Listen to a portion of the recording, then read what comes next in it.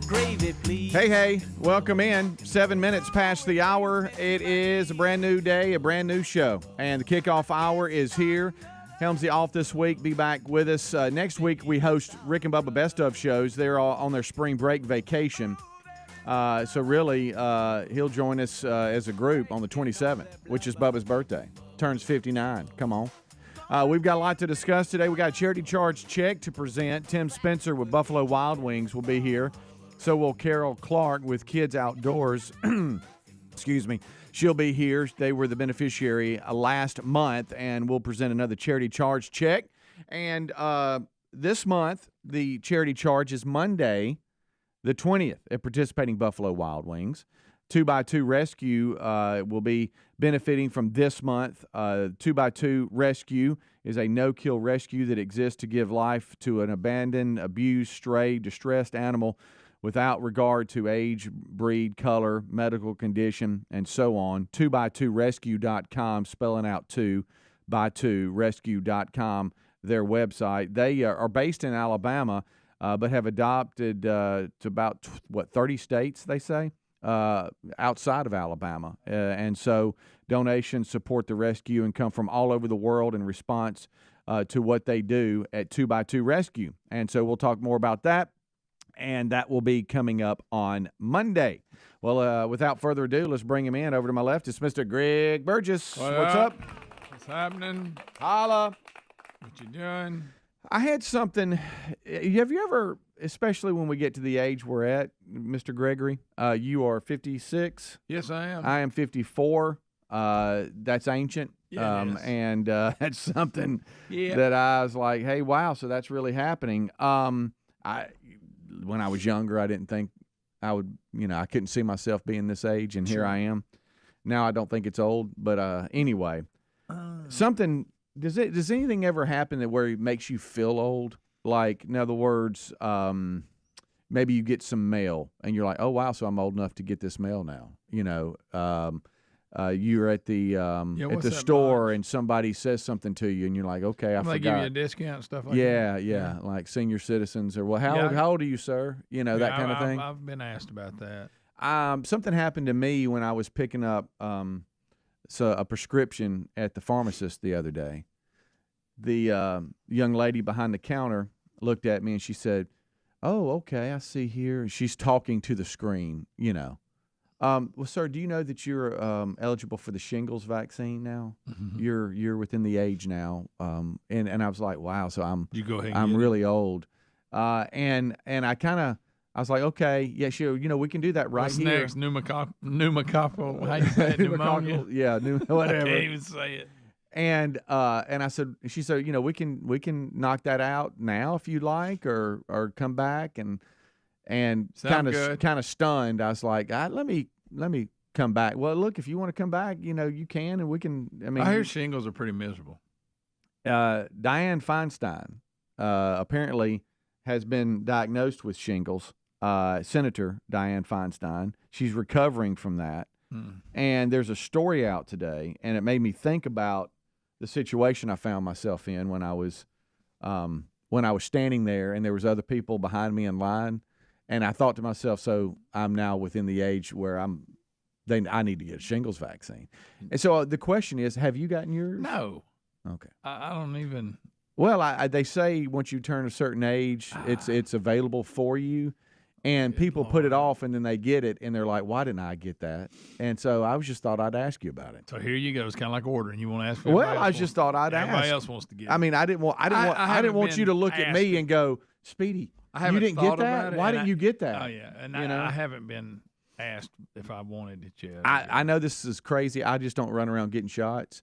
But I didn't want to not get it, and everybody, you're like, well, why didn't you get that? You better get that. I don't know. I'm not sure about because I've heard people that have gotten shingles, and it's miserable. Yeah. And what is it if you've ever had chicken pox, you can get the shingles? Is it something weird like that? Well, ain't that right? I don't know, I may have made that up. I don't know. Good night. So I added that, but still. Well, the oldest sitting member of the Senate, Senator Dianne Feinstein of California, is recovering at home after a recent hospitalization of the viral infection called shingles, according to multiple reports. They go on to talk a little bit about shingles and what it is. It's the rash caused by a virus, and I'm not even going to try to name the virus. It's got a name. It's the same virus that causes chickenpox. To your point, more than 99% of Americans born before 1980 have had chickenpox. If they didn't know they had it, per the CDC, after someone gets chickenpox, the virus stays dormant in the body, hiding. Told you. In the nervous system. However, it can reactivate years later as the person ages or the immune system gets depressed, causing a very painful rash known as shingles.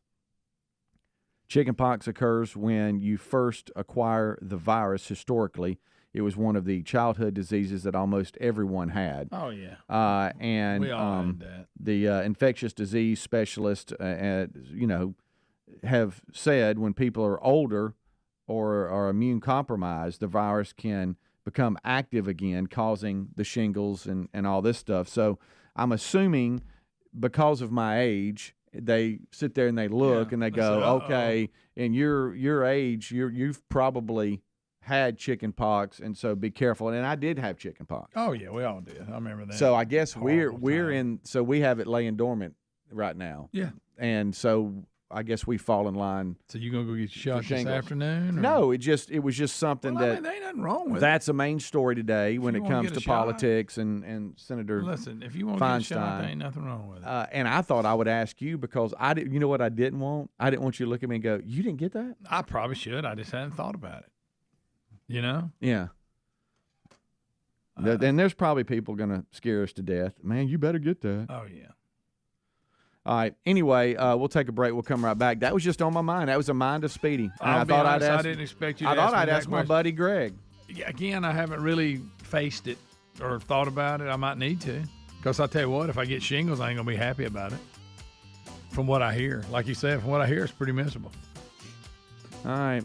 We'll see. Now my dad's she's texting me about shingles shot. So you got shingles? We'll be right back. Rick and Bubba. When inflation is this high, we're all pros at finding creative ways to save on everyday items. That's why I have to tell you about Upside. Upside is an incredible app for anyone who buys gas, groceries, or dines out. With Upside, you're not getting slammed by inflated prices because you get cash back on every purchase. Now, to get started, download the free Upside app and use the promo code BUBBA25 to get 25 cents or more back on every gallon of that first tank of gas. That's promo code BUBBA25. Get cash back today with Upside. Junk science, that's what the doctors call many of those fruit and vegetable supplements junk science because they use extracts of common produce department fruits and vegetables with very few health benefits. I take Field of Greens because it's the whole organic fruit and vegetable, not a watered-down supplement, and it's backed by a better health promise. Feel better with more energy by taking Field of Greens. And folks, we got you a 15% discount off your purchase at fieldofgreens.com with the promo code BUBBA. That's fieldofgreens.com for 15% off, or go to rickandbubba.com. We got you a free silver bar. Okay, we asked our friends at Lear Capital to do something special for our listeners. Look, highly respected financial analysts predict gold prices could soar as high as $4,000 an ounce. There's no magic 8-ball that guarantees that, but gold has outperformed the S&P 500 for the past 20 years. For the next 14 days, new Lear customers receive a free 1-ounce silver bar with every ounce of gold you purchase. Your free silver bar offer expires in 14 days, so hurry. Visit LearBubba.com. Oh, look, honey, the ants are back. Wow. We leave one itsy-bitsy speck of food out, and they appear out of nowhere. Yeah, it's pretty hard to believe we used to try to get rid of these guys. Now they're just part of the family. To be honest, I liked our family the way it was before they came. I guess it's time to call Cooks. You don't have to live with pests. Get proven protection from Cook's Pest Control. Call or go online for a free quote. Cook's Pest Control. You don't have to break the bank to make a big deal purchase like with Raycon earbuds, whether you're looking for a pair of everyday earbuds, low latency gaming headphones, or a speaker with a battery that will last all night at your next party. Raycons, they got you covered with premium audio at the perfect price point. Plus, they offer buy now, pay later options. Right now, you can get 15% off at buyraycon.com/Bubba. Buyraycon.com/Bubba. Or find a link at rickandbubba.com under the sponsors. Our friends at TheraBreath have some good news if you have bad breath. Try TheraBreath Fresh Breath Oral Rinse. TheraBreath is dentist formulated by Dr. Katz himself. TheraBreath doesn't mask bad breath like those burning alcohol mouthwashes that can actually irritate sensitive mouths. It's alcohol-free and free of gluten with no added dyes or colors. Find TheraBreath in all your favorite retail and drug stores. Look for the bright orange cap or online at TheraBreath.com. You can find a direct link at rickandbubba.com under the sponsors. TheraBreath, confidence in every capful. All right, folks, you've heard us talking about what Relief Factor can do for your pain for several years now. If you struggle with occasional aches and pains due to aging, exercise, everyday living, consider this. Relief Factor is 100% drug-free. It's made up of ingredients that simply help your own body deal with its natural inflammatory response. And we kid you not, Relief Factor is for real. And the majority of people who order the 3-week quick start for just $19.95 go on to order more. Try it at relieffactor.com or rickandbubba.com under the sponsors. Are you prepared for the unexpected? Now, it's only a matter of time before your out-of-warranty vehicles in the shop costing thousands. You can be prepared like us with CarShield.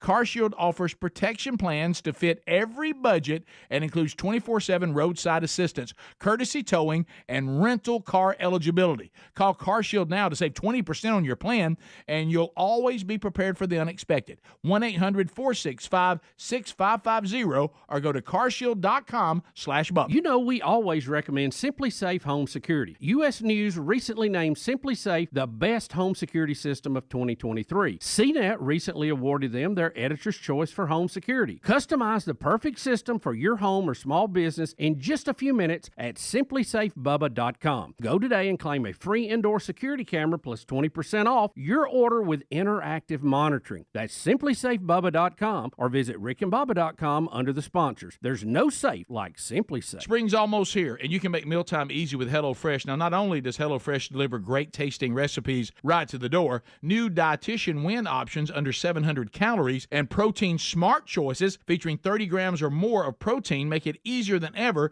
to stay on top of your wellness goals. Join in and save up today for 60% off plus free shipping with the code Bubba at HelloFresh.com/Bubba. That's the code Bubba at HelloFresh.com/Bubba or find the link at rickandbubba.com under the sponsors.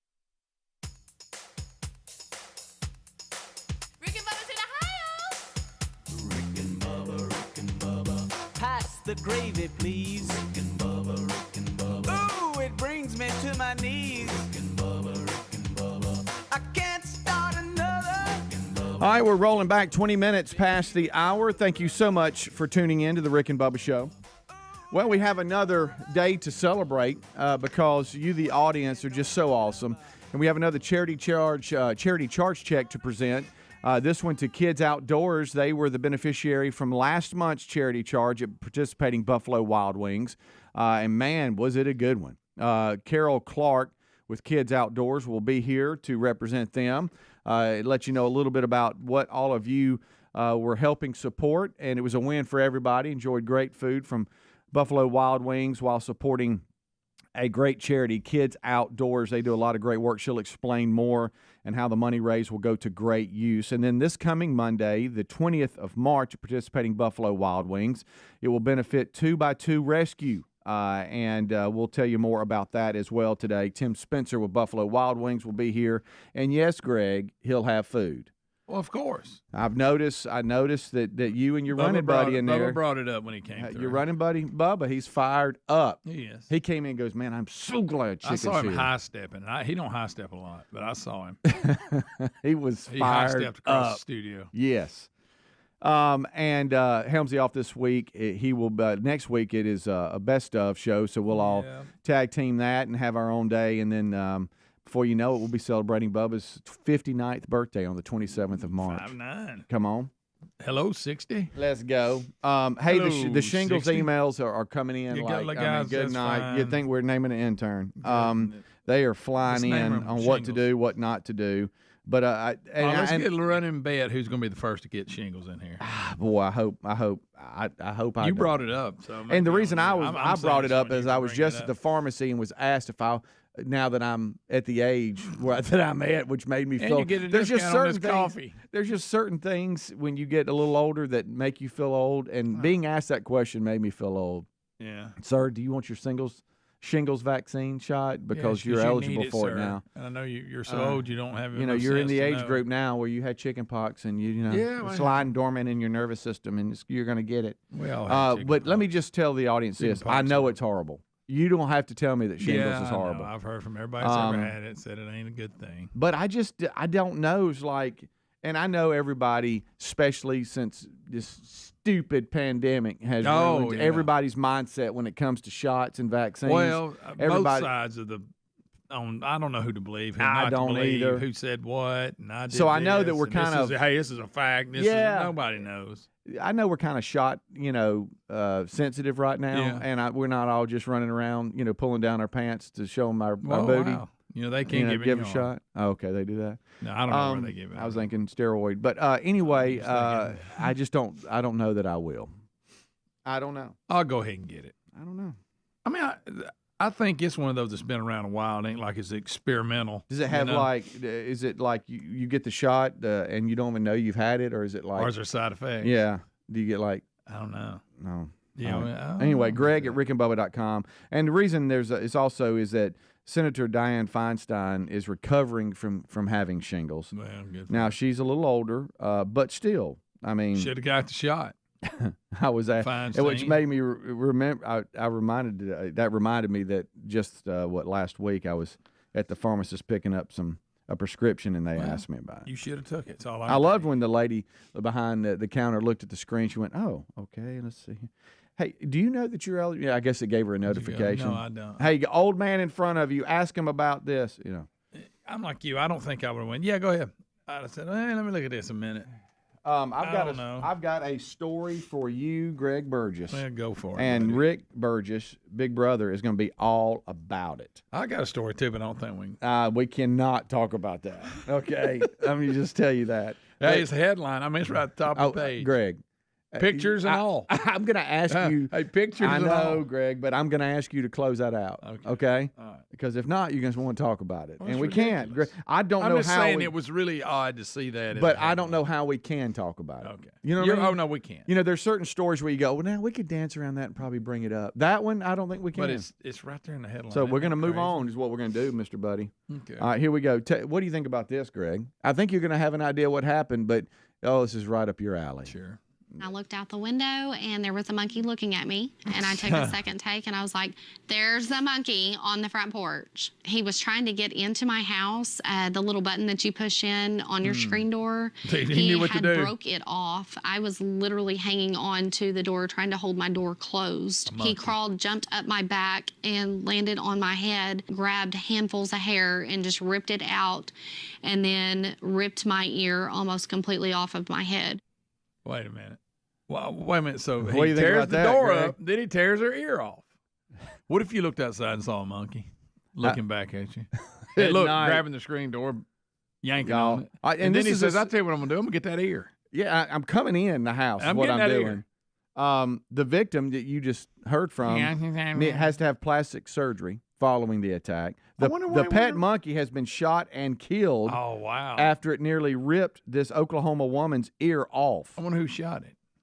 That Law? was I don't know. It says here the monkey that reportedly escaped a neighbor's house. Here we go. Well, we got. You would think it would Come bite on. the other people, too. And I know that one Rick Burgess is screaming, Speedy, what kind of monkey was it? And I'm sitting here because it's not saying, it's just saying monkey, monkey, monkey. So he goes up to the door, which he knows how to operate, rips the button off trying to get in. Yeah, it's saying pet monkey, pet And then monkey. rips that ear a new one. Boy, let me tell you. All right, so we got the monkey. It's escaped from You the got any neighbor's pictures house. of him? Now we're hopping around. Now it's on the front of the lady's house. She's already told you what happened. Her name is Brittany Parker. Yeah. She was in her home in Dickinson, Oklahoma this past Sunday when she saw the monkey sitting on her porch. She told you about all that. Yeah. It became aggressive and got into the house, tried to get into the house, and here they are. He's playing tug of war. The monkey is with the door, and she's trying to hold it back. When police arrived, the monkey seemed as though it had calmed down, so Miss Parker left her house to meet with the officers. After she exited her house, the monkey jumped up and attacked her. He jumped up on the back. Okay, I get it now. Picture it. So we got police pulling up. So she thinks, okay, the monkey's calmed down. Now I'm going out to the And he to says, the "Oh, police." no. And it says, no, I'm I'll gonna take jump that on ear. you. Jumped on the back, landed on her head. I picture that. He started. Well, y'all have actually seen that. Similar. Yeah. Started grabbing handfuls of hair and just ripped it out. Panicking. Grabbed that ear and almost ripped it off her head. After the attack, the monkey jumped off of Miss Parker, and police began searching for it when they heard a pair of gunshots ring out. One of Miss Parker's family members had shot the monkey after spotting it behind their house. Okay. He So- said, I tell you what, you jumped on my family member's head, you got to go. Miss Parker was transported to the hospital there in Oklahoma City for care. She will require plastic surgery on her ear. What a story she's got, though. It says another resident had an encounter with the monkey that they captured on video and shared on TikTok. In the clip, So he was just acting up. a monkey can be seen sitting outside a screen door and eating. After it finishes, it appears to depart. The individual was recording it, opens the door, which prompts the monkey to turn and lunge back at the door. Good night. This I wish you would monkey tell had us bad what attitude. kind of what kind of monkey is I that know, right there, Greg? What is that right there? God, I wish Rick was here right now. I don't know. It don't look like the capuchins that we've been visited at the studio by a couple of capuchins. One of them was actually riding a dog, but It was. which was incredible. Yeah. Wished I could see it again. But we'll have to put that one at the top of the list for Rick to break down today. So he 'cause went roughshod on everybody and ended up getting shot. He Took him got out. shot. Family member shot him. Said, that's it. You ripped that ear off. I'm out. Hey, you're out. You tore, one of my family members' ear clear off her head. You're Right there. gone. Rick and Bubba, Rick and Bubba.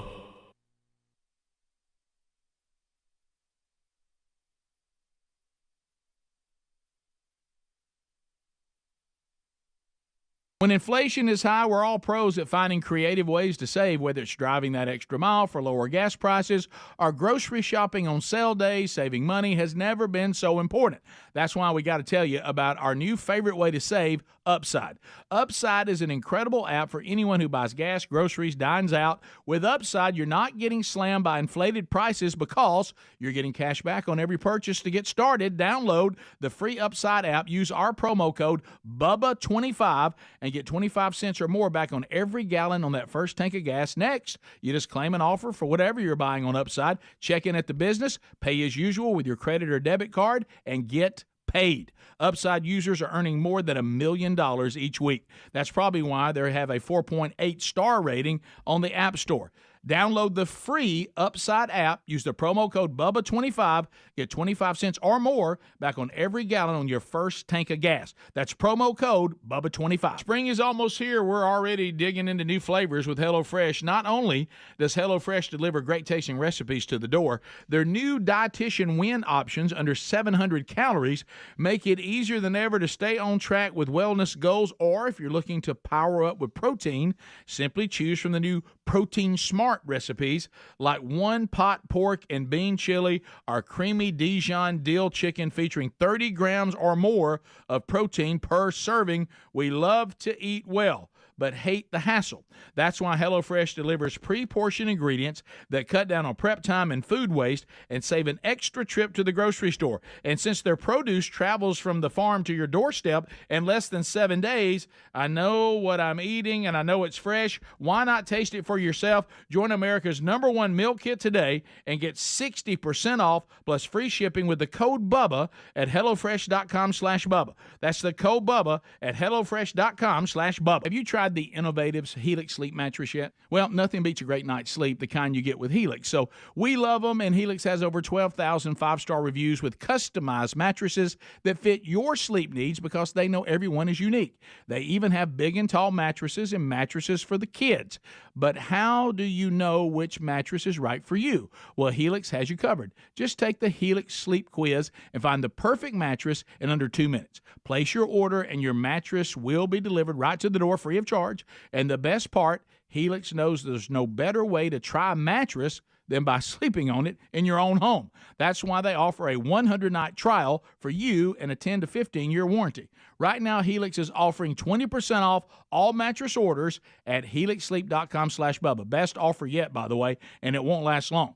So if you've been waiting to try a Helix mattress, here it is. Now's the time. Head to helixsleep.com/Bubba for 20% off your mattress order. Folks, we've been talking about Relief Factor on our show for quite some time now. Do we guarantee Relief Factor is going to lower or eliminate your occasional aches and pains? No, we never make a claim like that. But what I can tell you is that the majority of folks who ordered the 3-week quick start pack for only $19.95 go on to order more. Now, what we really like about Relief Factor is it's 100% drug-free. It's a supplement that's made up of ingredients that simply help your own body deal with its natural inflammatory response. For a lot of us, that's very important. Getting older, working outside in the warm weather, even exercising can cause frustrating aches and pains, or maybe it's the occasional back, shoulder, or hip pain that's bothering you. Relief Factor has helped us and so many of our friends, so when you think of it this way, is $1 a day too much to see if you can get out of some of that frustrating pain? To order this 3-week quick start pack for $19.95 plus shipping and handling, just go to relieffactor.com. That's relieffactor.com. Let's see if we can get you out of some of that pain. Also, you can go to rickandbubba.com. Look under the sponsors button for a link. These days, every new potential hire can feel like a high-stakes wager for your small business. You want to be 100% certain that you have access to the best qualified candidates available, and that's why you have to check out LinkedIn Jobs. LinkedIn Jobs helps find the right people for your team faster and for free. Add your job to that purple hashtag hiring frame to your LinkedIn profile to spread the word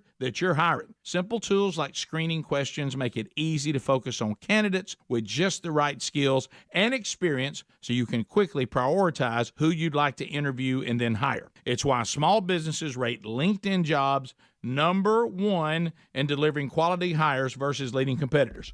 LinkedIn Jobs help you find the candidates worth interviewing. Did you know that every week over 50 million job seekers check on LinkedIn? Yeah, post your job for free at linkedin.com/Bubba. That's linkedin.com/Bubba to post your job for free, or rickandbubba.com under the sponsors. Terms and conditions apply. Rick and Bubba's in Ohio. Rick and Bubba. Pass the gravy, please. Rick and Bubba. Ooh, it brings me to my knees. Rick and Bubba. I can't start another Rick and Bubba.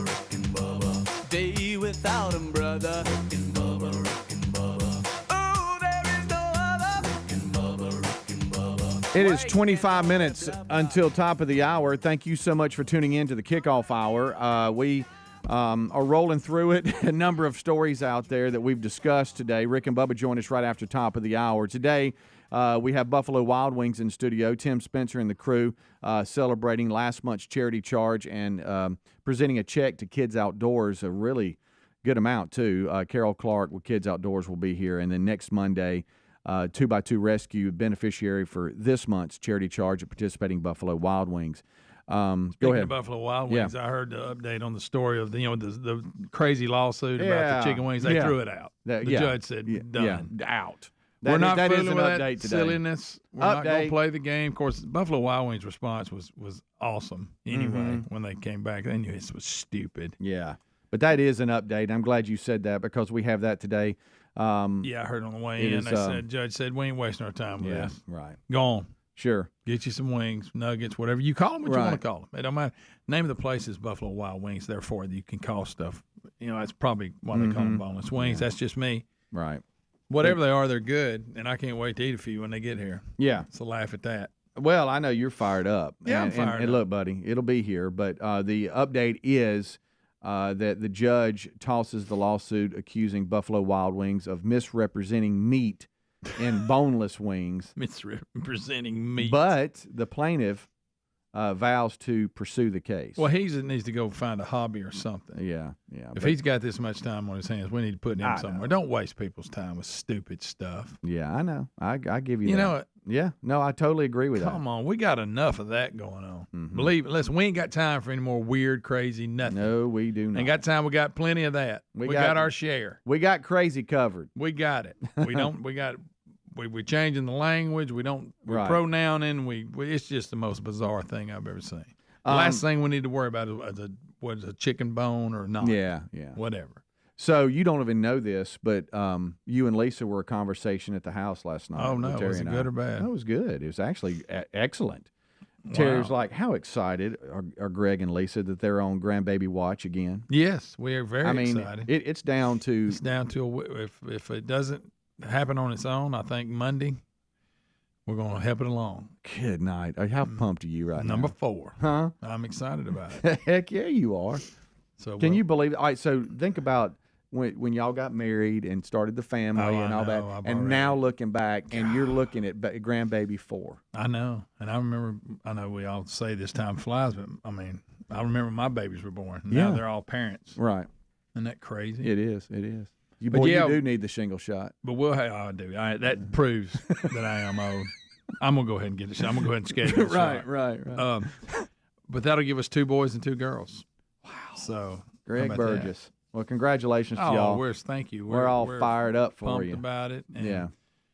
Keep them in your prayers. Everything of goes course. well. Yeah. And we're excited, though. Countdown. And again, I remember when she said that she was expecting again. And that seems like just the other day. And now here we are. It's showtime. Let me ask you a question. Not sure how Big Brother's going to act. This will be Pace's little sister. Well, he's not. I know he's not into sharing and a lot of attention either. It's just been him, Yeah, so. He loves Mama too. He does, and he's going to have a little sister there. And, yeah. So that ought to be interesting. Yeah, should be. But should be very interesting. He's a mess. I was over here yesterday, and he's got this little 4-wheeler that he just flies around. You kick it, you don't, it's not motorized. Right. But he can go. He can go. Oh my goodness. Fired up. Yes. It just zips through the house. But anyway, we're excited. We're very excited. And now, how have here recently? I'm assuming I know with Adler, just having their second. Oh yeah. It seemed as though a lot of the guests kind of it's relaxed a little bit. But what's the requirements from the hospital? Can like family come in now? I think so. I think you can even because I know that was a handle. Oh for yeah, a the while. last 2 grandbabies I've had born, we couldn't even go to the hospital. Right. We weren't even allowed. We didn't see them until they came home. Think about that, y'all. I think now you can even have more than one person in for the delivery. Okay. And then I don't know, is it 3 at a time in the room? I may have made that up, but it's a lot more relaxed. Good. Than it has been. Yeah. Because like I said, we didn't get to see the last 2 till they came home, which is weird. Glad all that mess is gone. Yeah. But yeah, that's what we were talking about. So we're fired up for you, and that could happen towards the end of the week or the beginning of next week. Yeah, we're what on baby watch. What do you predict? Knowing what you know, do you feel like she's gonna be ready by Thursday, Friday, or do you think they're gonna have to induce? I think they'll have to, because the plan is if she doesn't have it by Thursday, which was the due date, then the following Sunday go in and Sunday into Monday. Yeah, that's what I think's gonna happen. Okay, but we're excited. Yeah. Hey, them grandbabies, keep them coming. I was talking to Terry about that, and just because next week's best of week and all this kind of stuff, and just trying to figure it all out, and that then the discussion was like, well, yeah, if Chandler, she don't have her baby, they're going to induce Monday, and so it's on, and so that started the whole conversation about grandbaby watch 4. Counting down. So here we go. We'll get updates with you. So as we continue, a number of different stories are out there. Some Greg is dying to talk about, and we just can't. We can't even read the headline. And I don't even want to do the story. It isn't that. It's just funny. It's just when you look, I go to the Fox News or whatever, Yahoo, and the very main story, I read the headline, and the picture that accompanied it, I'm like, wow, things have changed. Yeah. There was a time you wouldn't say this. But anyway, there's terms I didn't even know about that they educate us on. And to be honest, I can say this term because you don't know what I'm talking about. I don't know that they went you with can. stealth. I know. We just stop when there? I saw stealth, I thought, wait a minute, let's just stop what there. are they talking about? Then people look can at that research. picture. People can research it on their own. I would like to talk about this. For a while yesterday, I thought, oh my gosh, what's happened? Did you hear about Russia taking down one of our drones, unmanned drones over the Black Sea? That was this just in, breaking news, and I'm like, did they collide? What happened? Well, apparently we had a drone be taken down by a Russian jet. You talking about they ran into each other? Well, or that's they what shot I it thought down? at first. I thought did they do they run into each other? But it says here NATO jets from the UK and Germany scrambled to intercept the Russian aircraft. Anyway, this here, it looks like it was a U.S. Reaper drone that it took down. And that's a lot of money just got. It's frustrating because here's what we got. Say what you want to about this administration, whatever. We got Chinese balloons just floating through the U.S. Coming on. Now we're getting drones shot down. Yeah. Now the Mexican cartel and China, who's getting fentanyl through the border, are now blaming us for the fentanyl in the U.S., which, I mean, we do have a lot to blame for allowing it to happen. It just seems like we're just one of the weakest states of hit. We're so weak right now, and it's the leadership that's allowing it to happen. But what was the one the other day when I look and all the illegal immigrants were running? Oh yeah, about 1,000 like of a them. door. I mean, would the gate open and run? Well, I was looking at that, and they said that one of the reasons why.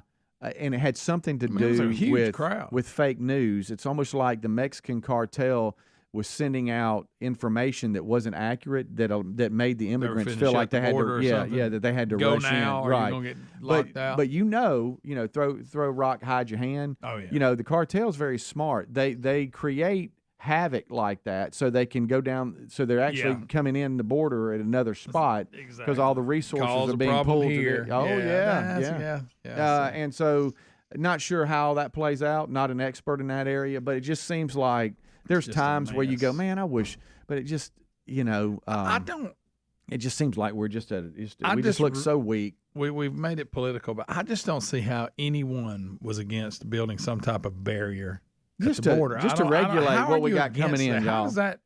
I'm missing your argument on that. It's not the funding's there, and we're doing it. Not racist. I don't understand. No, I don't either. But anyway, don't get me started. I know, but I just saw that. That's another big headline today is there's more information about that drone, the Reaper drone. Shot her down, huh? Yeah. The old Reaper. They just letting anybody do whatever that they baby want. cost. Yeah. Y'all just do whatever you want. We'll take it. Yeah, that's what we'll do. You know what we'll do? We'll send somebody and talk to you. You seen our leadership lately? Yeah. Okay. The president don't even know where he's summons at. the Russian ambassador so we can come talk to him. We'll be right back. Rick and Bubba.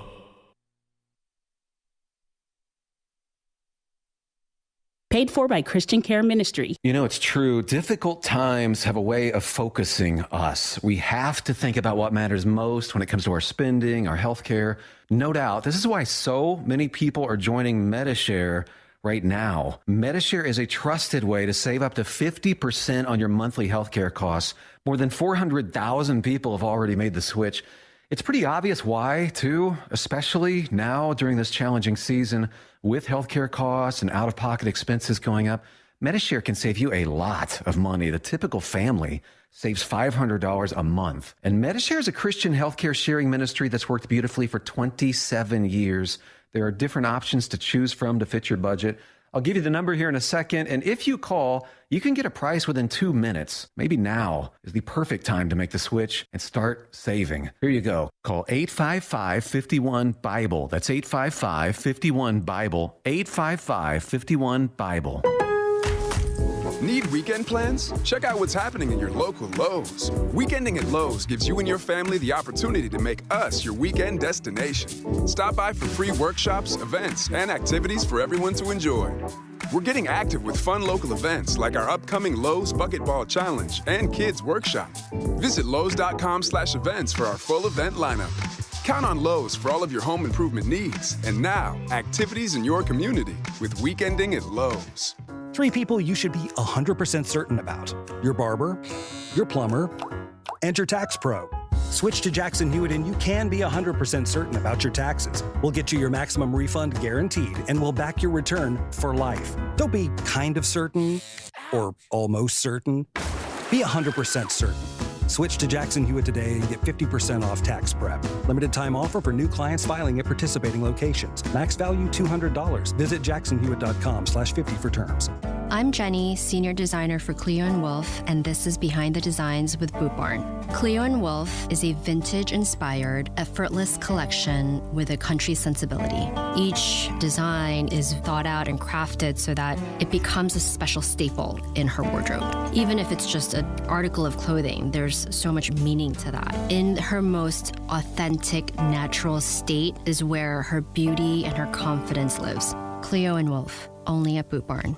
The double steak grilled cheese burrito is back at Taco Bell. And in case you didn't know, it's stacked. Yeah, packed inside it is a double serving of premium grilled marinated steak and a melty 3-cheese layer. Then on top of that, it has a layer of grilled bubbly cheese on the outside. Yeah, the outside. Why? Probably because it refuses to be caged in by the confines of its tortilla walls. Or maybe just to add more cheesy flavor. Double steak grilled cheese burrito. Get one today, only at Taco Bell. At participating U.S. Taco Bell locations for a limited time only while supplies last. Double the steak claim as compared to steak quesadilla. Contact store for hours and participation which vary. These days, every new potential hire can feel like a high-stakes wager for your small business. You want to be 100% certain that you have access to the best qualified candidates available, and that's why you have to check out LinkedIn Jobs. LinkedIn Jobs helps find the right people for your team faster and for free. Add your job to that purple hashtag hiring frame to your LinkedIn profile to spread the word that you're hiring. Simple tools like screening questions make it easy to focus on candidates with just the right skills and experience so you can quickly prioritize who you'd like to interview and then hire. It's why small businesses rate LinkedIn Jobs #1 in delivering quality hires versus leading competitors. LinkedIn Jobs help you find the candidates worth interviewing. Did you know that every week over 50 million job seekers check on LinkedIn? Yeah, post your job for free at linkedin.com/Bubba. That's linkedin.com/Bubba to post your job for free, or rickandbubba.com under the sponsors. Terms and conditions apply. When inflation is high, we're all pros at finding creative ways to save, whether it's driving that extra mile for lower gas prices or grocery shopping on sale days. Saving money has never been so important. That's why we got to tell you about our new favorite way to save, Upside. Upside is an incredible app for anyone who buys gas, groceries, dines out. With Upside, you're not getting slammed by inflated prices because you're getting cash back on every purchase. To get started, download the free Upside app, use our promo code Bubba25 and get 25 cents or more back on every gallon on that first tank of gas. Next, you just claim an offer for whatever you're buying on Upside, check in at the business, pay as usual with your credit or debit card, and get paid. Upside users are earning more than $1 million each week. That's probably why they have a 4.8 star rating on the App Store. Download the free Upside app, use the promo code Bubba25, get 25 cents or more back on every gallon on your first tank of gas. That's promo code Bubba25.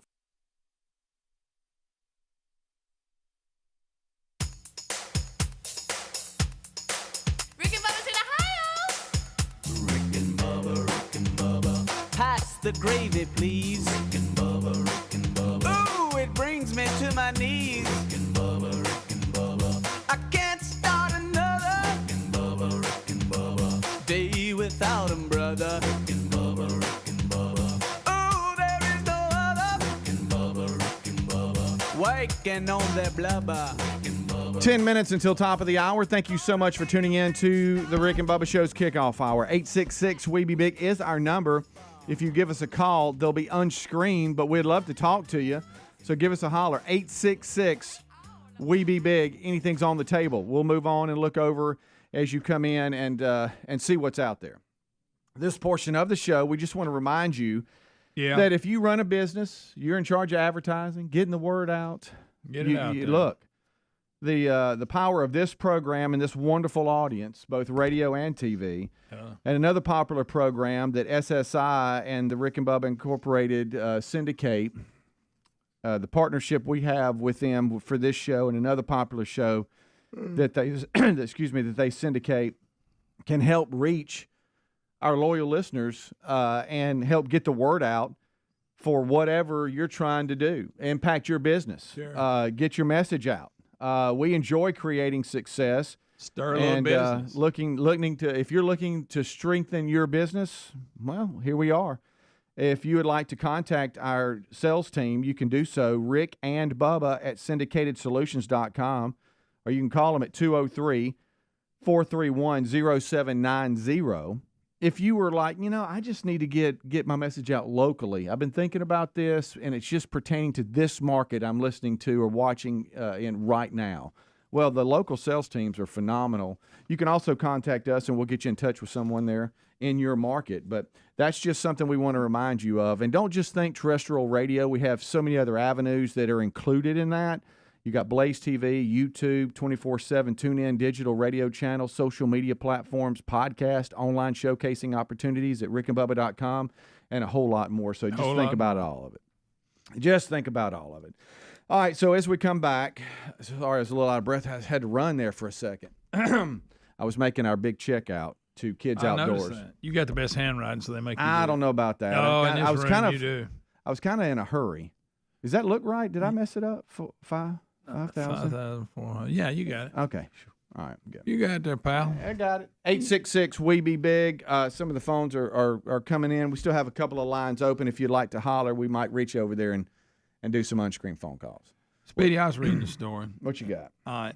I didn't realize. I knew like out west in some of these areas you got wild horses. Oh, sure. But there's a herd of horses on the Outer Banks of North Carolina. Really? On the beach. All right. Anyway, the story is one of them had to be euthanized because he's sustained critical injuries while fighting with other horses. How about this? The county, hey, they get rough out there. Yeah. They say they fight over territory. Women, even they'll fight when the young ones become adult and they want them to go out and start their own deal. The parents will beat them up and run them off. Anyway, there's a group that monitors them. There's like 100, like I say. And this one even had a name. His name was Finn, but he broke his leg fighting. Ooh. Yeah. So they had to take him out. But I didn't realize that in the beaches of the Outer Banks of North Carolina that there was some wild horses. I didn't either. I see a picture of one. They look really like. So we're just running around going nuts. Oh, yeah. Yeah. There's a county law that requires humans to stay 50 feet away from them because they may rough you up. Not only are they wild, they act wild. Now, is this part of the beach? Does everyday folks have access to this area, or is it a closed area? Here's a beach with a horse running down it. It looks like some movie set there. I'm not sure. But if they're out there, you got to stay 50 feet away from them. I'll tell you that. But I didn't know that. I just saw the story, and they said they had to take. But there is a group. They are wild, but there's a group that raises money, to help care for them. I think I don't know that I've ever asked you this question. Have you ever rode a horse? Like one time. I've never rode many horses. Yeah. Yeah. I like looking at them. Yeah. But I'm a little intimidated by them. I ain't gonna lie. There's a place, I think it was around Theodore, Alabama, right there on the state line, Alabama, Mississippi. I want to say it was I forget exactly where, but they had a little setup to where you could go and pay to ride a horse, and they walk you through different trails and stuff like that. And then if you were a little advanced, the guide would kind of let you have a little bit more fun than just kind of walking around. But horses, that wouldn't be me. Horses are very particular on like which one is up front. Some don't like to follow another one. That's my point. And but it was kind of cool. We went a couple of times, and there was one time I took a little girlfriend, and I remember this. And my horse apparently wanted to be up front and didn't like the other horse. And when the other horse kind of tried to come up, it kicked it, but hit her leg. Oh, that's right, broke her leg. Yeah. That'll run a date, won't it? Yeah, it will. How about that? Hey, remember that time we went riding horses and you got your leg broke? Yeah. Yeah, you don't like it. It shut things down. Yeah, I bet you squalling. It was bad. It wasn't. I didn't have good luck with things like that. Like that one time I was at the skating ring and tried to jump over my girlfriend and landed on her arm and broke her arm. Why were you trying to jump it's over? Just, you know how it is. When hey, lay on the floor and let me see if I can jump over. You know how you did. I do. Yeah. You landed and you broke her arm? Yeah. See, I messed it up. Hey, watch this, y'all. I'm going to jump. Didn't have good luck with that. Look at Evil Knievel here. Just didn't have good luck. I'm going to jump a human and land on him. Well, you know how you just goof off. Oh, yeah, but you misjudged how far you could jump. Yeah, just lay there. But, don't worry, I got this. I can jump. Yeah. Good night, Speedy. But and so a lot of people injured on dates with you. But then I I got on a horse as an adult. I can make this. As an adult, I don't know if you remember this. I'll be really vague here.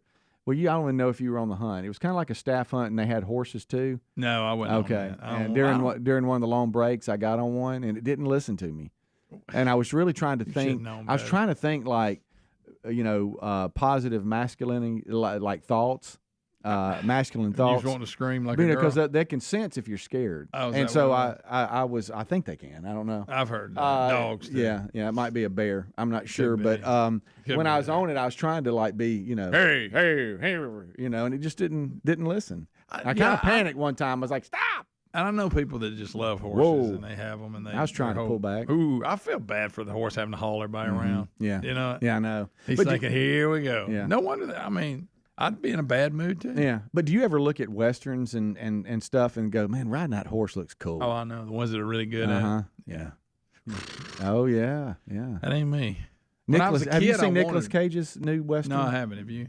I saw a little bit of it. Not everything. Good, but I saw him riding horses. I thought, that's kind of neat. There you go. And when then in 1923. Yeah, they come into town on the horse. Yeah, and you got cars already coming, but they're still on horses. And they took away the place, but they tie them up. Yeah, but how about those guys coming in, and here they come around the corner. There's like 6 guys on horses. Yeah, they're like, hey, yeah, that's pretty good. Yeah, yeah. I wanted a pony when I was a kid, but that never happened. Really? Yeah, I remember I wanted one, but who didn't? Right. Of course, you get it, and then there's a lot. You got to do a lot for them, and you're like, suddenly it's not as fun as I thought it was. Are we going to talk about the fact that there's a Shetland pony that's on the Lenore Farms property, and one of our Moultrie cameras, Moultrie Mobiles, is picking it up. It's a daily visit to one of our. Him out there? I guess so. I mean, but it is. I mean, it is white, solid white. It has to belong to somebody. Well, they like asked everybody around them, all farms around them, landowners around them. Nobody will say yes, it's ours. Well, it didn't just appear from nowhere. Somebody had to have owned it because it looks. I saw the picture. It looks like it's healthy. To your point, I think everybody's like, no, it ain't mine. Yeah, ain't mine. Ain't mine. Well, you need to. Won't you get it? Well, it's very friendly. It'll come up to you. But if you present, that tells you it was somebody's. Yeah, if you present a rope or something like that, where you're gonna like throw it around its neck and kind of walk it out or something. Just to get it to where it needs to be, it will take off and run. But it'll let you pet it. It's a sweet little thing. Pull a rope but out. just don't act like you're trying to put it in anything. It'll turn around and dig. I don't know what to do about it. I don't either. I don't know what to do. Bubba, Rick and Bubba.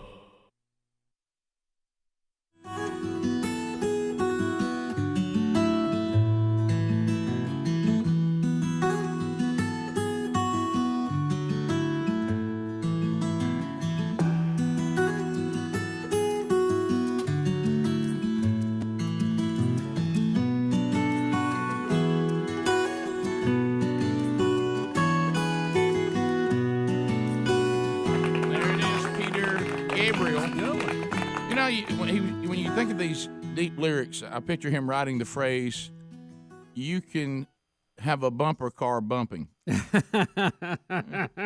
not quite as deep as you can have an airplane flying if you bring your blue skies back. But yeah, I don't. You got the bumper car, and it just says, "We a bumper car bumping." Sometimes you just have to enjoy the song for what it is and not look too far behind the curtain. Well, I've told you this story before, and I wish I could remember which documentary it was because it's worth a look. But when that guy they found him living out there on John Lennon's land, and where he lived out in the countryside of England or wherever he was, whatever part of Europe he was in. I think it was England. And they found him living out there, and picture if you own some land, they found a guy living out there on it. Yeah, and it's called a squatter. And he calls for them just to bring him in where he's having breakfast, with Yoko Strangio, and they're sitting there, and the guy's just looking at him, and he's like, well, that little accent they always had, the Beatles, that little kind of a cockney. And the guy says, "Well, I've been trying to find you because of the song you wrote that." Means so much to me, and I felt like it spoke to me. And he's like, I just made that up because it rhymed. That you're wrong. That song, that line you're obsessing with didn't mean anything. Yeah. I mean, you and that guy just has his look on his face. He goes, please tell me you haven't been on a pilgrimage over a line that just happened to fit the line before it.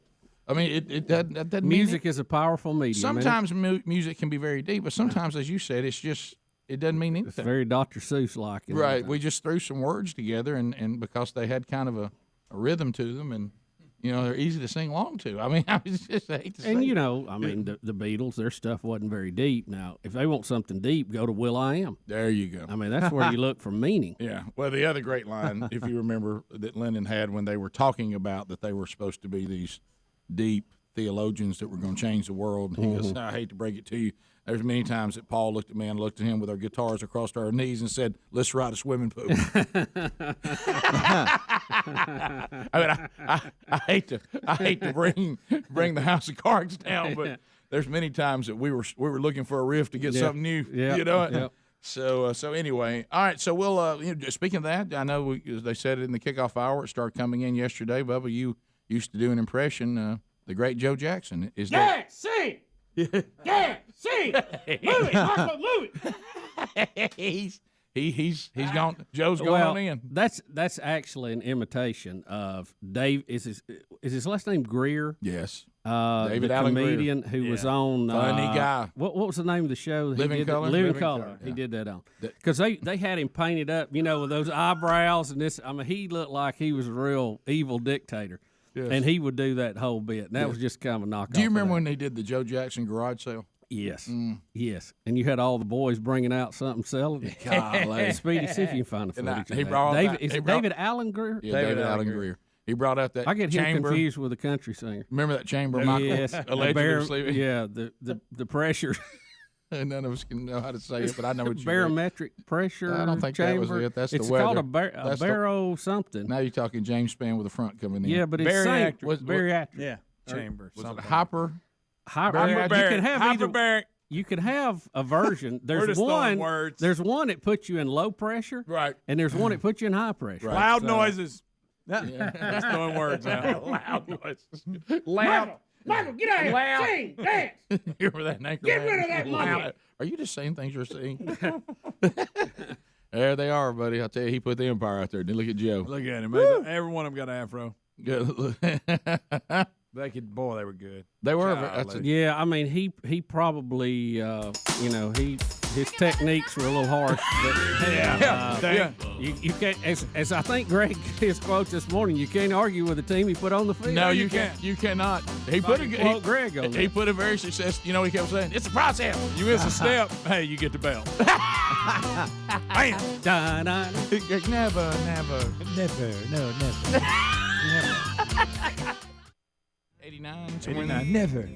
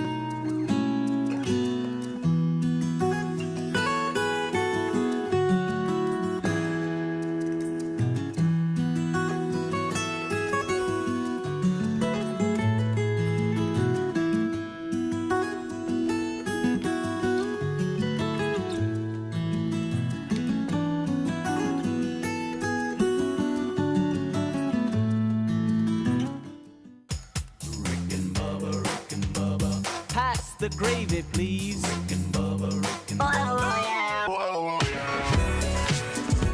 It is 6 minutes past the hour. Rick and Bubba Show. How about it? A brand new day. We sure are glad you're here. We got a lot to do on the program today. We'll start this hour as we have. We've done this, since the attack on America, way back on 9/11. We start with the national anthem.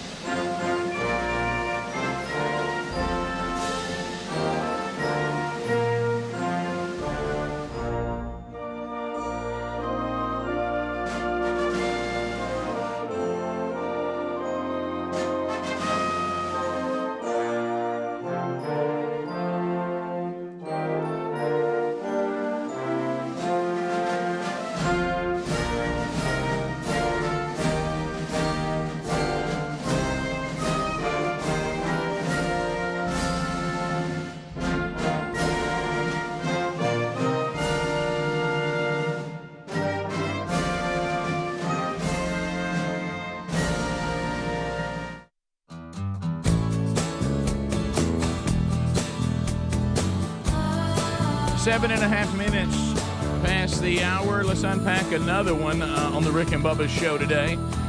As we look at the stories of the day, we'll update you on how you did on the latest Rick and Bubba Buffalo Wild Wings charity charge. We'll update you on that today. We have a number of stories we brought you. They have updates. We'll cover those. Your phone calls at that number I just gave you, 866 We Be Big. Speedy, the real Greg Burgess, they've done the kickoff hour. Helmsy on vacation. Eddie Van Adler settles in for his duties on the Rick and Bubba YouTube channel for those that watch there, either live or archived. We welcome you. Thanks for being here today. Also, Adler does a best of hour that's available to you on the YouTube channel, also available on Blaze TV and other terrestrial TV stations that carry that during the week. There's also an audio version of that, including the daily archives, on the Rick and Bubba podcast channel. Or you can catch us live on America's boldest radio stations on the Rick and Bubba Radio Network or the TuneIn app, which streams us live.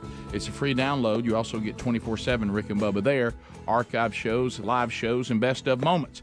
All we're missing is the silver tongue one, the man with a golden voice, professional lunch eaters man of the year, the inventor of pizza and a cup, Shakespeare's worst nightmare, and the master of the King's English. Ladies and gentlemen, let's put our hands together for Bill Bubba Bussey!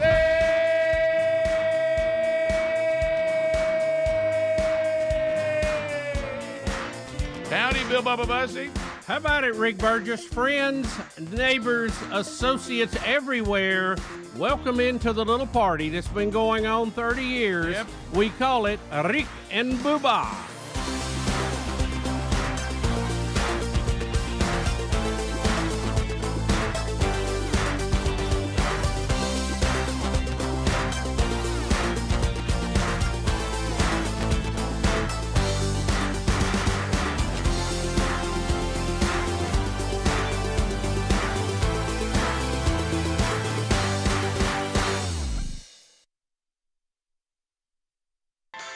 The little love is hard to find. You got lucky, babe. You got lucky, babe. And I found you. Oh, Tom Petty. Old Tom. What about it? There he is. How's old Rick? I'm good. I'm ready, and it's we were talking about, and the kickoff hour talked about that, and we look for a lot of positives. They're hard to find sometimes in the old fallen creation as she winds away to the end, and I will say that even though I understand the frustration, I was glad to see that we have Tim Spencer coming by today. That the judge took the Buffalo boneless wings case and threw it out and told the guy to get out of his courtroom. Did he really? Yeah. Well, he should So have. Hey, thank goodness with some common sense. Well, and even in Chicago. Well, the sad thing that hit me immediately was, so this one you throw out, which I agree with, but what about the others you should have thrown out? that you let the time of day happen. Yeah, like the steak fries. Where's that? I'm gonna have to say this: if that guy that filed this lawsuit is smart enough to file the lawsuit, but he wasn't smart enough to know that that's not actually a buffalo wing, right? Because there's no such thing as a buffalo wing or whatever he was boneless wing, whatever he was objecting to. Yep, boneless. But he couldn't figure that out. I think that says well, he says he's not giving up. No. But well, it's his dime. Maybe he should. So anyway, but we will look. It's there's certain things to dedicate your life to, and then there's certain things that I'm gonna have to call a waste of time. Yes, that one, maybe the cupcake thing yesterday.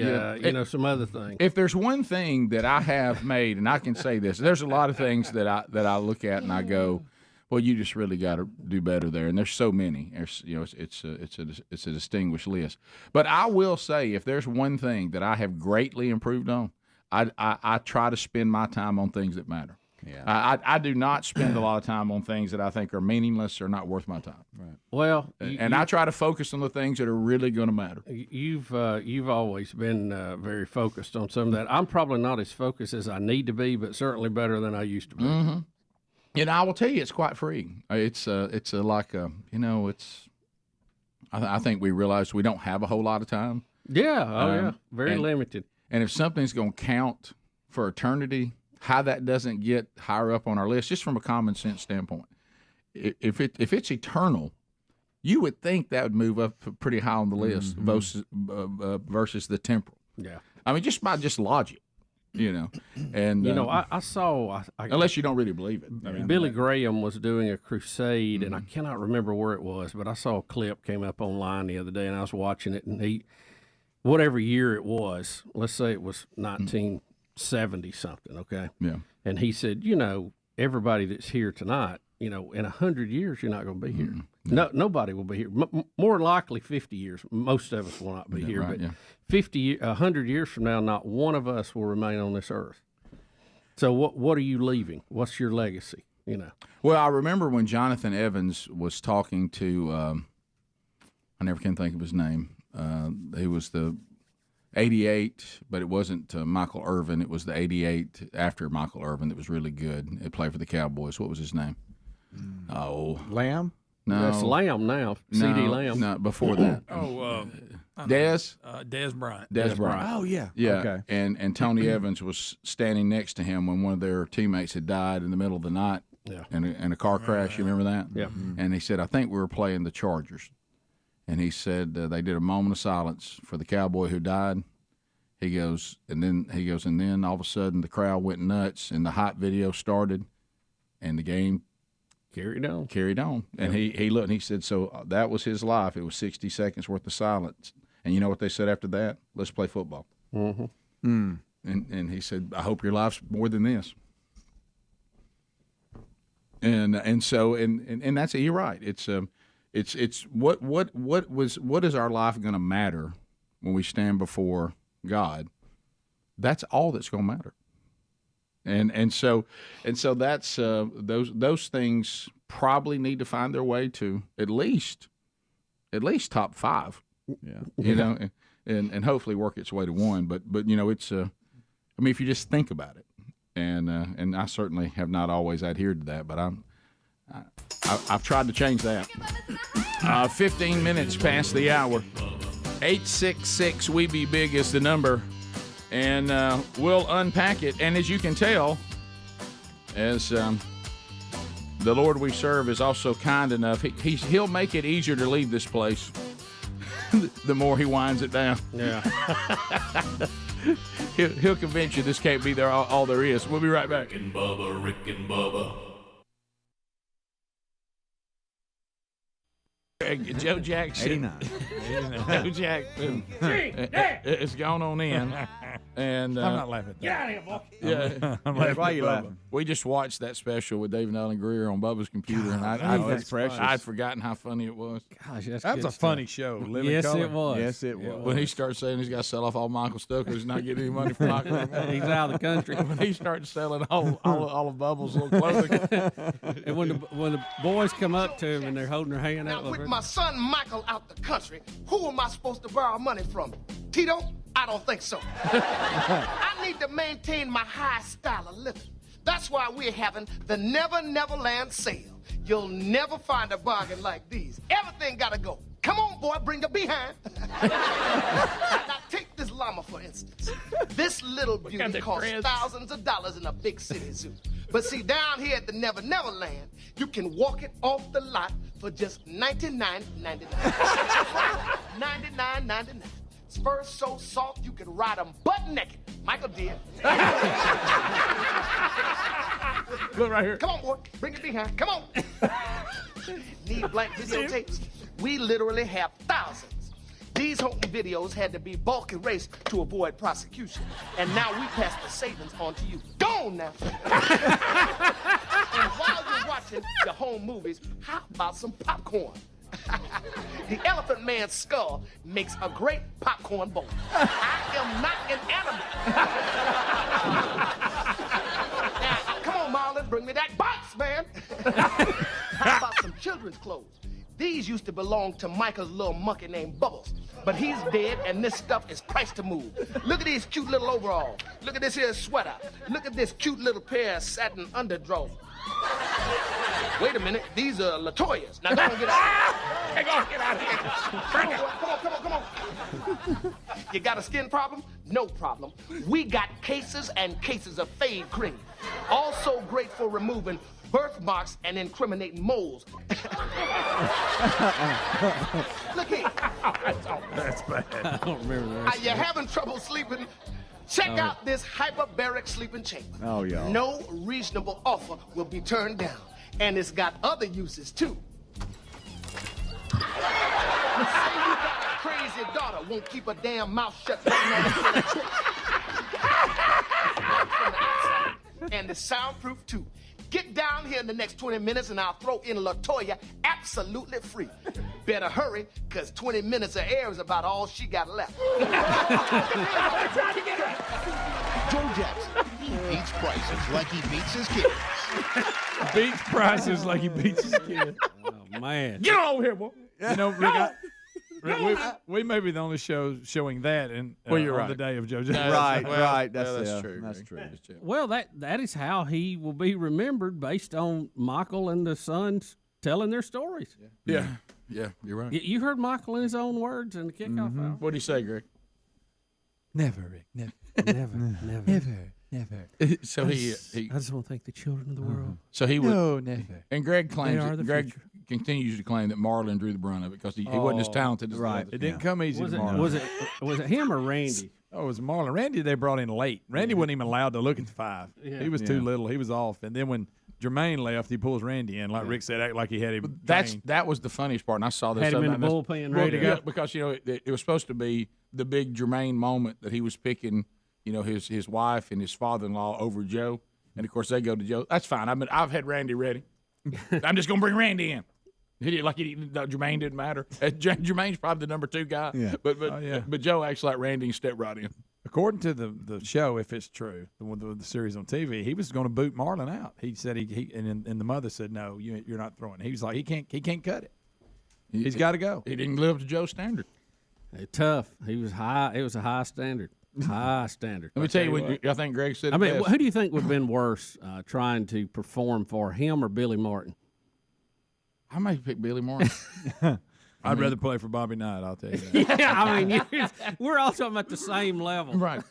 And they always put good teams on the field. Oh, yeah. But it was a train wreck behind the scenes. You remember, Joe, when what was it on that documentary? And they asked him if he abused him. Because I'll tell you what, something about they say I abused him. I abused him all the way to the bank. I'll tell you that. Yeah. He said they're doing really well. Yeah. He was a look at the final product guy all the way. In the 2003 interview, we played a clip of, and we can listen to it again.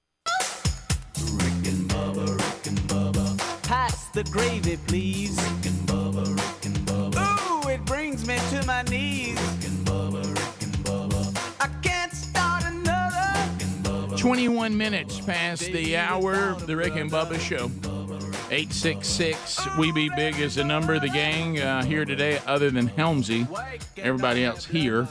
And Bubba, you were telling me about your trip in today. Yeah, I'm coming in this morning to the office like I normally do, minding my own business, and 2 Russian jets started buzzing me. Ah! And I thought, oh no, this is unusual. Yeah, seems a little unprecedented. What is going on here? It doesn't it though? Huh? Doesn't it though? So yesterday we had a U.S. drone, a Reaper drone, that was harassed and then eventually shot down, or I don't know that it was shot down. It crashed after it became unoperational. One version I've heard said that the Russians kept doing a fuel dump on it, trying to mess it up, and eventually bumped the propeller on the back, which didn't allow it to propel, and then the U.S. dumped it in the water because they basically couldn't drive it, so they had to splash it. But it's created quite a little event, and we'll hear from the Defense Department here on their version of what happened. 2 Russian Su-27 aircraft conducted unsafe and unprofessional intercept with a U.S. Air Force intelligence, surveillance, and reconnaissance unmanned MQ-9 aircraft that was operating within international airspace over the Black Sea today. To recap, at approximately 7:03 a.m. Central European Time, one of the Russian Su-27 aircraft struck the propeller of the MQ-9, causing U.S. forces to have to bring the MQ-9 down in international waters. Several times before the collision, the Su-27s dumped fuel on and flew in front of the MQ-9 in a reckless and unprofessional manner. Ooh, I bet they're terrified. Yeah, because there's no repercussions. Well, I bet Russia is just shaking in their Russian boots. Yeah, I mean, does it seem? It just seems Y'all are like unprofessional. everybody's running roughshot on us right now. We got the Russians knocking our drone down in international waters. Now we ought to be able to fly in international waters anytime we want to. No, apparently not. We have the cartels running the border. Yep. And we have China floating old-fashioned balloons over taking pictures of our nuclear sites. Yep. It just seems like it's a little out of control right now, doesn't it? Well, I gave the boys the analogy that we all can relate to, and it really is true. Do you remember being in school and you found out you had a substitute teacher, and the teacher you're really afraid of wasn't there anymore? Right. And she wasn't going to be back for a while, or he wasn't going to be back. And you remember how you acted? You didn't really act out of fear of authority or repercussion, did you? Because you knew she couldn't really paddle very good. And you knew she was kind of out of control, and she was trying to be hip and be liked. Couldn't paddle very good. She wanted to be liked. She wanted to be liked by the rest of the class, and Trying to win everybody Try over. to be a cool teacher. And we would just run roughshot over because we didn't fear. May have been dating a student. Or him. Yeah, of course, not back then, but now that would be common. Yeah, sure. But anyway, Babylon be you on me. But anyway, so, yeah, this is what it is. Guys, let me just let everybody know this. The rest of the world has zero fear of this country, and they think our leadership is laughable. And they'll do whatever they want to do.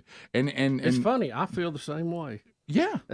You know, it's one of those things. The evidence is pretty clear. I look at our enemies, and you know what we say? I get it. Yeah. Mm-hmm. If I were you, I'd be doing the same thing. I'd shoot down anything. This is what I don't understand. Okay, the president obviously is, kind of hit or miss. But are the generals that are running all this and the heads of the different, aren't they the same? I mean, can't they do some things on their own? I mean, not every single thing has to go to the president's desk, does it? I mean, that doesn't make sense. It seemed like they could defend us without having to call talk to Uncle Joe. Did you not hear him yesterday? He said, I'm the commander-in-chief, right? Yeah. But, I mean, would you be afraid? I mean, just be honest. Would you? I mean, you wouldn't. What is this country going to do to you? Well, nothing. While the rest of the world has Weren't been you worried building about up, climate change? They've been building up their military. We're studying climate change and if our pronouns are right in the military. Right. Remember all that we had going on? Right now, our country, we would much rather pretend to save the earth and get everybody's pronoun right than to win a war. I don't want to save the earth if we're going to be communist. Right. That's not a good trade-off in my opinion. Oh, good. I'm calling somebody a noise, and I'm worshiping a tree, but I'm under communist rule. I mean, what does that even? And by the way, I hate to break this to all the all loving, all carings out there. The communists couldn't give a rip about your climate change or your pronouns. No, I mean you're not going to like their rule at all. No, you're going to hate it. No, they're going to put a big end to some of that. I'll tell you. So I don't know. It's just a little crazy right now. So then after that we had some Russian planes get too close to Europe, and we had to scramble jets out of Germany and Britain yesterday late. To intercept those. So, the Russians they're out there poking the bear right now a little bit, so to speak. Oh, wow, a little bear pun on Russia. Yeah. Russian bear. Yeah. Russian bear. They're poking. Yeah, but nothing's going to happen. I can tell you right now. Well, not right now. I mean, but they'll end up going too far. But if right now you're going to send this president out to really point his finger at our enemies and whip them into shape, he can't even pull that off. He may threaten to take them behind the barn and whoop them. Can you imagine what that speech would sound like? Him rambling around and talking about good. And then who next? Get the vice president to do it? And then she's going to uncomfortably laugh all the way through it and say things that don't make any sense? Then where are you going from there? I mean, it's who in that administration is going to step forward and scare the world about messing with the United States of America and talk about liberty and that we'll fight for it to the death? Who's going to give that speech? Let me ask you this. Let me shift gears slightly on this. But since we're talking world politics, Governor DeSantis come out and said, look, this war with Ukraine should not be a top priority for the U.S. This is a land dispute among them, and we're giving them a blank check Now, he got some pushback from other Republicans on that, but Trump has basically said the same thing. He said he would negotiate an end to this thing in 24 hours if he gets back in. It's the thing that I think sometimes the radical Trump supporters sometimes forget. I'll tell you one thing Trump isn't. He is not for piddling around in these wars all over the country. Right. He was not. He was not. He was not for Iraq. He was not for any of that. And he is a take care of business here, which can be a good thing. Right. Yeah. But when it comes to foreign policy, I mean, he'll tell the rest of the world to leave us alone. But he would not be engaged in Ukraine. I tell you, he would not if he was president. He would not give them a blank check. Well, what do you do? How do you balance it? That's the thing. I'm not saying one side's right, one side's I'm not wrong. either. I'm just saying that's the way he would do it. But we know we've already sent them $50 billion. Yeah. And we're no closer to an end in that conflict than we were day one. So what do you do? If you let the Russians run roughshod on them, do they come after Europe next? Is that a bigger problem? Or do you try to stop them there? We've been through this same debate in Korea and Vietnam. Right. Well, I mean, I know this may be me oversimplifying it, but we don't have a deal with Ukraine. We do with those that are in NATO. NATO, I can't think of the word of it. And so I would probably just deal with what we have commitments to, and I wouldn't deal with what we don't. And if he gets to where we have commitments, then we go to war. You know, the historians will say that appeasement does not buy you any peace. They'll point to Chamberlain. Yeah, well, what I would say, I wouldn't appease him when he violated something that I'm committed to, but I haven't committed to Ukraine. Or have we? And I've had, I mean, if people come and ask me for money I don't have, I usually don't give it. Yeah. Yeah. Trump was the first president in my lifetime to not start a new war, by the way. Yeah. That's pretty nuts. Bottom of the hour. Rick and Bubba, Rick and Bubba.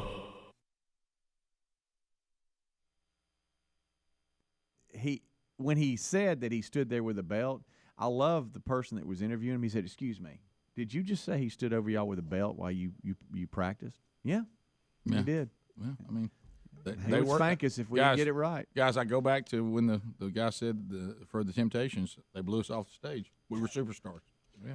Joe had a well-oiled machine. I'm gonna tell you this: when they got ready for their first appearance in front of somebody, they were ready. Yeah. They delivered. Boy, were they delivered every day. I don't ever remember seeing them blow a step. I was about to say, I mean, ever. Is there anybody? As kids, as grown-ups, now, on reunion tours? Now, I saw Janet's concert last year, and it was sharp as a tack. Yeah. When she's 50-something years old, just had a kid. I was still scared of Joe. I was going to say this. Now what they do out on their own, and of course Bubba says it's still going because they've learned from Joe. But can anybody ever say I saw anything involving the Jacksons and it was subpar? No. Mm-mm. I'm going to tell you, Janet's show was absolutely out of this world. No, they said, I watched on this documentary, you realize that Michael, it was the, I forgot what award show it was going to, everybody was doing tributes to him, and then they were going to reunite him with his brothers in this theater for this award show, but it was a tribute to him, and the big finale was he's back out here with the brothers. Right. Well, he had taken some drug, with all the drugs he was trying to do to sleep and all this. And he wasn't there. He was supposed to be sitting in the audience watching all these superstars do his songs, and he wasn't there. They go to the hotel. The guy says, I go to the hotel. He's completely out in his hotel. Wow. Completely out. I get him up and try to get him awake to get him to the theater saying, hey, you do realize the tribute to you is going on, and it's on national television, and you're not even there watching these people do your songs. Gets him up. He said, and they showed footage of him going in. He's kind of like this. All of a sudden, they pull him up on the stage for the reunion with the brothers, and he nails it. Oh, I've seen it. That if the other artists do his songs, and then at the end he comes out with the brothers. Greg, I found out. I didn't know that he wasn't in the audience that night he got there late, and when the reason why he wouldn't have been there at all, they found him in his hotel sound asleep. Well, yeah. After he'd taken some drug to go to sleep, and brought him in there. But hey, when the lights hit him. Oh yeah, well that's where he's lived, Rick. I mean that's him. And you know what Joe says to that, don't you? You're welcome. Yeah. You're welcome. You're welcome all the way to the bank. How about in any condition, my boys can get the show done? He's right. Guys, go back and watch that when he gets reunited. Now, this is when he's always got the weird hair and all that. This is late. And that reunion, they did all these artists did his songs. Oh, yeah, then the brother. And know now that the guy says he was out of it in his hotel room. I had to go get him or we'd have missed the whole thing. Was there a documentary that just came out about the the footage and everything that was behind the scenes for this last didn't it just come out like that's been a month or two ago? Wasn't there another one though? They were doing a special about. Yeah. Okay. Remember, because they got mad because they sued them over using the songs without their permission. Yeah, what happened is somebody did a TV special that basically showed the footage from that other thing.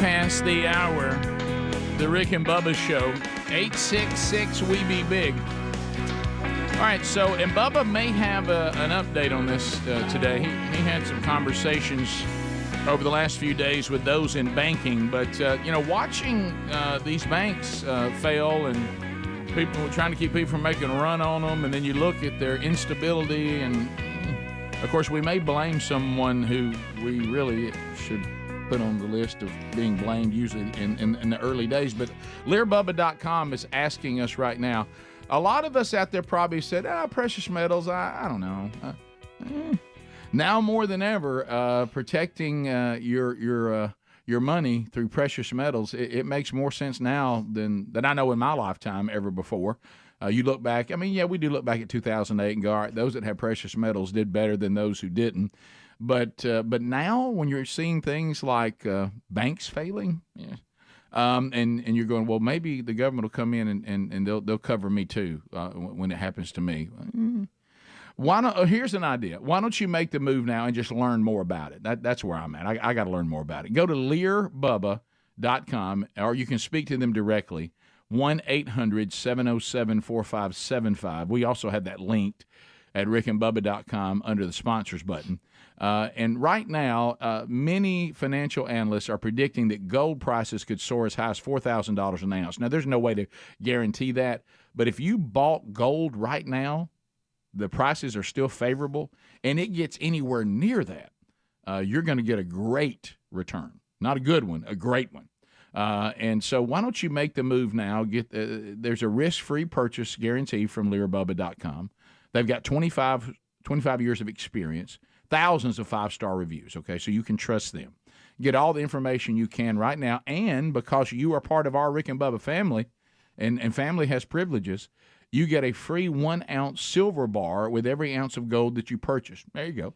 So go to LearBubba.com or talk to someone direct, 800-707-4575 now more than ever. So do you want to take that on? Well, what do you want to do next? Let me say this. I'm not a banking expert. You're not, okay, but you play one on the radio. A lot of talk about this Silicon Valley You're Bank, a financial SVB. wizard. Yeah, oh yeah. Yeah, that's for sure, Rick. No doubt about that. And but I did talk to an expert yesterday, and we had I thought a fascinating conversation about what went on, and it's a complete comedy of errors. Right. But let me set it up by saying this: the SVB bank was not like other banks. Right. Usually in a bank, the majority of depositors are below $250,000. Mm-hmm. Okay, so FDIC covers that. SVB was right opposite. The majority of their depositors was way over that because they had a lot of these tech guys, these hedge fund people, this Silicon Valley big money. I mean, big money stuff, right? Big money. So they wasn't like other banks to begin with. The people running their bank, they were sadly short on banking experience. A lot of them were basically political appointees. Okay. The woke crowd, the green crowd, all this, so we can brag about who's on our board. Right. But the one thing they were missing is how do you run a bank? Okay. That's a big part of it too. So you roll all that in, but the real problem, according to the gentleman I talked to yesterday, was the feds. It was Jerome Powell and Janet Yellen. And what did they do? You remember when all this inflation started, when we were just dumping all this money into the economy and we saw prices going up? They said, it's transitory. It's transitory. Don't worry about it. It's short term. Right. It's imagined. The numbers are not real compared to what's happening on the ground. We all knew it was because we go to the grocery store. They were saying it was not. So the management of this bank took them at their word that it was transitory, it wasn't real, and made long-term investments in the bond market. Well, why would you make long-term investments? Well, you get a better yield back. Mm-hmm. If you invest short-term, you may get a percentage of a point. They were getting 1.5 points, but they had to tie up 88% of their bond portfolio 15 years or longer. That's bad if interest rates are going to go up.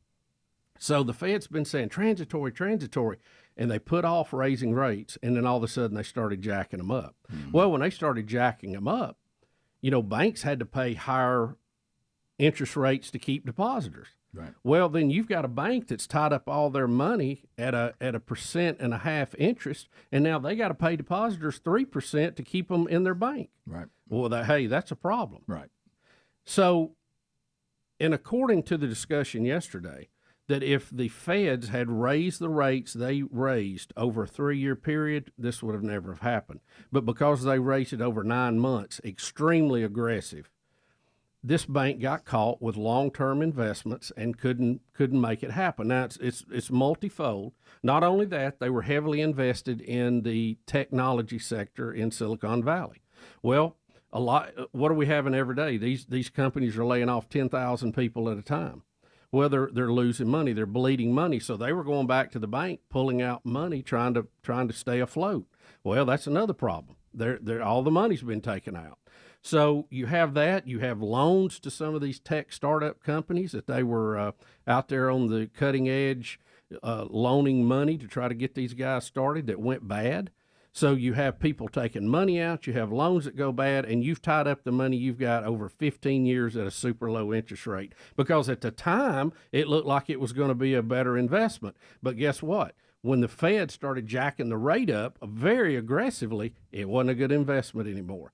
So they are hung 3 ways to Sunday and can't get out. Yep. And that's why it went under. Well, and then you add that to the bad decisions they were making, because I thought this wasn't even true, and I was looking more at the woke side of it, and I think what you just said, once again, at the heart of it all, you find the government making terrible decisions. But the part about the Silicon Valley Bank, that it really was true, I thought it was a joke. That the person that was the chief risk officer was reassigned to the LGBTQ Awareness Month event and was totally focused to be sure they had all that in line, and was reassigned. So they sat there with no risk officer even doing the job, because they had her assigned to being sure they had all their LGBTQ stuff in line. Absolutely. Right. That played a big part. Like I say, you had a bad team. But that was minor. That was supplemental. What you're talking about is the real problem. Was not focused in all this. And the Signature Bank. that's also had problems in New York and got taken over. Their head guy just a few months ago, instead of what he should have been paying attention to this, was leading a seminar on the proper pronouns. There you go. So once again, woke will get you broke. Look, if you're a banker, pay attention to banker business.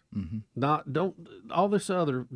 It'll come about. Now take this same attitude and realize that's how your country's being run right now. Yeah. That's what concerns me with the Defense Department. Right. We've been through this about our pronouns and all that, and in the meantime, the rest of the world's running roughshod on us. So, it might help to focus on the main jobs and let the B's and C's go. Stay with the A's for a while. Well, we've also, and I heard this being talked about years ago with when my pastor at the time, who's now retired, he was talking about this years ago.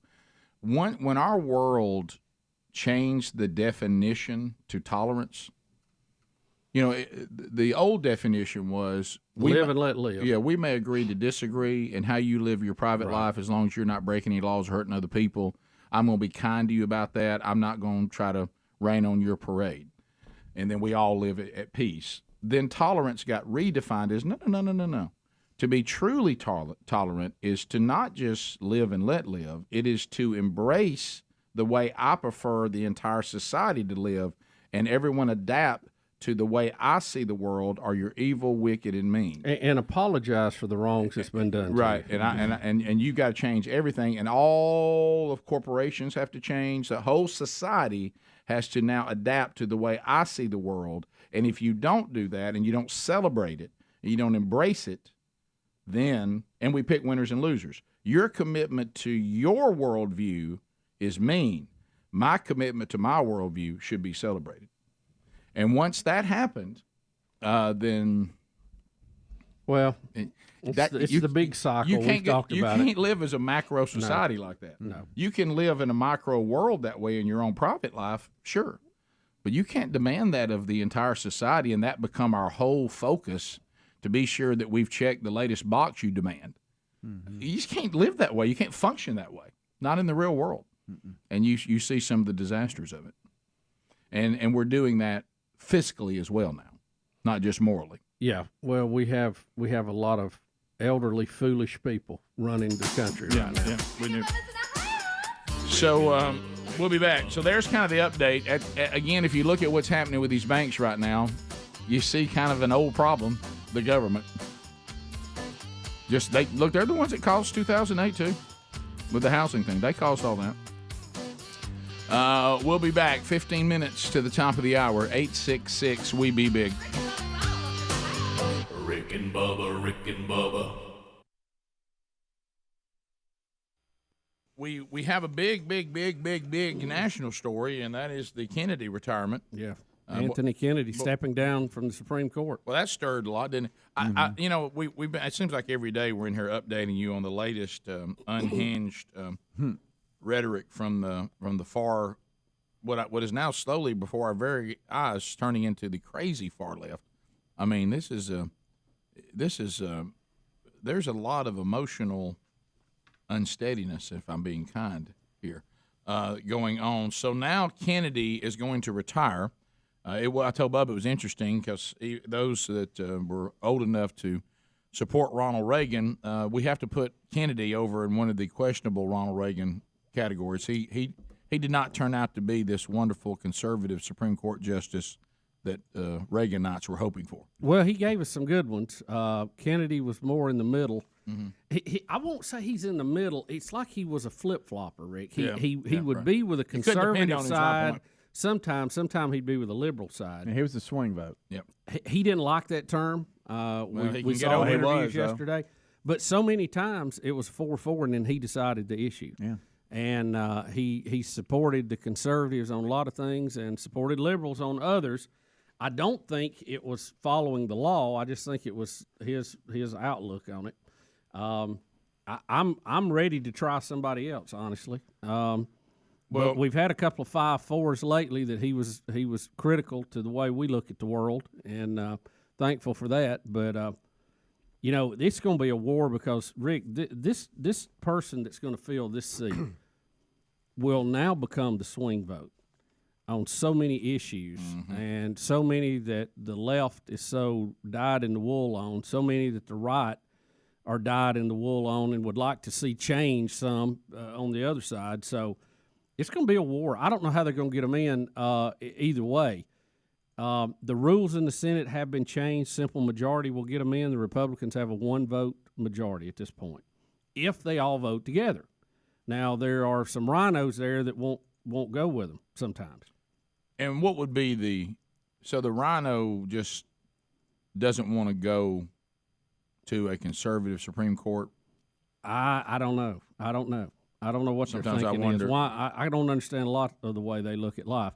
I know for Gorsuch to get in, who I think was a good pick, we had 3 Democrats vote for him. That's the only way he got in. The Hollywood left, keep in mind that sometimes somebody's made their living on part of their, resume is that they pretend to be something they're not. I lied to you. That's the bottom line. Rob Reiner, the illegitimate POTUS, will now try to ram a SCOTUS nominee through before November. So much for that McConnell rule, calling on 2 principled Republicans to stand up against tyranny. Cher, would you like to hear what Cher has to say? Well, how old is Cher? 101. Supreme Court now completely right-wing. Trump's Supreme Court will take away our rights. Roe v. Wade, gay rights, too many to list. This blow couldn't be more severe. If we don't fight like our lives depend on it, are you ready for this? Some Americans could find themselves in internment camps. Unbelievable. Come on. Never seen emotional people have a little bit of hyperbole there, a little exaggeration. I don't think, no matter what the situation is politically, that any of us believe that any Supreme Court nominee is going to put any of us in internment camps. Do we really? I don't see a lot of that happening. Do we think that's going to happen? No, now if you're a criminal, you could be separated from your children during the hearing process. Well, not anymore. No, I'm not talking about immigration. Right. I just mean criminals in Right. general. You're right, yeah. DHR and all those folks, they take kids away every day Right. from some places that's unfit home. So I'm just trying to figure. Help me. Can y'all help me a little bit here? Because I'm just trying to. I know. And if y'all want to jump in the way right now and say, Rick, take the stress harp, don't do this to yourself. I just want to see if I have this right. So if the far left had Hillary in power right now, which is a hard thought, but let's say I'm going to tell you, and I know where you're going with this. I got you. And she had these same 2 nominations, okay? And they had the majority in the House, okay? Everybody with me? And in the Senate. And she put up 2 far-left Supreme Court. Another Sotomayor, another what's Aunt Bethany's name? Right. What's her name? And then the way Hillary, Cher, Rob Reiner. So 9 minutes to the top of the hour, the Rick and Bubba Show. Wednesday Bible study back today, live at noon Central Time on the Rick and Bubba YouTube channel. We continue our walk through the Revelation today, Revelation chapter 5. And oh my goodness, what a scene we will see that John saw, and we will walk through it today. It'll be quite an hour of worship. It'll be worth your time. All right, so let's get into this. We're talking about the economy, and you guys were talking in the break. A lot of us, go, what builds this perfect storm? And of course, Louisiana gives us Senator Kennedy, and we love him. And he is just, it's like sitting around down at the hardware store, listening to all those men that I wish our society had more of, and all his Southern colloquiums and all this. And so here he is explaining what the economy needs to function well. And without these things, it doesn't function well at all. So here he is.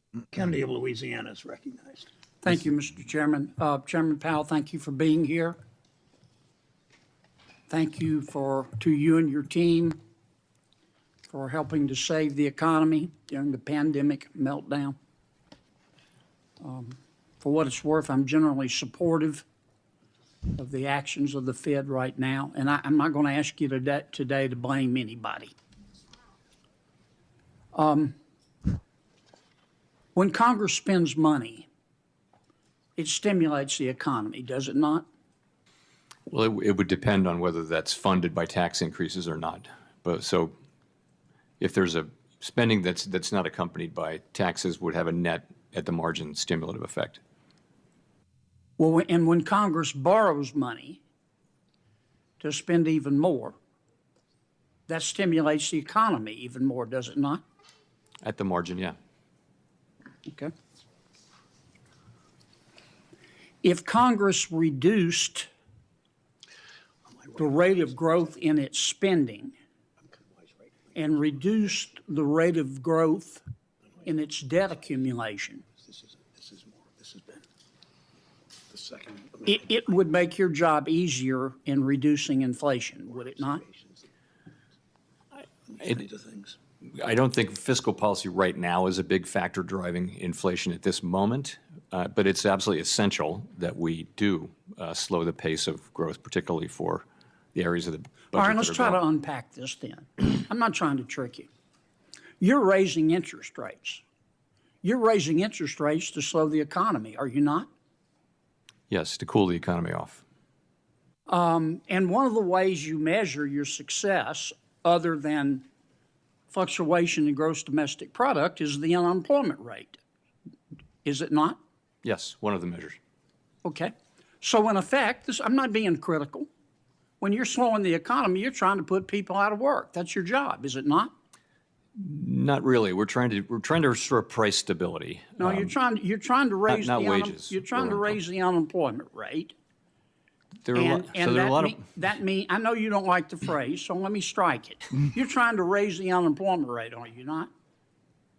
No, we're not trying to raise it. We're trying to realign supply and demand, which could happen through a bunch of channels. Like, for example, just job openings. All right, job openings. Let me put it another way, okay?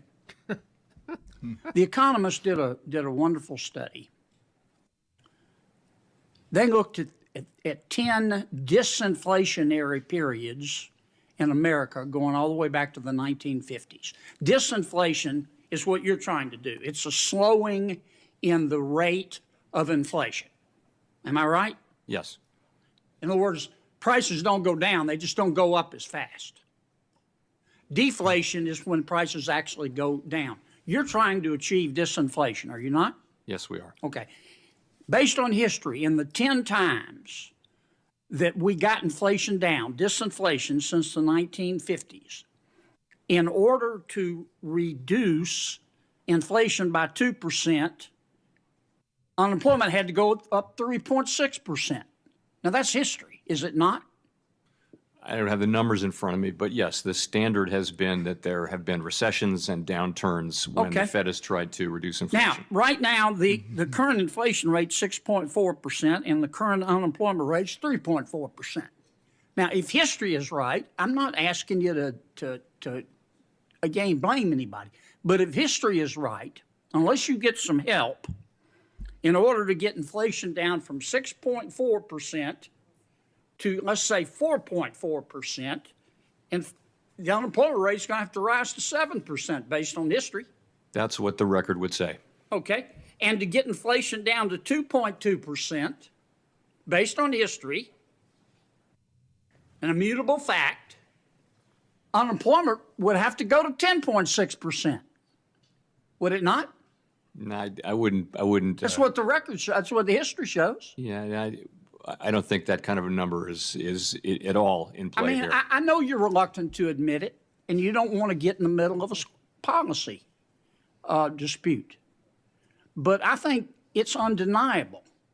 It's undeniable that the only way we're going to get this sticky inflation down is to attack it on the monetary side, which you're doing, and on the fiscal side, which means Congress has got to reduce the rate of growth of spending and reduce the rate of growth of debt accumulation. Now, I get that you don't want to get in the middle of that fight. But the more we help on the fiscal side, the fewer people you're going to have to put out of work. Isn't that a fact? Please answer. Could work out that way. Sir? It could work out that way. Yes, sir. Thank you. Thank you, Senator Kennedy. Senator Reid of Rhode Island's recognized. Oh, what's his name? He didn't want to admit. Alex Jones. What's Alex Jones doing? Right. Yeah, because the Fed chair is supposed to try to stay out of policy, but he didn't want to admit that the unemployment rate's going to have to go up unless. Well, they do I mean, something. it's kind of ridiculous to say they're going to have to stay out of it because it's all wound together, like he was saying. But what Kennedy is saying is that if you strictly do it on your side, you're going to put a lot of people out to work. We can help on our side that will ease that. But we're not going to do it. By not spending so much money and not going into debt to spend money. Right. That's the problem. Yeah, and he's trying to let America know that you're going to see blame being moved around a lot of places, but if we as the government would just simply take some fiscal responsibility, we wouldn't have to put so many people out of work. You can't have it both ways. No. And that was what he pointed out, and the Fed chair basically had to admit it. Yeah, what you're saying is accurate. Now, it is amazing to me, and if you remember back to George W. Bush as president, he wanted to do a tax break for people who actually paid taxes. Whew. And we got $600 back. Do you remember that? I do, and that world went crazy. The big discussion at Congress, especially on the Democrats, was, will this cause inflation to go up? What's the inflationary, part of this? Will this cause... And look at what we have spent since then. Look what we spent, pandemic, post-pandemic, all of this. And you see exactly why we have this problem. Yep. This is not some deep space mystery that we don't have a handle on. We know exactly what's causing it. Yep. And we're unwilling to do what it takes to fix it. Top of the hour, 866 We Be Big is the number. We'll come back and we'll chat with Tim Spencer with Buffalo Wild Wings about the latest charity charge right after this. Rick and Bubba, Rick and Bubba.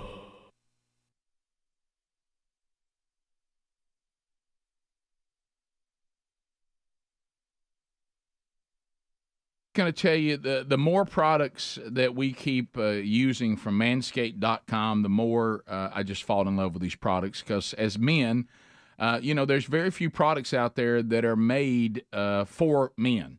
But the products at manscaped.com, I mean, from head to toe, when it comes to grooming, they have got it covered. And this brand new Weed Whacker 2.0, I'm going to tell you, their beard products are fantastic. From someone who wears a beard. And look, let me tell you, there's some bad ones out there. But the same quality that they have with the hair and shampoo and conditioners, with the body washes, with the deodorants, that same quality now goes into this beard trimmer. And the whole world needs to know about it. The Weed Whacker 2.0 is the brand new line, and they have all the best tools that need to go into your hygiene toolbox. And you can upgrade your game by going to manscaped.com right now. Use our code. Our code's Bubba20, Bubba20. And when you see the brand new Weed Whacker 2.0, we just got ours in the mail. Now, this is for getting inside the nose and ears. And Greg, now you're in the mix. We got you one like you like it. And then, of course, on the beard side, the new Beard Hedger Pro Kit, the ultimate package. That makes, taking care of your beard. Adler and I both have that now. We wear beards here. And let me tell you something. The quality, like all the other stuff that we get from them, the quality, the minute you open up the package, you're like, all right, these people mean business. The beard shampoo and conditioner, love it. The beard oil, the beard balm, keeping the beard soft where it's not coarse. Sherry is thankful for that. So make your move now to go to manscaped.com, and we'll get you 20% off and free shipping with the code BUBBA20. That's at manscaped.com. So look for that brand new Weed Whacker 2.0. Look for the new Beard Hedger and get that whole line of beard products, all good. 20% off right now and free shipping. Manscaped.com with our code BUBBA20. Etc. Their worldview. Their worldview was implemented. Would that be tyranny? Yes, it would. But now they say it wouldn't. They say it's Rick, do you realize how close we were to that nightmare scenario? It was very close. We went into election night coverage 8 points down. Remember that. But I guess what I'm saying Thank is, goodness for that firefighter. So if your worldview has the majority, is that tyranny? Or is it only tyranny when a worldview that you oppose gets the voting advantage? I don't know. Elections have consequences. Right. So it's not tyranny, because tyranny would mean that somebody took over against outside the rules of how the country is set up and claim themselves king, right? Yeah. That's tyranny. Right. So the way we do judges and the way they stay and step down or die, and then the person in power nominates them, is the way the country operates. It's kind of like the reason why Trump's president, because the way we nominate the president is through the Electoral College.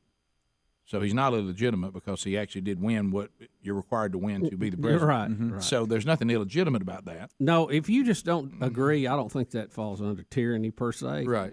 Hey, somebody with power doesn't believe what I believe. That's not tyranny. That's just, man, it didn't go my way. Right. You know, and you know, we keep saying Trump's gonna get another one. Ruthie can't hang on much longer. There ain't no way. No, yeah. No way. Ruthie, they got her propped up in all the pictures now. I don't know how she votes. And we keep saying far left, but really, isn't that the Democratic Party? I mean, the voice and the face of the Democratic Party, isn't it the Hollywood left and fake news media and all that? Isn't that who's kind of running it? Well, you would hope there'd be some people that call themselves Democrat that don't feel that way. Rick and Bubba.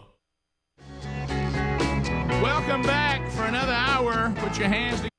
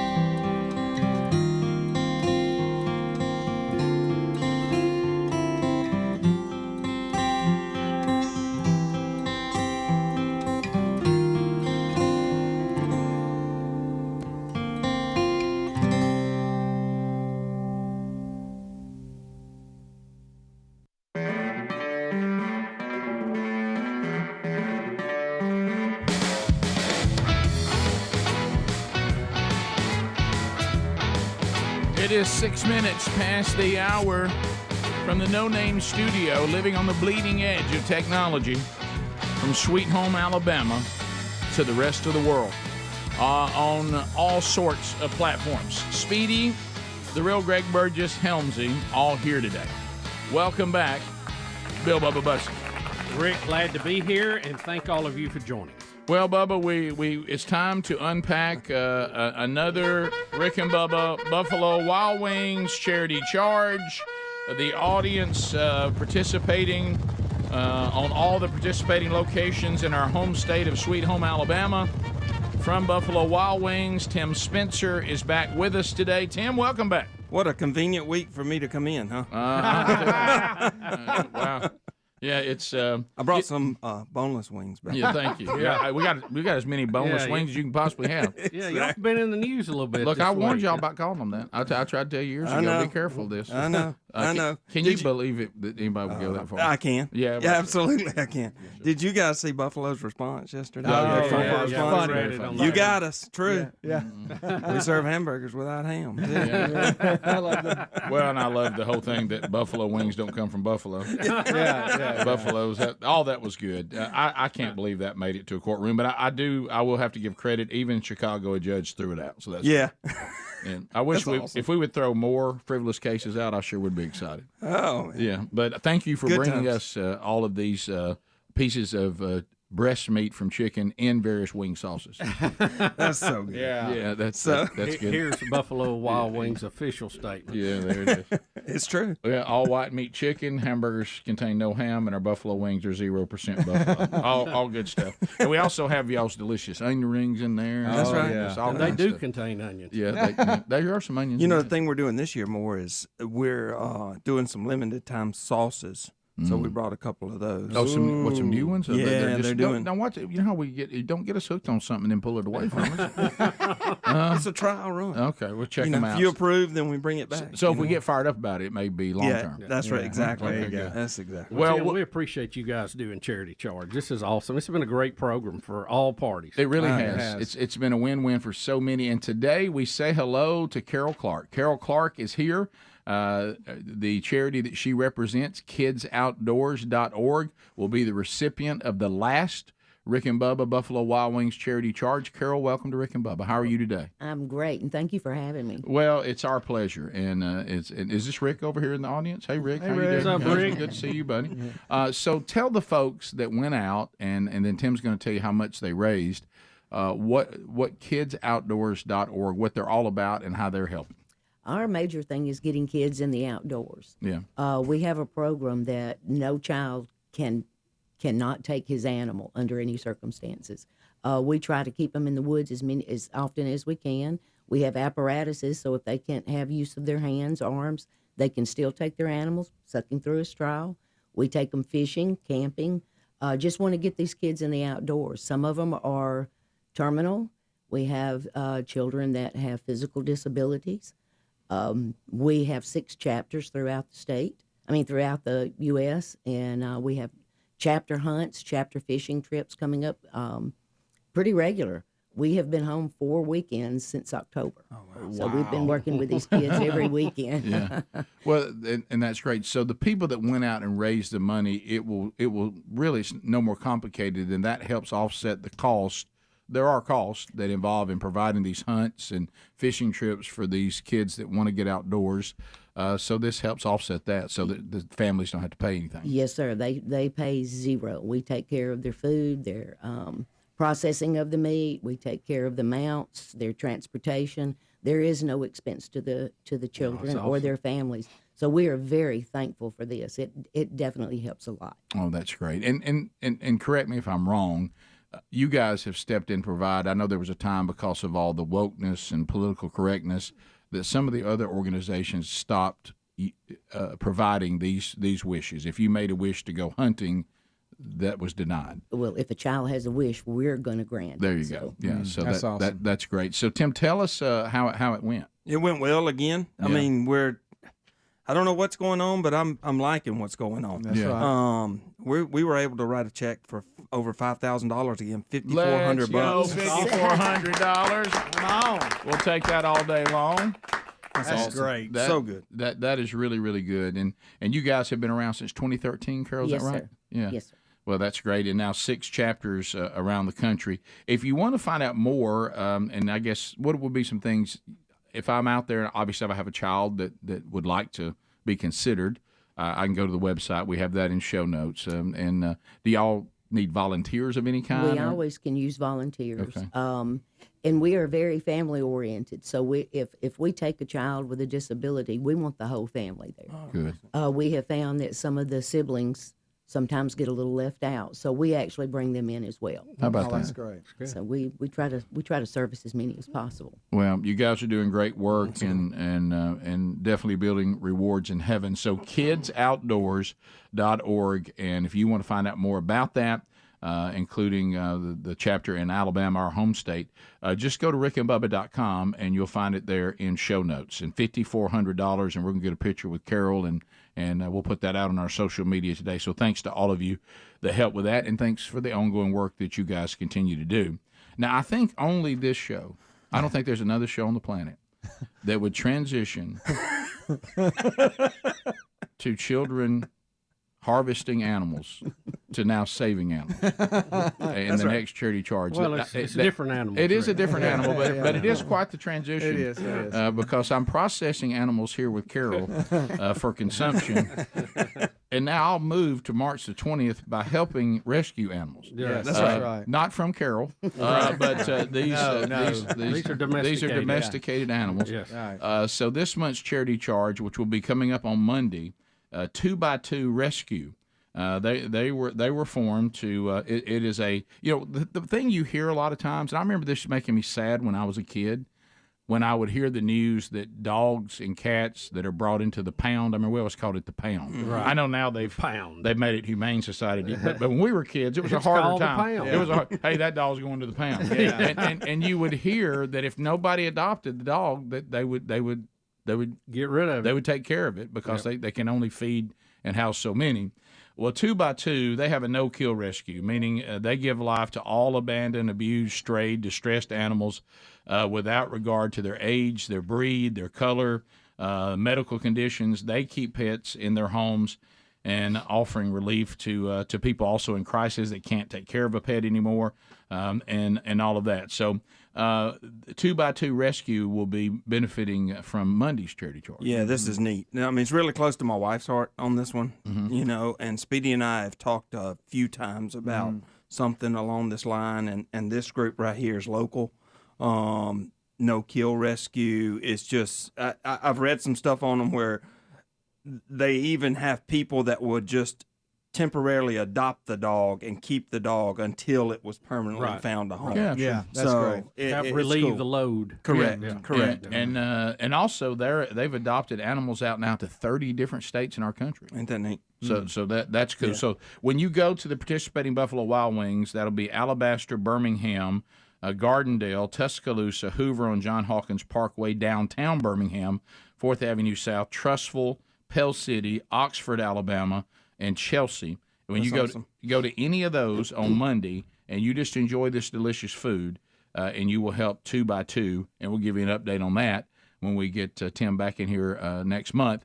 But also, let's celebrate what you guys have already done for Kids Outdoors. So $5,400 for them, and then another opportunity to help a great charity coming up on Monday. And Tim has a big announcement for it when we come back. You want to come back and do something? Sure. Yeah, Let's come back. We'll come back. I'm just able to do this stuff. I know, this isn't is that awesome. great? That's good. This is How awesome. long have you been doing this? Oh, Charity charge. we are now. in year 7. Gosh, has it been that long? Six. Year 6. Year 6, okay. Year So, 6. Carol, thanks again. And Kids Outdoors, all the information there in show notes, and also the 2x2 charity. That's in show notes today, too, which will be Monday's recipient. A big announcement from Tim and the gang. We come back. Rick and Bubba, Rick and Bubba. Spring's almost here.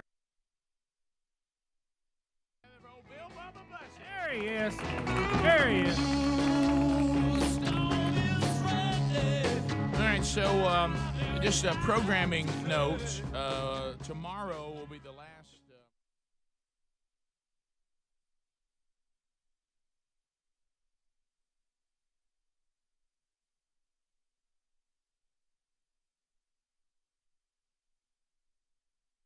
So look for some of those historic Rick and Bubba moments throughout the week. Next week, as the show goes on vacation and divides up the week and gets some time off, then we'll all get back together a week from Monday on July the 9th. Is that it? We all come back? Yeah, so make a note of that. All right, so we've got us, we've been, as we begin to age, and our parents, if you still have them, are aging, and so we've been updating the different things that we've all been through or still going through involving our parents, and so now Coach, Dad, Greg, and I, our father, as y'all all know him on the show for years, is Coach. He's one of a kind, and my goodness, he comes from an era that And dealing with him, first of all, you have to understand, as we've said, Greg and I are slowly, now that we're grown men in our 50s, realizing that we may not have been raised as normal as we thought we were. He keep in mind, doesn't believe that anybody truly has ever been sick or injured, that they're just weak.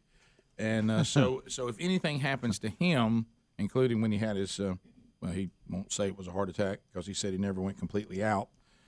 Greg, you remember that evening? Oh, yeah, I remember. Yeah, so anything, when you become, as Bubba, just found out, when you become a heart patient, and nothing is simple anymore. No. Any procedure or whatever. So undoubtedly, Dad had cut his arm in a couple of places, him piddling around the house, doing the stuff that he's doing. And, of course, I've been through this. I've had to go into the hospital for staph infection twice, and don't quite know what this is, but his arm is swelled up. It's clearly infected. And, the minute that Mom was calling and Greg telling me kind of what she was dealing with, I said, well, I can tell you where this is going to end. We can cut out a lot of steps. I mean, I'm certainly not a doctor, even though we play one on the radio. This is going to end up IV antibiotics is where this is headed in a hospital. That's where this is headed. Yeah. And saw the pictures of his arm and all that. Now, there's nothing worse that could ever happen to our father for him to be put in the hospital for anything. And he is not, let me repeat, he is not a good patient. Not at all. No. And so frankly, he thinks that he should just tough his way through his arm and heal it on his own. That he should just refuse to have an infected arm. Right. I mean, that's the way he rough talk it. That's the way he operates. That he could just will that to be over, and just let it run its course. This is really dangerous. You really can't do that. So, you have Greg and I, the brothers, and then our sister, and it's always, who's up for this situation. So yesterday, because of our schedules and everything, I said, I am in. I will meet Mom and Dad at the hospital, get him admitted, and I will stay with them till bedtime and just kind of get this all settled. Because, Mom having to deal with him by herself is, it's a big task. Guys, let me tell you, this man, and we all know Greg, and I know that we all have a little sprinkle of it, but I told Adler, I said, my dad may be one of the most difficult combinations of personalities, because I just described to you, first of all, he believes any kind of setback is just annoying, whether it be sickness or physical injuries. He thinks they're a nuisance. He thinks that they shouldn't. He can't believe coaches allow players to have cramps because he forbid it, that kind of stuff. And so you got to deal with that. He already has a bad attitude about it, okay? Then he's got a sprinkle of OCD, meaning he wants things to be the way he wants them to be. Yeah, he does. In the room, his stuff the way it should be. He's still wearing the same shirts he wore when Greg and I were born. Now, Rick, you know what I mean? Some of these things you're running down. Let's not be difficult. Well, what I'm saying is there's a combination of most people would just have one of these personality traits. You don't combine these. This is a volatile combination of things. Okay, and then there's he's from an era where men were men. Okay, there was no concern about.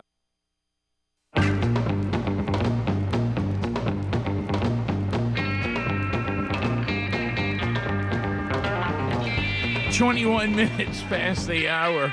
I forgot we had that as we work our way back.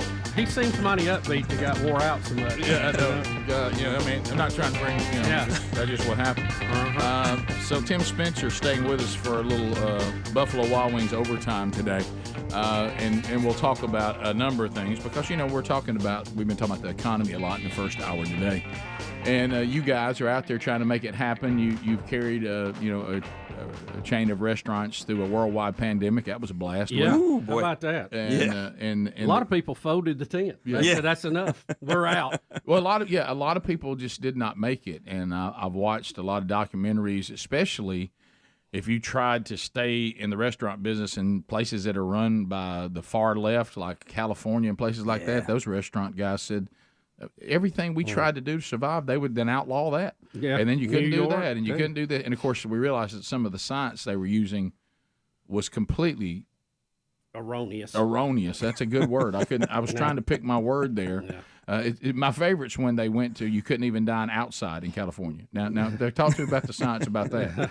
And then of course, Brad Stein brought to our attention. You have to wear a mask while standing to wait to be seated, but once you sit down, you can take it off. It was an ever-changing. It's the only pandemic of altitude. Right. So if we would all, Brad Stein said, I guess the way to have defeated the pandemic was everybody get in a wheelchair. Yeah. Because as long as you're seated, you can catch it. And it just, in some places, some of this bizarreness still continues, I think. But golly, like I said, I saw some, I won't say what restaurant it was, but they still had us pointing at our camera to get the menu, and that's okay if you're doing that just because it's better technology. But they put underneath for the safety of our employees and you. Safety?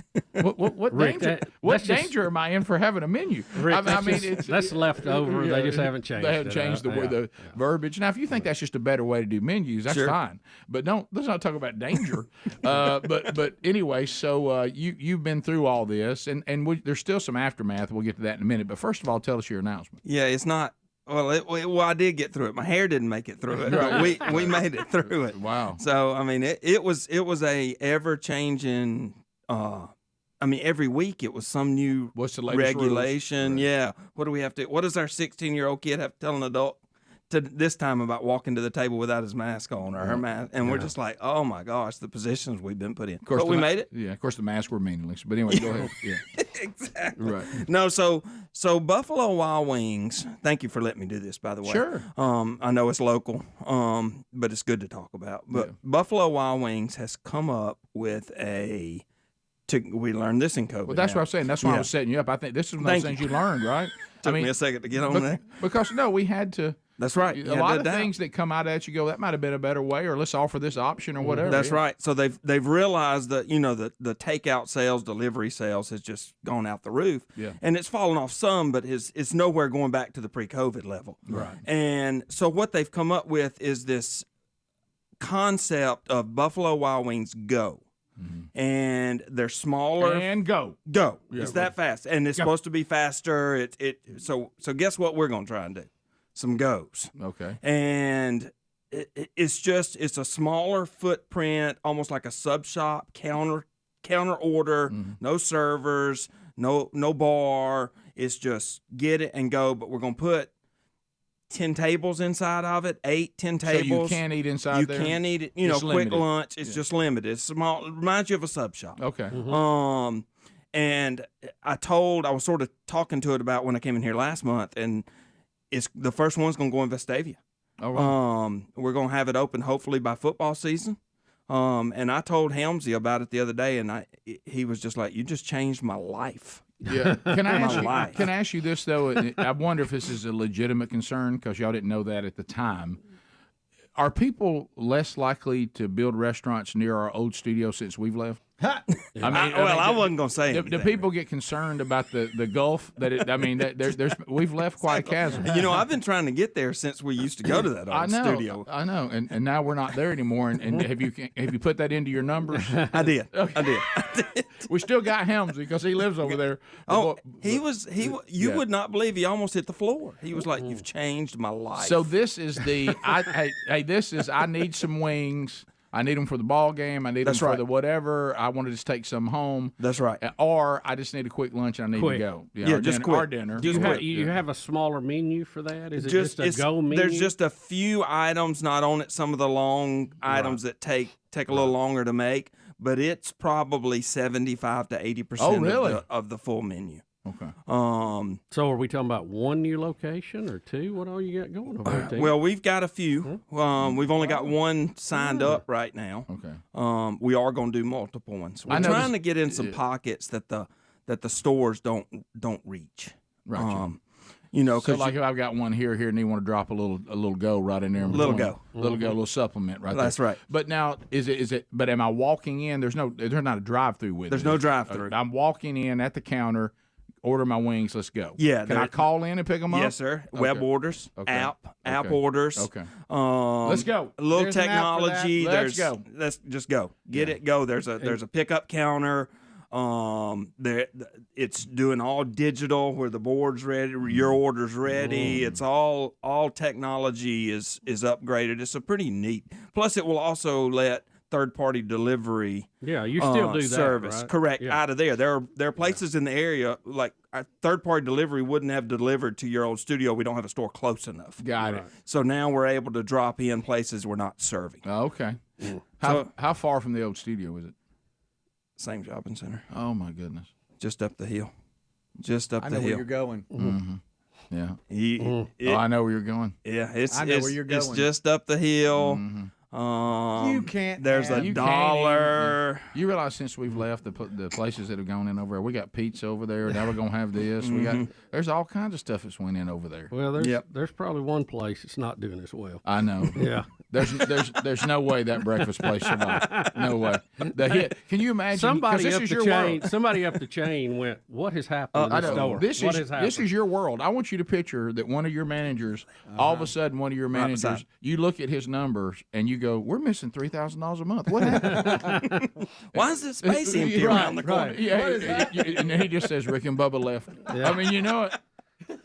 Some poor manager may have lost his job. I know it. Oh, I negotiated the lease knowing you guys weren't there. I was like, I can't pay that per square foot. Rick and Bubba aren't here anymore. That's so good. That's perfect location. No, that's a busy little area, man. Accessible. Yeah, we're excited about it. Yeah, and so and when do you think it'll open by football? My goal is before football season. Okay. Oh yeah. That's the goal. Let's go.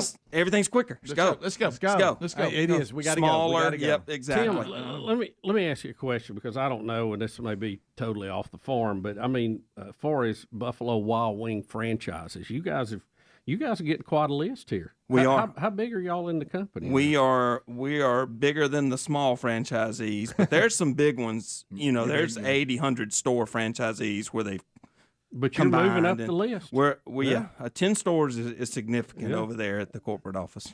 Yeah, that's good. Right. So When Tim calls, they answer the phone. They Yeah, do. they do. They do. Yeah, they And do. hey, I got bad news for you. In your logo, buffaloes don't have wings. that's right. That's right. And we don't sell hot dogs. Well, you don't want to say that in front of the 2x2 buckets, right? All right. We'll be back. Bottom of the hour. Tim, thank you. Thanks, Tim. Guys, thank y'all. Thank you, Rick and Appreciate it. Carol. Thank you for the work you guys do. Thanks to all of you that participate in the charity charge. And we'll be right back. Rick and Bubba, Rick and Bubba.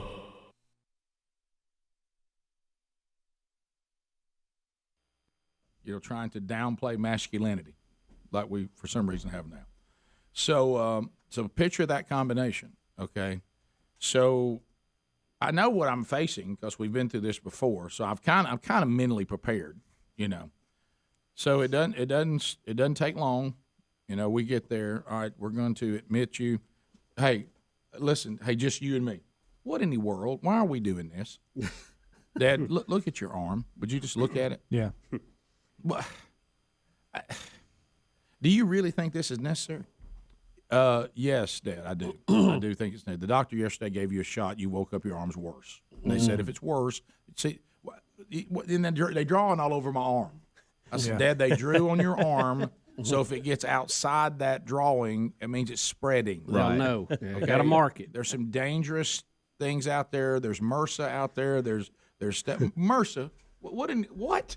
And I said that it's MER. Whatever I said, it's a very dangerous infection, very dangerous. And I said we need to rule that out. And what did you do, Dad? Why I don't know, Rick. I mean, I do stuff, and if I guess I cut my arm right here. I see 2 cuts. I know, but I mean that probably ain't got anything to do with this. Well, No, nothing. It probably does. Is what I'm thinking. You know what I mean? As we stand here. All right. So where are we going, Dad? You gotta sit down right here and get admitted first. Patience. And he sits down. So how long are we gonna be here? Dad, I don't know how long we're gonna be here. Well, let me tell you this right now. I ain't staying. Just so I'll tell you that, and I'll tell you that. Are we loud here? We're not. We're not. They're just talking to us. Yeah. Won't be staying.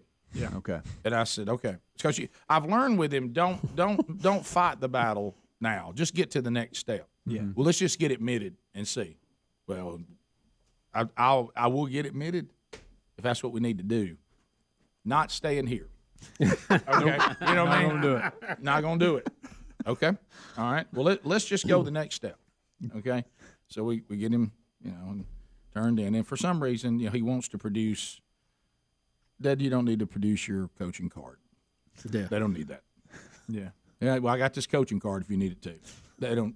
Probably need it. not. Don't have a form for that. Dad, they don't need that. Well, they asked me for ID, Rick. They asked me for my insurance cards and all that. You turn all this stuff in. They don't need that. You know what I mean? Not getting in a game. That driver's license will do it. Right. And of course, then we have a cousin who's a doctor, and he's our. You know how like there's kryptonite for Superman? Right. We use him as kryptonite because now if it's somebody that is relative, then that changes. Because my dad's very loyal to only a few people, and if you're not one of those, if you're some new person that he'll know, you know what I mean? So who's in charge of this? Dad, what do you mean, Dad? Who's got me here? Jason. Okay, well that's all right then. Like that because that's our cousin who's a doctor and all that. Jason's gonna be here, and it's so funny to watch our cousin who's had. I mean, his man's a doctor, and he cousin coach as well. Yeah, that's sure. And then one of the moments when he arrived, hey coach, here's what you need to know. You shouldn't even be thinking about that you're leaving here before Friday. Don't even think like that. What? And then he does the squinted eyes, and I'm like, Dad, we don't know that. let's just You know who it reminds me of, Rick? You remember on the A team, Mr. T wouldn't fly?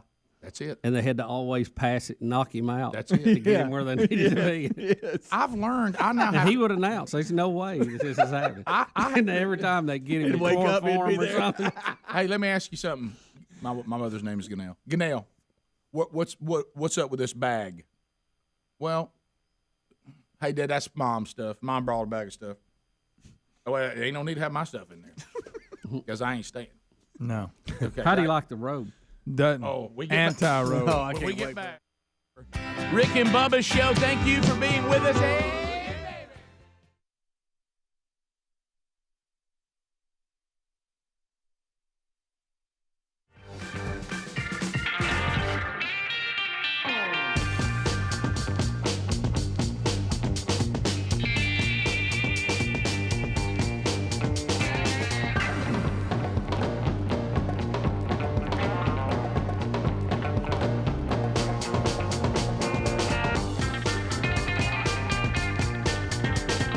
Blink. Rick and Bubba's in Ohio. Rick and Bubba. Pass the gravy, please. Rick and Bubba. Ooh, it brings me to It is 35 minutes past the hour. The Rick and Bubba Show, 866 We Be Big's our number. Upside.com. Go there. And let me tell you something. We're all looking for creative ways to save. We are. Sometimes you're looking for somebody. I mean, for the first time in a long time, you're literally looking at, I need to fill up. Now, what's the price here? But anyway, Upside.com can help you. Download the free Upside app and use our special promo code BUBBA25. And you activate it on your first tank of gas. Go ahead and fill it up. And then you get 25 cents or maybe even more back on every gallon on the first tank of gas. That activates the app. And then hang on to our Bubba25 code for special savings. And then you just claim an offer or multiple offers for whatever you're buying at the businesses you choose. Pay as usual with a credit or debit card, and you start getting money back. It really is that simple. And current users are earning more than $1 million every week, which is probably why they have that 4.8 star rating on the App Store. I bet that has a lot to do with it. So give it a try. Let us know what you think. Just go to upside.com. It's a free download. You get the free Upside app, and then use our special promo code BUBBA25. Get 25 cents or more back on every gallon of your first tank of gas, and then let the savings continue wherever and however you shop. You can also find that at rickandbubba.com under the sponsors button. So I got some emails, and one of them I didn't understand. When I see this, it usually means there's a picture of some guy that looks like us or whatever. And somebody said, I didn't know Bubba was playing baseball again. Yeah. And when I first saw that, I thought, and then I didn't see the picture. I'm like, what are they talking about? And then you now told me what they're talking about. Yeah, Jim Fullman Fullallen, is more than twice the age of his college baseball teammates, and he's still only a freshman. He's 56 years old, and he is enrolled at Montgomery County Community College and has decided to pick up a bat and join the baseball team. Now, this is in Pennsylvania. He's a grandfather to 9. He moved to Long Island. He moved from Long Island to Pennsylvania as a kid and was cut from his high school baseball team in the 1980s. With his MLB dreams behind him, he joined the U.S. Army out of high school and spent 36 years working for the United States Postal Service. Although he hasn't played hardball in 17 years. How long? 17 years. His recent and retirement. He was cut last time he tried that. Yeah, his recent retirement inspired him not only to go back to school, but to get back on the baseball diamond also. So he's trying out for a junior college team. He's on it. Then it said he reached out. He reached out to multiple, and they either ignored him or denied him. And then this bunch said, "Hey, come on, pops." Yeah, he takes classes during the day. That's not good luck. And then suits up with the Mustangs. Yeah, it looks like he's lining the field there. But he didn't take somebody's slot, did he? I don't know. He's had one at bat, I think. I tell you, he looks athletic. He pulled a 3-1 pitch down the third base line, which you probably needed to get to first for that. But I think it was called foul. Yeah, but it was it was an easy base hit if it had stayed fair, but the ball was called foul, so then he struck out 2 pitches later. Now, it says he reached out to multiple junior colleges in the state. Most of them politely declined to offer him a spot. Many didn't even respond at all. In the end, Montgomery County was the only program that gave him a shot. Okay. He looks so athletic. The 61-year-old head coach is only 5 years older than his newest and oldest player. Could he not just go play industrial league softball? Really? Yeah. I mean, he might. He said good for him going for it. He said he got being mean here, but if you owned it when you were younger, and now I'm going, yeah, he didn't even make the team when he was young. No. Yeah. He said he's going to play college. He got a shorter, lighter bat to pick up his bat speed because he didn't quite have it. But he wasn't even good enough to make his own high school team, right? Yeah, but Rick, that was a long time ago. Now, that was a long time ago. The Burgess ago. brothers normally hate stories like this. Does this bother you? Yeah. This is ridiculous. These kind of things don't. I love it. Yeah, I love it. Yeah. I mean, I say good for him, but I mean, I just don't have any interest in it. But let's don't pretend for 1 second he's going to contribute anything. Right. No. Now, if he was owning it, he might. Now you're bringing me in. Yeah. Now, if he ends up doing well, if I'll he starts revisit this story. I'll revisit this story. He said he kind of understands his role. There's going to be a lot. It's going to be a lot of standing there and supporting. He's basically a mascot. He's a pretty mascot much. that is the batter now. He could almost be another assistant coach too. You think he's a bit? I love this Got to line. keep everybody whipped into shape, Rick. Keep them young bucks out of trouble. He's a glorified coach. I love this line right here. He understands that his age limits his ability. His arm isn't quite what it used to be. And what it used to be wasn't that great, evidently. Yeah. Oh my goodness. So yeah, if you're on the team,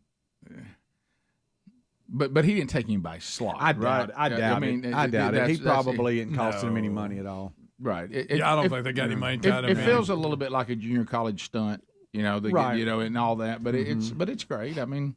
I applaud the coach for doing something to draw some attention to it. Absolutely. Most of them just kind of go through the motion and they're doing their thing and trying to win championship. He's trying to make some noise as he does it. Right. Yeah.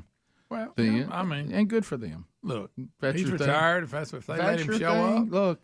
But if I was go through a few teams to get one to finally let him. The coach probably has trouble getting people that can line the field. His budget's limited. No, I bet this guy, because he's a veteran, Jim, I bet he's out there early and stays late. Be sure everything's done. I understand. See, in my mind, I understand what it's like to be old and delusional. I still think that I could contribute on third and short.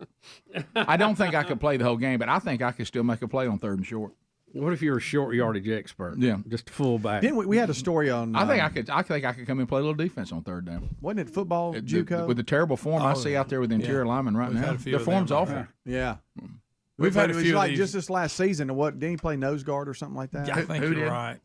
We had an older man that tried to play football in JUCO. Just knowing how your body feels at this age, I can't imagine getting up the next morning. Let me tell you what I think. For football. Let me tell you what the thing you can do, because I remember and this. baseball. I met this guy, and it's been about a year ago, And because I realize now, I don't think it was a year ago, which means it was. It's About longer a month. ago than I thought. You know what I'm saying? Everything's longer ago than I thought it was. Well, Tim said they've been here 6 years on this. I thought, what? Yeah. But anyway, so this guy, and he and I were trying to do a little bit better, and he and I were in the same class. And he wasn't, I wonder a chance he's listening. Probably not. He wasn't overly physically impressive, okay? I mean, but a guy our age, he was in pretty good shape, okay? And he was close to my age, a little younger, but not young, okay? And he was training to go play football. And I said, football? And he said, yeah. He said, I'm in here trying to get ready. He said, I play, and I want to say it was Brazil. He was using it for the advancement of the kingdom, which it was basically using it, being a missionary. This is his way in. He's a football missionary? Yeah, and Wow. He shares Christ with people, but he tries to, and he found that these leagues of American football that other countries are putting together that have not Canada, not the Europe. I'm talking about stuff like Brazil, things like that. And I've known people who went over there to coach. Yeah, look, and he said, oh, I start. I said, you start. And he said, oh, yeah. He said, you don't understand the level. He said, because I know the game and I understand the techniques and all that, and I'm still in pretty good shape. He goes, I'm still one of the better linebackers in their league. He goes, for the team, I mean, every team I play for, I start. He said, I usually either play fullback or linebacker. And I said, are you kidding me? He goes, that's where you need to be. He goes, go with me to one of those places. He goes, you would own it. Oh, yeah. And I was like, I said, so I'd start. He goes, you would start for Brazil, one of those Brazilian teams, I'm telling you. Right now. And he said, I mean, I'm talking about like, like you'd be like, you'd start. And I was like, really? Wouldn't help your stamina. No. So he's good for multiple plays in a row?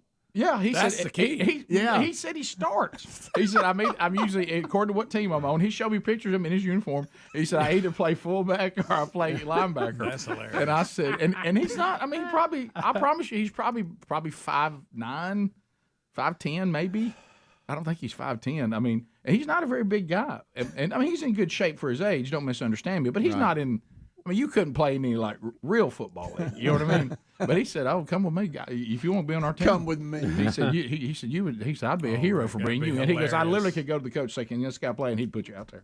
That would be so funny. He goes, "You run through a few plays, you be in." I thought, man, I might do that. Then I thought, nah. That sounds like a hassle. Oh, that's it. Well, there he is going to play. Yeah, well, good for, Greg. Yeah, how about that? Good for him. Good. Yeah, I mean, it's a. Some of the younger guys try to pressure him by beer. I wish he would just get up there and swing like a madman and just tie into What one. if he got on a streak and was just killing it? Yeah, I think that'd be fun. Now, that would be fun. One for the old guys. Yep. So there he goes. Now, it is odd that I thought he was like a great player that wants to come back. I didn't realize it. And Now, that situation, he may have played at a school that had a lot of great players. Yeah, maybe he was a late only so bloomer. many spots. But when we throw things in the story like his major league dreams were. Yeah, now that part, his Major MLB, league? were they being Well, tongue I in think, cheek? you Don't you know, think? everybody that plays baseball has major league dreams. Right. You know? That's true. All right, we'll come back. Phone calls are next. All 10 lines are available, whatever topic you want to talk about. At 866-WE-BE-BIG, we give all 10 lines available to you. Comments, questions, bringing information to the table. No meaningless shout-outs or shameless plugs, anything like that. But your opportunity to program the next segment when we come back. Rick and Bubba, Rick and Bubba. All right, so we're talking about Coach who's been legendary on the show for years and years and years. Quite a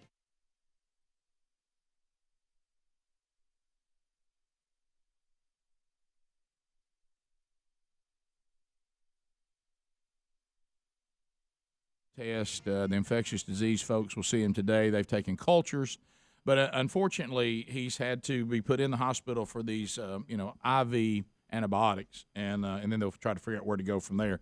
Undoubtedly, they just start out with a basic until they figure out what it is, and then they get specific about how they should treat it because different ones need to be treated different ways. Right. So the first one is just kind of one that seems to help all of them, no matter in some form. So anyway, but having to deal with him in the hospital is a nightmare. So first of all, we talked about the fact that he wasn't going to stay, and now he is, and now we're down to the robe. We dread the robe every time he's ever gone to the hospital. I don't know what his thing is with this robe. He hates hospital robes. He doesn't like them.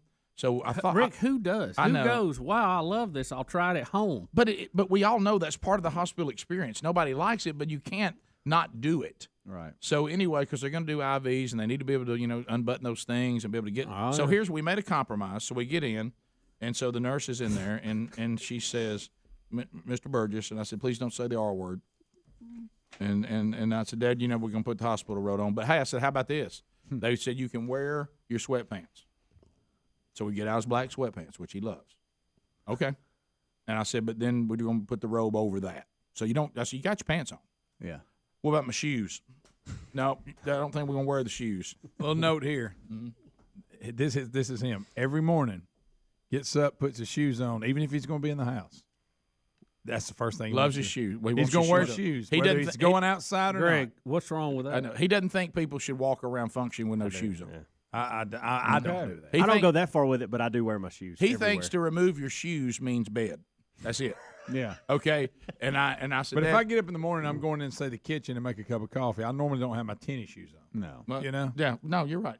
But He does. He doesn't have house Wait. shoes. He has his functioning shoes on all the time. I do the same. Greg, I put mine on before I leave the bathroom. I always have surely them on. not. Yeah. So You don't walk. You walk around the house in shoes. Oh, yeah. I do When too. you're not going to home- leave for I hours. do too, but I don't do what. When you get home from work, you don't ever take your shoes off and relax? I take mine off the minute I walk. I do the door. too. I usually take them off when I go to bed. That's There you me. go. What? Goodness Dad gracious. You believes. sit around in the house with shoes on. I do it, Greg, all the time. That's weird. Wow, that's strange. That's That is. weird. Now, remember, I've Like had you to take Keep your- in mind, you're calling your dad weird. Listen, I've had foot trouble. Remember, I have to have the inserts to keep everything in the right place. Let me, Bubba. I have a foot that doesn't even function, and I take mine off. I don't like to wear. Amanda gets I'm not really supposed to go frustrated with me. barefoot. By the way, I have a very bad foot. And I'm not one of foot- these weird people that makes you take your shoes off to come in their house. No. I'm not that. Now, if you No. got dog crap on them, maybe then. Right. Yeah. But Well, we see but that. you know those people that won't let you in the house with your shoes on, that's weird too. So not There's a happy medium. yeah. So not undoubtedly not as abnormal. But my dad believes if you're not going to bed, your shoes should be on. But I said, in case you need to run. well, that Everybody knows that. But that led to the next thing.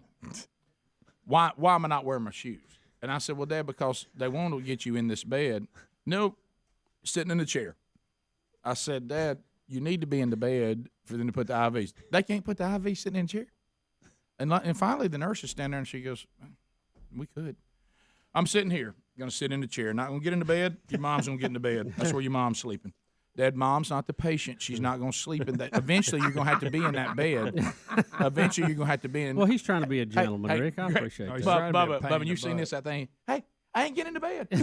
And I'm like, He's not getting in the bed, all guys. right, can we do his IV in this chair? Hey, I hope you just sit in the chair for the next. Well, first of all, I ain't going to be here long because we ain't staying.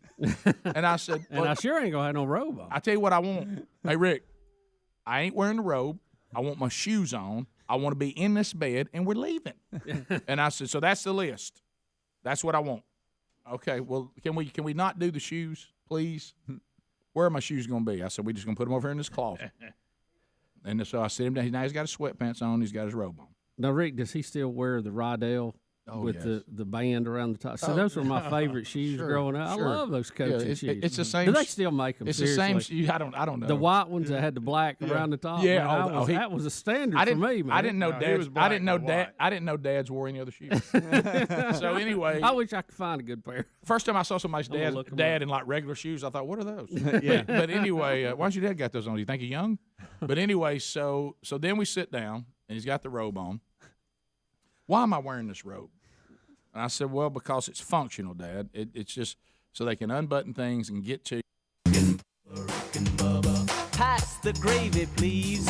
Ooh, it brings me to my knees. It's 10 minutes to the top of the hour.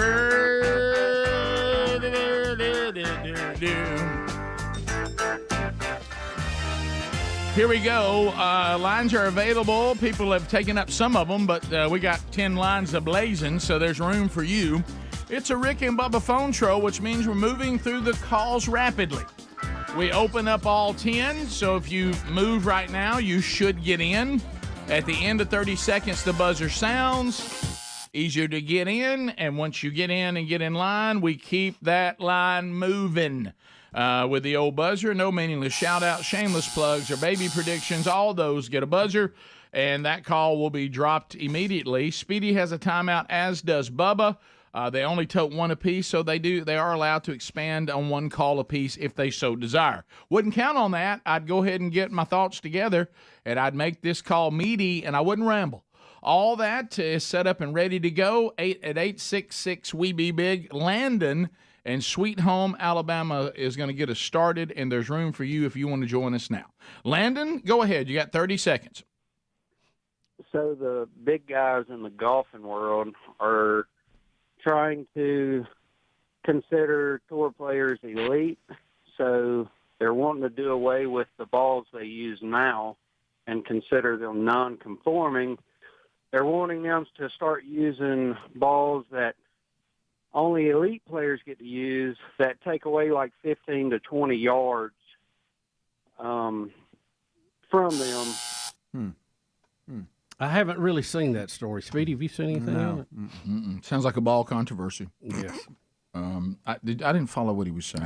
I don't either, Rick. Was he saying they now want everybody to play with the same type of ball that a professional would play with? No, they're saying they want the professionals to play with a ball that's not as lively as the normal golf ball. Yeah, what he said, I don't know. Well, what the real story the advancements in golf have, within the last few decades, have come so far that, like, the average I guess, drive in as far as, you know, the PGA goes, the professionals is just, it's getting to the point where it's like, where will the sport be in another 20 years? Because technology, if it advances in 20 to 30 years like it has in 20 to 30 years, it's going to be to the point now where it's you know, after every drive, you're going to have a wedge in your hand. And so for the professionals, they're talking about maybe when it comes to the actual golf ball, having an elite golf ball to where the distance is pulled back a little bit because the technology advancements have come so far. Like a blue dot used to be in softball. Yeah, kind of, but that's not going to affect the everyday like golfer. Baseballs have been tampered with and all that kind of stuff. And so,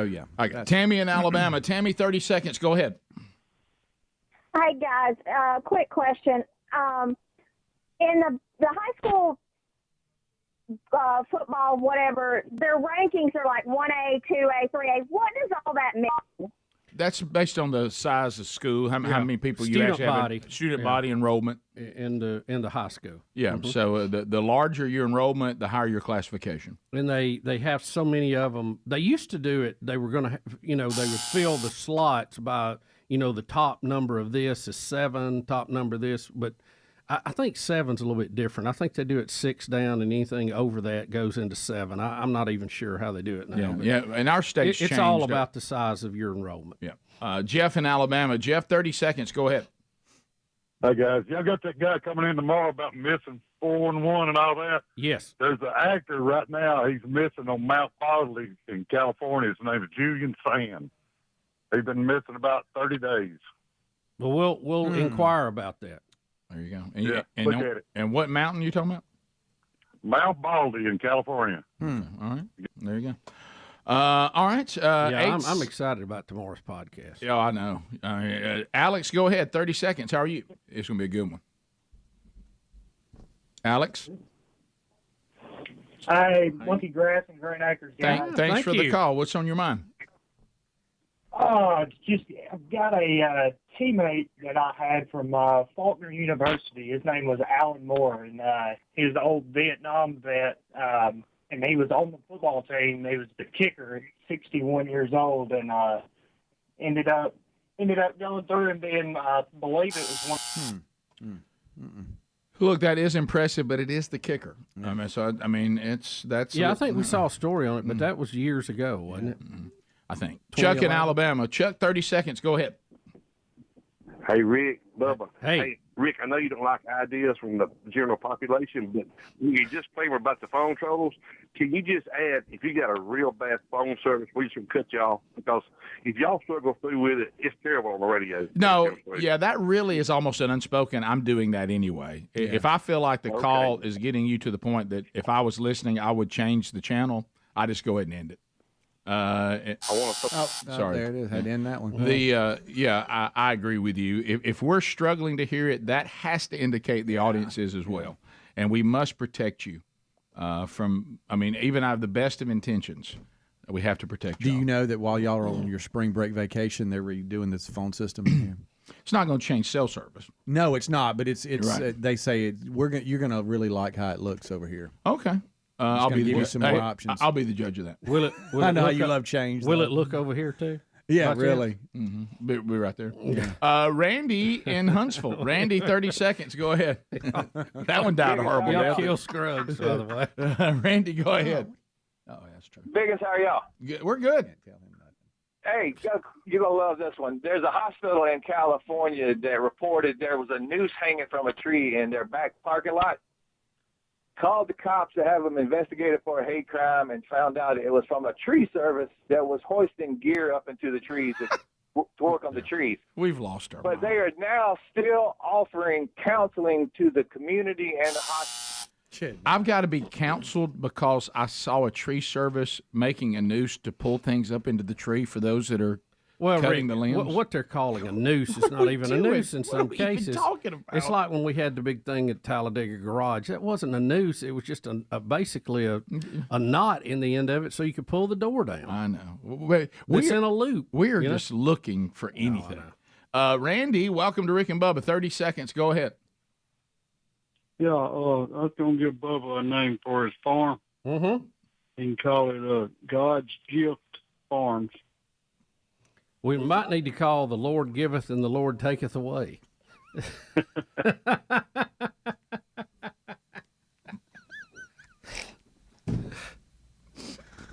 Y'all all right over there? I'm good. I'm not. Jacob, Alabama, go ahead. 30 seconds. Hey guys, Hey, buddy.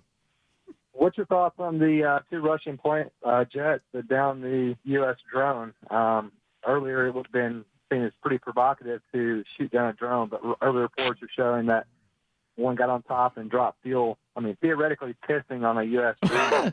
Yeah, we actually talked about that. Yeah, we talked about that last hour. They busted and dumped Yeah. fuel on it 2 or 3 different times, trying to be an annoyance to it, and then actually bumped the propeller and disabled it, and then the U.S. had to scuttle it, so to speak. So, I mean, we're in international waters. I don't know why the Russians think they own that. I can't get Bubba to care about it. I'm trying. Yeah, we talked about it last hour, and that's why you can't miss any of the show. But we did deduce that we doubt anyone's afraid of our response.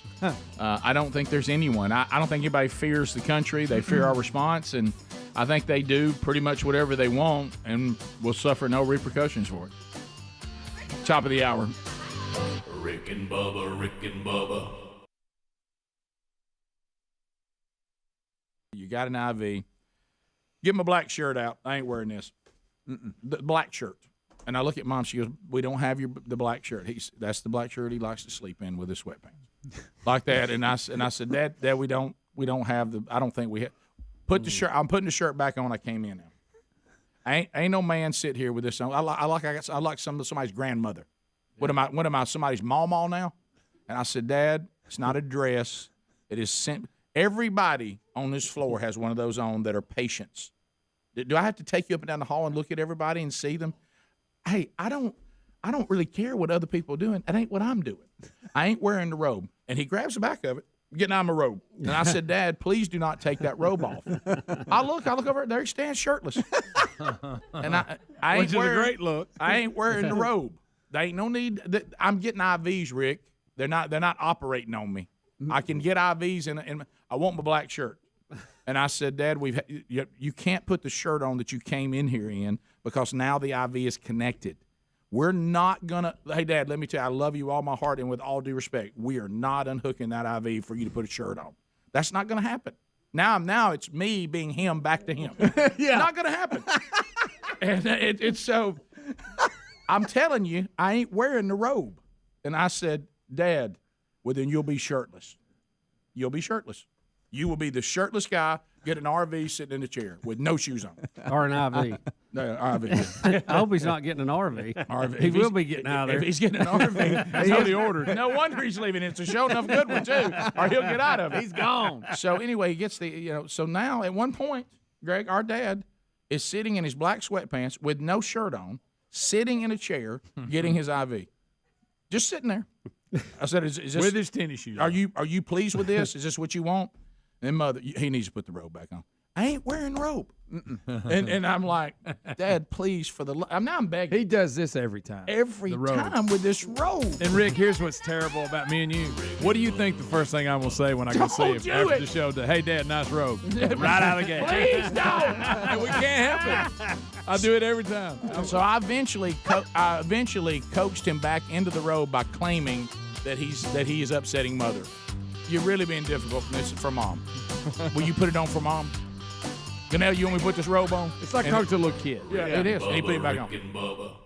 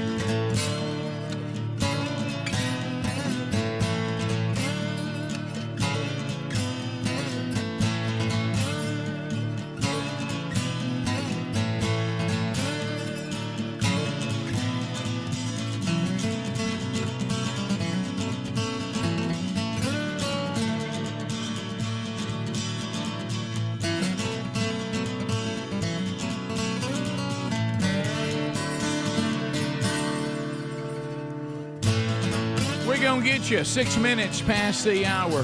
Thank you for being with us today. Speedy, the real Greg Burgess, Adler, all here. Helmsy vacationing and out. The Wednesday Bible study back today, Revelation 5. That's happening as we walk through the Revelation in our current study. Noon Central, watch it live on our YouTube channel, or just watch the archive or listen to the archive on your own time. Welcome back. Uh-oh. There we go. Wow. That's a shout out to those of you at Trade Day that are selling these Rick and Bubba shirts that are knockoffs. That's right. There's Bubba. Look out. Yeah, back. Bubba, we can unpack another one. Now, the president, and of course, politicians, when they're lying when their mouths move. I mean, most of them, they exaggerate, they lie, they'll make up stories. And one of the things that he does, Dana Carvey, I went and watched the listener toast to watch his impression. And one of the things that he's picked up on is what we picked on is how the president will say he's not joking. And Dana Carvey says he'll say that when no one even suspects you're joking. I mean, why does he keep always having to follow everything by going, look, I'm not joking. I mean, who thinks you're joking? I'm not joking.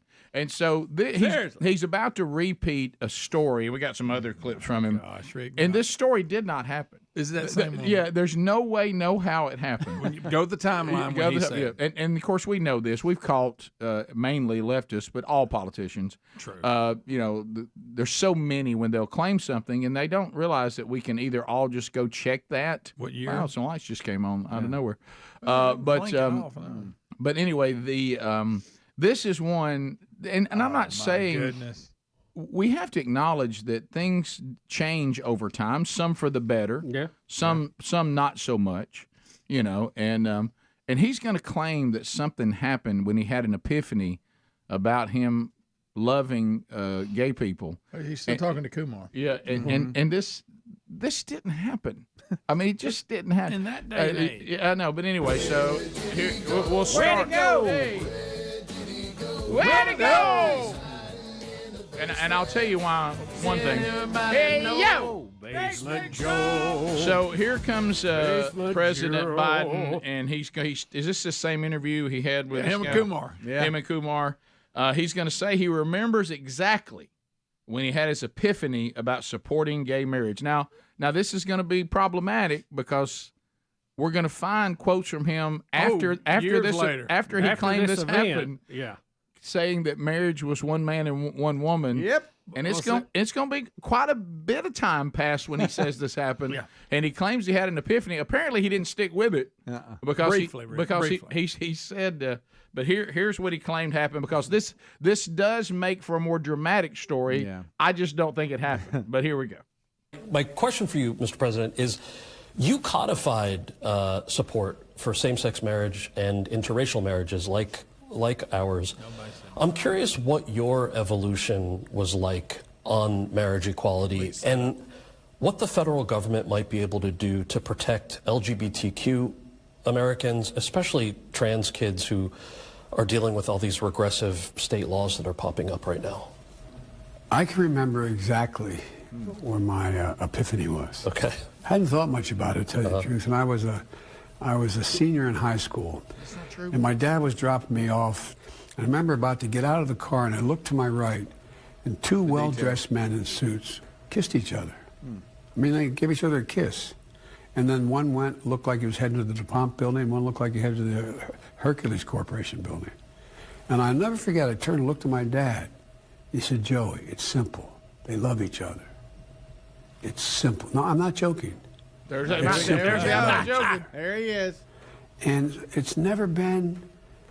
It's never been. It's just that simple. It doesn't matter whether it's same sex or a heterosexual couple. They should be able to be married. What is the problem? So listen to your auntie and your uncle. Get married. Do it now. Don't wait. Transgender kids is a really harder thing.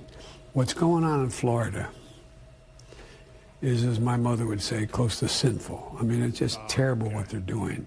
What are they doing? Wow. They actually are making you wait till you're 18 before you can do any of this. They're actually looking after you because you're too immature to make that decision. Just like decision like that, you can't go in the military, you can't own a gun, you can't do a lot of other things because you're not wise enough at that age to make your own decision. And they also choose to ignore the people who have done that and regretted it and are speaking out now, going, "Hey, I may have overstepped my bounds." Do we have the clip of Biden where he is not supporting gay marriage like half a dozen times between that point that epiphany that he had because and the wind his was current, blowing that way. Yeah, his current position on that. Adler, do you have that? So he's looking for that, but we've had those. We've played them in the past. That's when he's got that comb over. And it will show you, and pay attention on chronological liars.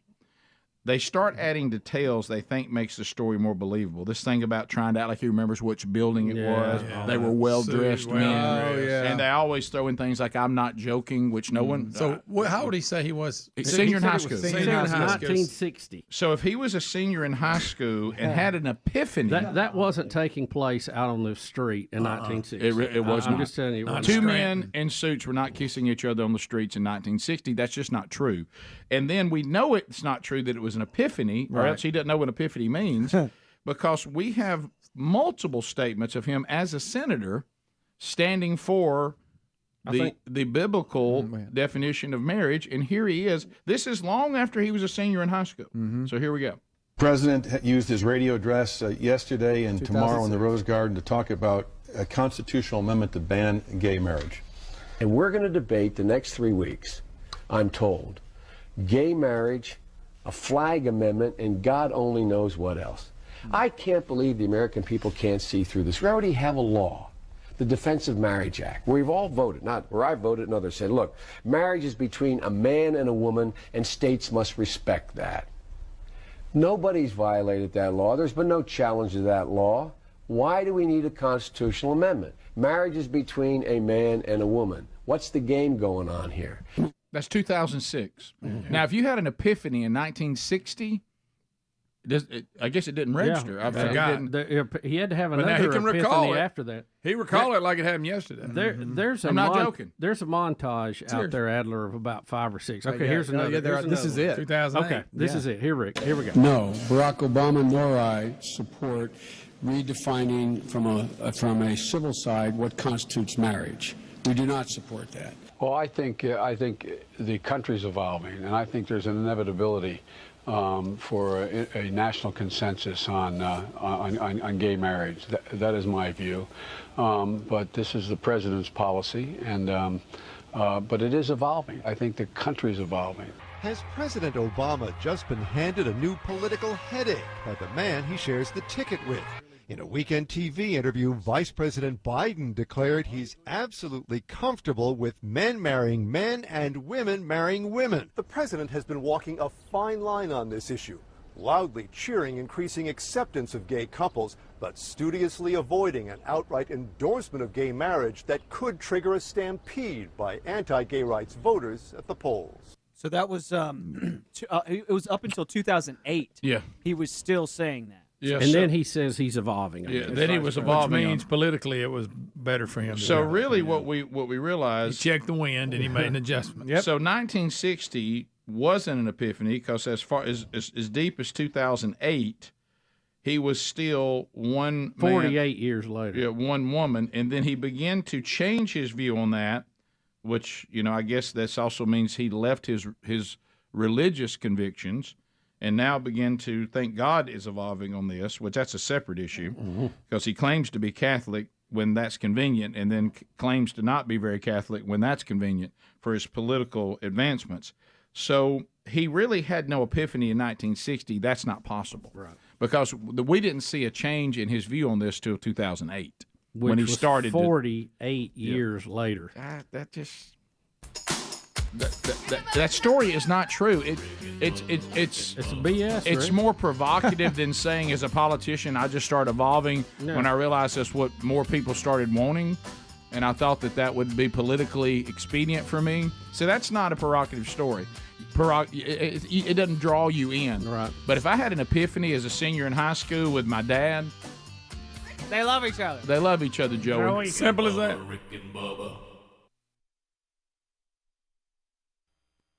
Bubba obviously is making a new commitment, as we all have, to try to do better. And God love him, a woman just brought not just anything, but a homemade pound cake. Oh, buddy! And so I was. That's the atomic bomb. I was watching it. I watched it go past Bubba's seat. Who took that? Who was that? Oh, thank you, man. you. Thank you, Thank ma'am. you. Thank you so much. Sometimes you can love people right to death. Yes. And but Bubba, and I can't believe what I heard. I'm watching him try to figure this out, and he said, "What do you think about if it was some sort of mask?" And I was watching him, and I was like, "What?" He goes, "You know, you could stick the food in it, but I couldn't get to it. I couldn't actually bite it." he said, "But I had it out in front of me, like I could smell it and I could enjoy it, but you couldn't swallow. But there was no way I could actually consume it." This goes back. Can you even hit it with your tongue? Go and taste. This is a diet idea that I have to give props. First appeared with Ryan Greenwood. It did. That you would just smell food, not eat it, and then throw it in the trash. And you know, we saw Ryan then at your son's wedding, and apparently that thing didn't work. Yeah. But he's doing more than smelling it now. Yeah. No. Oh, be nice. But you know, it's on in here. Right? You know the respirator mask, like the gas mask you get, and they have the filters in the side of it. What if you took the filters out and you just crammed pound cake in there and then screwed the top back on, and you breathe through the pound cake? Yes. And you got the aroma of it, but you didn't get the calories because you wasn't eating it. You know what I pictured? Wasn't there a Major League Baseball player said he was on a thing where he put food in his mouth and just wouldn't swallow it, he'd spit it out. Back out. Guys, you realize so that's even a step above smelling it. I don't want to be insensitive here. Smell it. I don't want to be insensitive here. Y'all realize y'all are walking the borderline of bulimia. I mean, it's Rick, look. I mean, I need a little dose of that. You know what I mean? My favorite when Greenwood was doing this smell thing. He smelled one and threw it away, and then I picked another one up. He goes, "No, I don't need it. I'm full. I already had one." I was like, I'm satisfied. I'm good. Yeah, but so, and I kept picturing. You know what I kept? You know what I kept picturing, and you're almost there. The first time you said it, because I was watching his mind, trying to picture it in his mind. The first thing, and it was like that. You know, you remember Wait a minute, I got another idea. I could take my CPAP machine and just cram it where the filter is on the input. There you go. Pump it right in there. You could have sausage balls, whatever you want. Tonight? Oh yeah. Cheese straws. Cake. And you go to sleep. Yeah. You go to sleep to the beautiful smell of homemade pound cake. Oh man! I'm gonna tell you, y'all laugh. This may be something. I may follow this up. I think you're onto something. Yeah, I'll let boy band pass. I didn't you missed that one. You did. Oh, you missed it. Let Subway franchise pass. Didn't act on that one. That's the world's largest franchise. I may have to follow up on this. There's one on every continent. Smell the weight off. Smell the weight off. What'd you do? Did you look at that Subway and go, "Ain't nobody gonna buy Bubba, that?" I said, there ain't no way McDonald's and Hardee's gonna let them get started. No, they'll crush it. They're the largest fast food in the world. They're on every continent except Antarctica. I could have had. Now they strip malling. Hey, I could have had 3 counties worth of them for nothing. You know. And they say it's one of the cheaper franchises that you can get into. Yeah, thanks, just Rick. gonna pile on a little more. Thanks, buddy. But you know what? This is going to be the name of your diet plan. Losing weight never smelled so good. Yeah, that's it. Oh, I love it. I like that. Well, that's Picture him kind on of an infomercial. I want him on one of them infomercials, putting it in there. And then, see, now I can enjoy pound cake. When he guy with an English accent doing the infomercial. Smell them French fries. Not a calorie to be found. That's right. But what I you know, pictured, smell is an important part of taste. It is. If you ever had your nose stopped up and you try to eat when you have a cold, you go, "Well, Ruins this is it. ridiculous. It Why am I even absolutely doing this?" ruins it.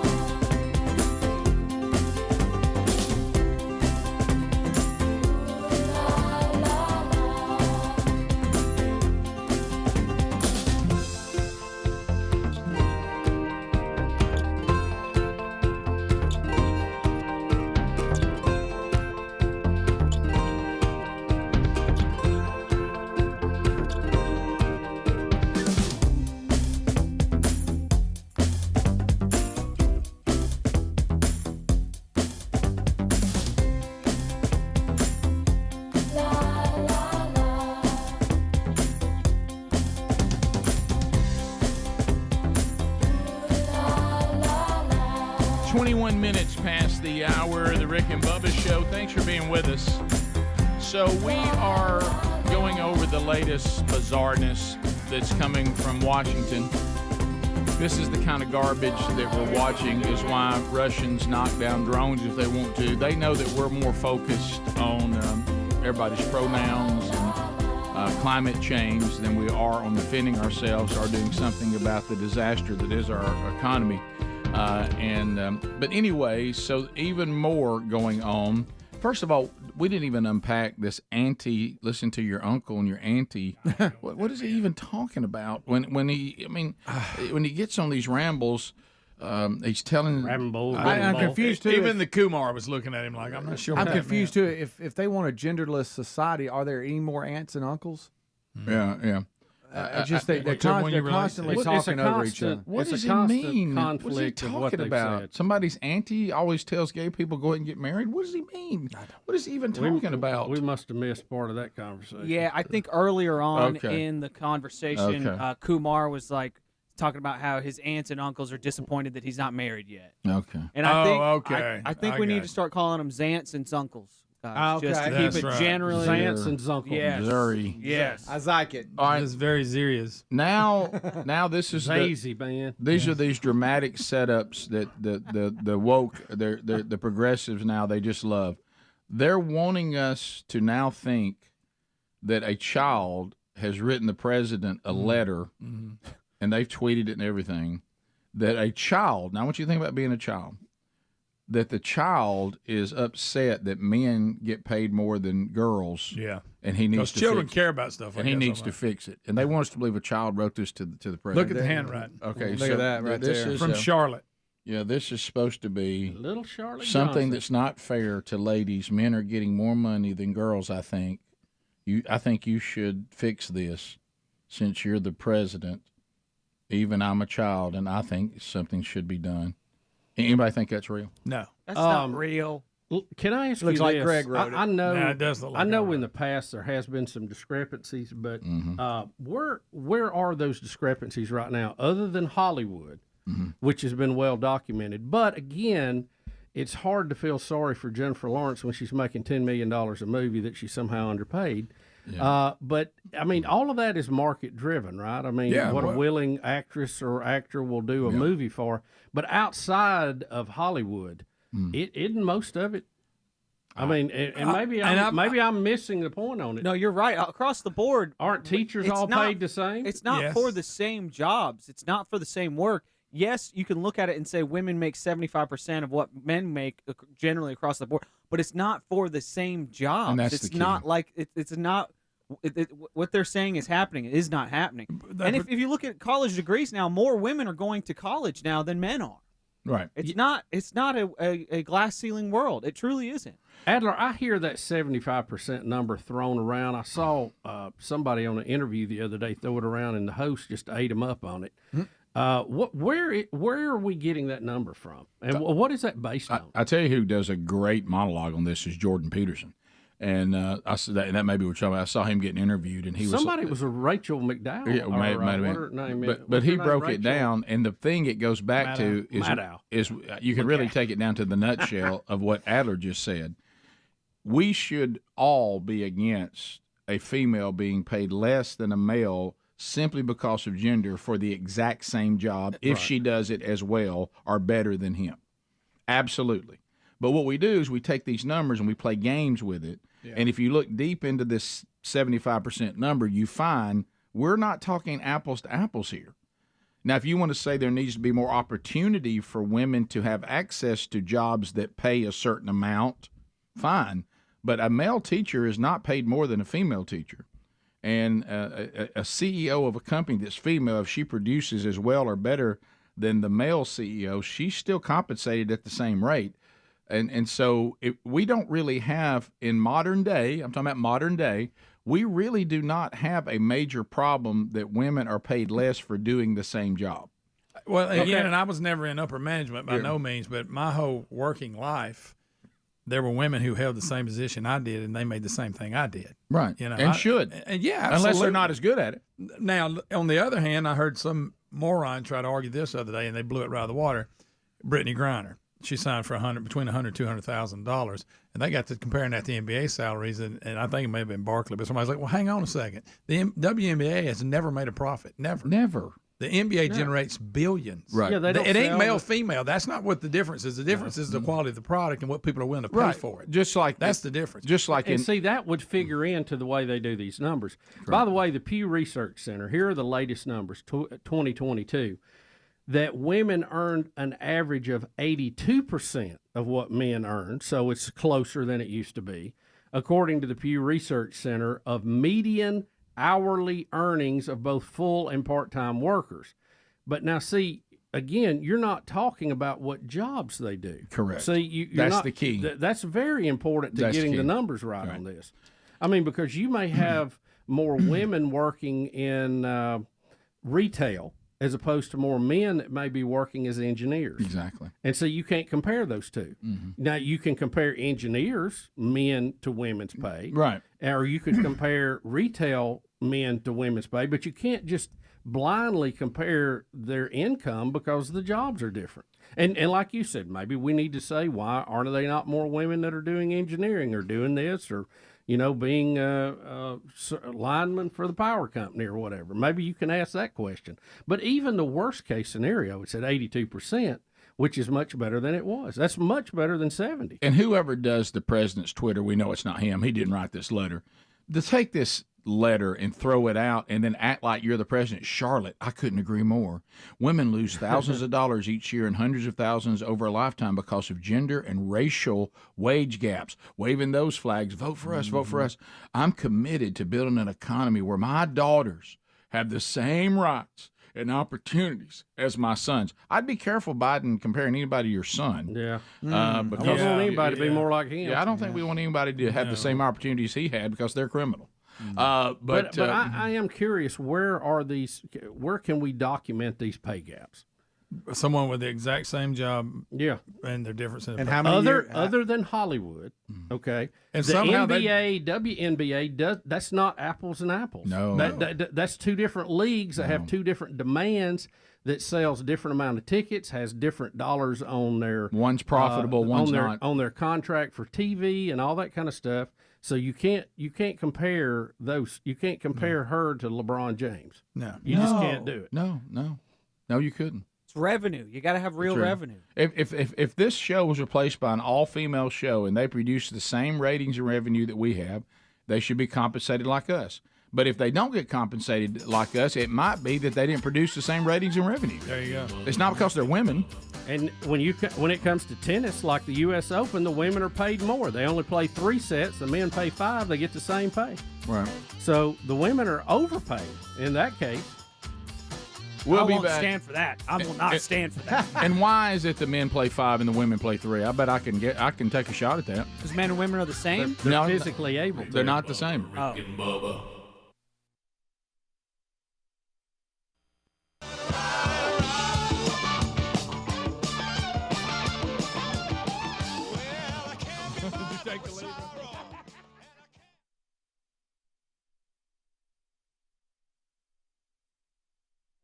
Greg, some people struggle with cocaine, others with pound cake. Right. Get it right here. He's going to see. He's got a filter now that he's sniffing through. I worked on and now I was sniffing it through a filter. Yeah. Wait a minute, are you smelling pound cake through a coffee filter? Yeah, I was. Yeah, well, now it's in his mouth. Yeah. Now I got a chaw of it. I'm just I was letting about to say, it sit there. I see some of it found its way into your mouth. Yeah, just a little bit. That's it. Hand me That's that. it. You want Are to you treating Bubba? Or you just said like a chaw. Are you treating the cake like a dip so it'll last longer? Yeah, I got it in there. And I'm gonna tell you this: that pound cake is number one. It is good. Oh, Rick, you talking about one that smells good too? That's good. There's a new name for these two mics over here. I call y'all the Death Squad. I just got a little corner. Okay. Hey, after it's over, Greg and Bubba are headed to the railroad track just to stand there. I got a little piece of it, and I crammed it up my nose. Man. Greg, you of all people that That is warned so people good. about That just is a so little good. tiny bit. But you warned people about I can eat dancing that with whole danger. cake today. No, If nobody was watching. Bubba, Easy. 4 fingers in the thumb. I know. Go ahead and swallow it, Bubba. No, a little bit. So Moderation. now This he's is trying to extreme hold it in moderation. his mouth like tobacco. Let's take that last I'm little just half. experimenting with several little ideas. Let's here. take that last little half and let's just throw it away. That part, well, Well, you it's had so small. but you There's had no need to half. throw it away. Well, you already had a small piece, which is plenty. But Rick, I usually get a big piece, so this is cutting back, so this is good. Rick, I took a little corner. I watched him on cutting cake. Okay. It was I made you know what it is, don't you? keep me accountable on the size of it. It's a process. I told him, I It said, is. You have the gotta one trust the piece, but process. just not two. Right. Just enjoy it. I took a little corner, followed it by some frozen grapes. Greg, now you're becoming Bubba. You thought the frozen grapes canceled out the pound. No, they kept me from getting more pound. Okay, I got you. Yeah, Rick, that actually makes sense. Look, we cannot go cold turkey. Guys, That is not an option. y'all's portions have changed tremendously. There I've been we go. keeping an eye on There it. You got to we admit, last Thank 2 you, weeks Hounds. it's No, been I dramatically have. different. I've been impressed. And let me tell y'all It's this. motivating me, guys. I'm I telling How you. about this? Way down the road, really is. way down the road, we start dealing with where the calories actually come from. Absolutely. You know what That's I down want the to road. do? That is down the road. You know what I really want to No, do? you're right. You know what I want to do? Yeah, I know what you want to do. I want to take that cake. Wow. This finna get serious. I mean the whole thing. Okay, except for that little shriver that's gone. I'd like to get me an ice cold mellow yellow out of there. I'd like to get in my Jeep and drive in the woods so nobody can see me and eat the whole freaking thing by myself. That's so real. That's honest. That's honest right there, buddy. And then lick the crumbs off the plate. That tells you what he's battling with. Rick, to understand the battle, see, I can't understand the battle until I know it. Let me ask you this: did you break it in pieces, or you just hold the whole thing and battle it? I probably just chew it. I just work, or I might cut it in pieces so it'll be easier to eat. Yeah. I don't know. I don't know if I would. I don't know It if I smells good, it looks good, and it tastes great. If I'm out in the woods with my mellow yellow in the woods, I think I may just hold that thing like I'm eating a hubcap. You know what I mean? Like a giant fat pizza. All in. Rick. And I'm in the Well, I woods didn't and know nobody will say a thing about it, and I come out of there and everybody's happy. I'm Nobody happy, even knows. everybody else is happy, nobody's got a word to say. That's what you're picking up on this now. It's also, I'm going to eat it, by gosh, because y'all don't want me to, and that makes me feel bad. No, it's just because I want to and I like it. Yeah, I like it, and I know it's like not the right. way it tastes in my mouth. That's all that matters. Oh my gosh. Agreed. No, And then but I look at that empty giant cake holder. bruise on my artery going down my leg and go, hey, maybe not. At the time, it seemed like a good idea. Greg, as I've said before, there was something to the show called Scared Straight. Yes, there was. Boy. Rick, this little. I know. I have eaten, no. I have eaten oatmeal, stupid oatmeal, and fruit every morning here for over a month. Yeah. So y'all can shut up. What kind of oatmeal? Hey, the death squad is Stupid striking oatmeal. back today. Did you hear me? Listen, ask We've him, had all we can take. ask him again what kind of oatmeal it was. What kind of oatmeal? Stupid oatmeal. Yeah. Because how about this? Oatmeal sucks. You know, really, I've never eaten it because I tried it one time and I thought I'd rather eat a paper napkin. It doesn't It'd have look more good. taste to it. The presentation's not good. It's just a delivery system for whatever you can throw on Now, I top pile of it. that little fruit in it, and it helps. Well, I tell you what the bad thing about oatmeal, and I totally agree with you on oatmeal, is like I remember just thinking that somebody actually served me up oatmeal. Like I thought, well, here's oatmeal I can eat. So hey, y'all, I found oatmeal, only to discover that they said the things that were done to it to make it palatable now ceased. It now ceased to be good for me. Yeah. I'm eating. let me I'm ask eating you the The only oatmeal. way to enjoy oatmeal is to eat it in a way that doesn't do you any good. I'm eating the oatmeal that most tastes things. like the box. You know what I'm talking about? The original. It original. tastes like the pack. You dumped it out of. Non-flavored original. Man, But what goes put a in a little pound fruit in it. cake? What are the ingredients in a pound Bubba, cake? don't Sugar. ask this. Let's see. Let's Hold on, I'm going back. Angel.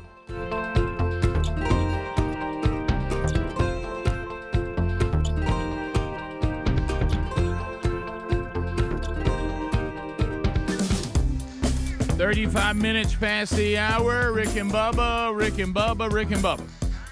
Thanks for being with us today. Animal attacks are continuing. We've warned. Is anyone listening? Is anybody listening? Ow. They're on offense, Bubba. They are on offense. Pet monkey shot and killed after it nearly rips Oklahoma woman's ear off. Off. You'll hear her say, I thought it was going to be removed from my head. So here is the story on what happened in Oklahoma. Here we go. Experience traumatizing. She has the story from Dixon tonight. Dixon police say this is one of the most unusual calls they have ever received. A monkey launching a surprise attack on a woman, sending her to the hospital. I was sitting here and I'm in this exact spot, and I looked out the window and there was a monkey looking at me. And I said, oh my God, there's a monkey. And I took a second take and I was like, there's the monkey on the front porch. Brittany Parker says she was stunned. He was trying to get into my house, the little button that you push in on your screen door. He had broke it off. I was literally hanging on to the door, trying to hold my door closed. Parker says she called police and went outside when officers got there. That's when she was attacked. He crawled, jumped up my back, and landed on my head. Got on my head and grabbed handfuls of hair and just ripped it out, and then ripped my ear almost completely off of my head. Police say the monkey ran off after the attack. As we were looking for this this primate, 2 shots were fired. They did come from the area of the victim's residence. Officers went back and responded back to that residence, and then found that a family member of the victim had shot the primate. Parker and police say they didn't know someone had a pet monkey. Friends of the monkey say his name was Jack. They sent us these videos. It's scary. Yeah, it's scary. Yeah. It's absolutely scary. Yeah, it is. Very traumatizing. Parker says because of her injury, she can't work. She says she will need plastic surgery. Parker also worries about her family's safety. Do I let my child go outside and play and be a normal child, or do I need to worry every time that we step outside that we're going to be attacked by something? The monkey's not in Oklahoma. It's very traumatizing. It's very scary. In India, Police here say having the monkey is not illegal. The owner's name has not been released, but the case has been turned over to the district attorney. Reporting in Dixon, Sarah Smith, Fox 25 News. I know what you're thinking about. I know what you're thinking about. I'm thinking about the incident in Gulf Shores too. Yeah. And I'm thinking to myself, as bad as that went, it could have been. It could have been worse. I didn't know that woman's ear was in that kind of danger. And I think it's kind of bad form that whatever they got to repair her ear is the color of a banana. It is. Well, we didn't need a close-up shot. That seems like a bad decision. Was that just part of the dressing to hold it in there? It looked like to me they kind of. Did you notice it looked like a little banana though? I don't think that's the way it is. No, it's tough to put a bandage on that. I think they attached it back. It looked like to me it had been completely pulled off on one edge. Did y'all notice she had the dog trainer pee pads on the back of her couch? She was leaning against. Did y'all notice that? I think that was because of her bloody ear. It's her bloody ear. Yeah, that's so it doesn't bleed on the couch. She's bleeding all over everything. A little overkill. By the way, and I will say this: did you see how much pee pad was up there? I know how this woman is traumatized, and rightfully so. And I'm glad that the beast was shot and killed. The beast. But I will say this: I don't think you're going to have to live in morbid fear of your children being attacked by monkeys in Oklahoma. No. Move on. That's a little bit dramatic, but how did that one get there? I mean, to her defense, if you shoot one in her neighborhood, you probably have taken out the threat. I would think so, but what else does a neighbor have you don't know? Well, I guess that's what she said. Well, that dogs. I mean, dogs can be quite dangerous. My wife's terrified of dogs. I was worried about neighborhood dogs. Now I'm worried about neighborhood monkeys. Great. Well, you better be. If there's one in the neighborhood, you better be worried about it. I've warned about this for years. Once they get I older. know several people personally that have been attacked by dogs. Oh, yeah. I mean, that's real. You know, but they don't have opposable thumb and that kind of strength. Right. Yeah. Mm-hmm. All right. So, Bad monkey. Bad decision here. Cops pull up, and the monkey had kind of calmed down, and they thought, okay, the monkey's chilled out. She opens the door to walk out to the officer's car, Should not and have the gone monkey jumps on her back. Should not have gone out. No, they're unpredictable. And then that's when picture that scene. If you're an officer and you see that, Well, what set him off because they showed him interacting with people. You know, something about her. He didn't like. If he's not been neutered, I can tell you. Yep. Yeah, you're probably right. Oh yeah, Got excited. Monkey rut takes another one. Yep. You can't say Look at that ear. Good night. Man, he went after that ear. Look, forget now. That ain't cutting it with nothing. That's ripping it. He ripped that ear. I never thought I would say this. I never thought I would utter this into the microphone when I think back to the broadcast in Gulf Shores. I believe that woman and what happened to her, though very traumatic, she'll take that over what happened to this woman. Yeah. If you had to pick the two, and they're both extremely unpleasant, I would much rather need a comb than to not have my ear. Oh yeah, pull my hair all day long, but leave my ear alone. Well, they pulled her hair and then I went know. down. I take that over ear gone. This lady, there was more than he just pulling her. Well, yeah, Because you're going to have to experience that too. But I'll still take that. Yeah. I can't believe I'm saying this. Right. I still will take that over the tearing off of the ear. Yeah, shower will get that. This lady's lucky he didn't go after her eyes. Yep. You're right, Bubba. You are. I've heard of ripping a new one, but that's crazy. They'll eat. They Eat your nose off, Hey, they'll eat noses, ears, and if you're a guy, you don't want. You don't know what else they go after. Hey, Rick, you spoke about something. How about that thumb pushing in the door? That thumb had that little. Oh, that thumb. posable thumb's a game changer. A dog can't open your door with his hands, but this little beast can. And he was up there just pulling on that door, Pushing buttons. Golly. No thank you. And Think about you're pulling they're on so the door, wiry. and they're pulling on the door. They're so strong. Oh. They're so wiry. What a grip. And their teeth are very dangerous. See, that's where the old days, when, all of our grandparents, they had the shotgun hanging over the door. And you get your 12 gauge down and you just back up. And if he gets in, you get rid of him. Well, apparently somebody in that house finally went to that point. A little late. Yeah. Would like to see everybody firing before the ear was Maybe gone. pre-ear. Right. Yeah. But look, once your monkey's out, we all have to protect ourselves. Yes. Okay? Keep the monkey in. If you want that monkey to lay down and take a nap on your chest again, you better keep him in your house or keep him in the cage. Was it Jake? Because next time you see him lay down like that, it's going to be before we bury him. Yeah. Wasn't it Jack? Was it Jack? Jake or Jack? I thought it was Jack. My brother's name is Jake, so that's pretty cool. That's pretty neat. Look at that ear. Do we have to keep showing that? I know. Hey, You can come off that. Could have been worse. Greg's mad about the pee Lady's pad face finder. that chimp got. Guys, we've seen things involving primates that we just can't. I can get have over. her face on. Horrific. What kind of monkey was that, Rick? Do you That know? one. It never said. That one right Mad there. monkey. That's bad monkey. That's those you see running all over India. Yeah, Yes, the big yes. hordes of them going Is it around. I think it Yeah, 'cause starts they're with not- an E. I think it starts with an M. It's not a capuchin. A little bigger than that. Yeah, it's not that tiny. Yeah. Yes, I think that's it. We've had a couple of It's capuchins the ones that have stop the by. temple in India. Yeah. I think it is and a they get in the macaque. streets and in big crowds and start just attacking Does everybody. that look similar? Yeah. The younger one there? Yeah, That's kinda. him. Close. Picture that- It's close. Picture that face right there pulling on the door. Oh, no, thank you. Bad monkey. They're bad guys. Is that the ones that pick coconuts and they Throw 'em at keep people? working? And- You remember that the company that makes coconut products? You that see keep- what this small to medium fella can do. Now you gonna bring a chimpanzee in? No. Who's an ape? You better not go there. They're the most dangerous. They've taken faces off. They've killed That people. one woman. Unbelievable. My goodness. Good gracious. I mean, they're just not Sir Lancelot Link. We all know that. And then that horrifying story we had where that family was going to bring their chimp birthday cake on his birthday. Oh, yeah. Oh, yeah. Got jealous. The whole bunch went Jealousy. nuts. And that terrible lesson that was learned, if you're going to bring birthday cake for your chimp and he's in a halfway house with other chimps, bring enough for everybody. Bring cake for everybody. They'll You'll get real pay. jealous. Hey, you better not run out of cake. No. Don't bring one cake and don't give the other one not cake. 'Cause that one's going to be real mad. No, the next the candle, wisdom the right next there. candles they blow out are going to be on your face skin. Yeah.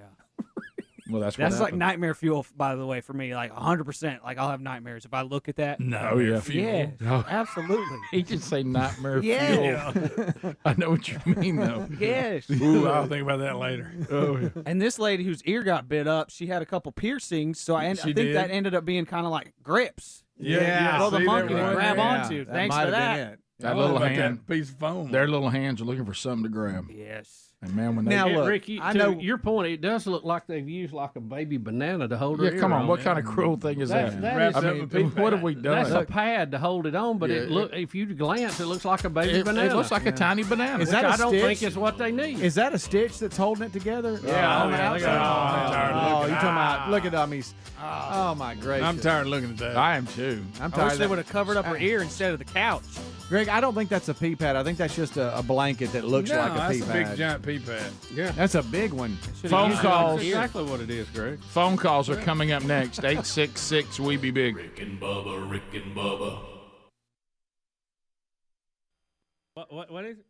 Sugar, yeah. A lot of sugar. A lot of sugar. What eggs? Eggs are good for you. No, here we go. Now he's doing the Bill Cosby bit.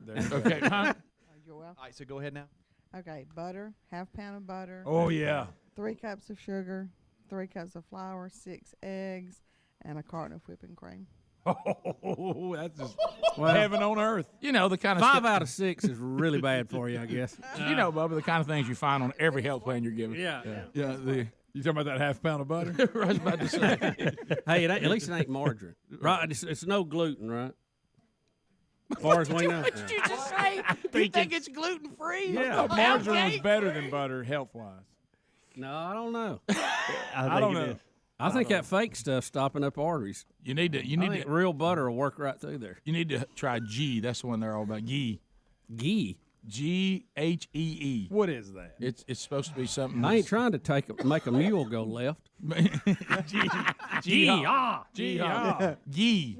Ask Adler about See, it. most people don't even know how to plow a mule, Rick. He's all about give me ghee. advice on stuff. He's all ghee. He's Tell all. you what makes me mad that I can't believe it's butter. You're right. You know why I can't believe it? Because it ain't. It ain't even close. No. It's like yellow paste. It really exactly. should. I can't believe it's not butter. No, it should be called. I can't believe y'all calling this butter. Yeah. I can't believe you're trying to substitute this for butter. Oh gosh, here comes our ghee expert. Oh boy. Okay, yeah, ghee. You're saying it right. Ghee. It's a butter. You can either wear it to do jujitsu or you can put it on a meal. It's G. It's G and all. It tastes good. It tastes really good. It really does. I made artichokes the other night, and my garlic butter dipping sauce for the artichokes was ghee, not butter. Thank you, 344. Get out of here.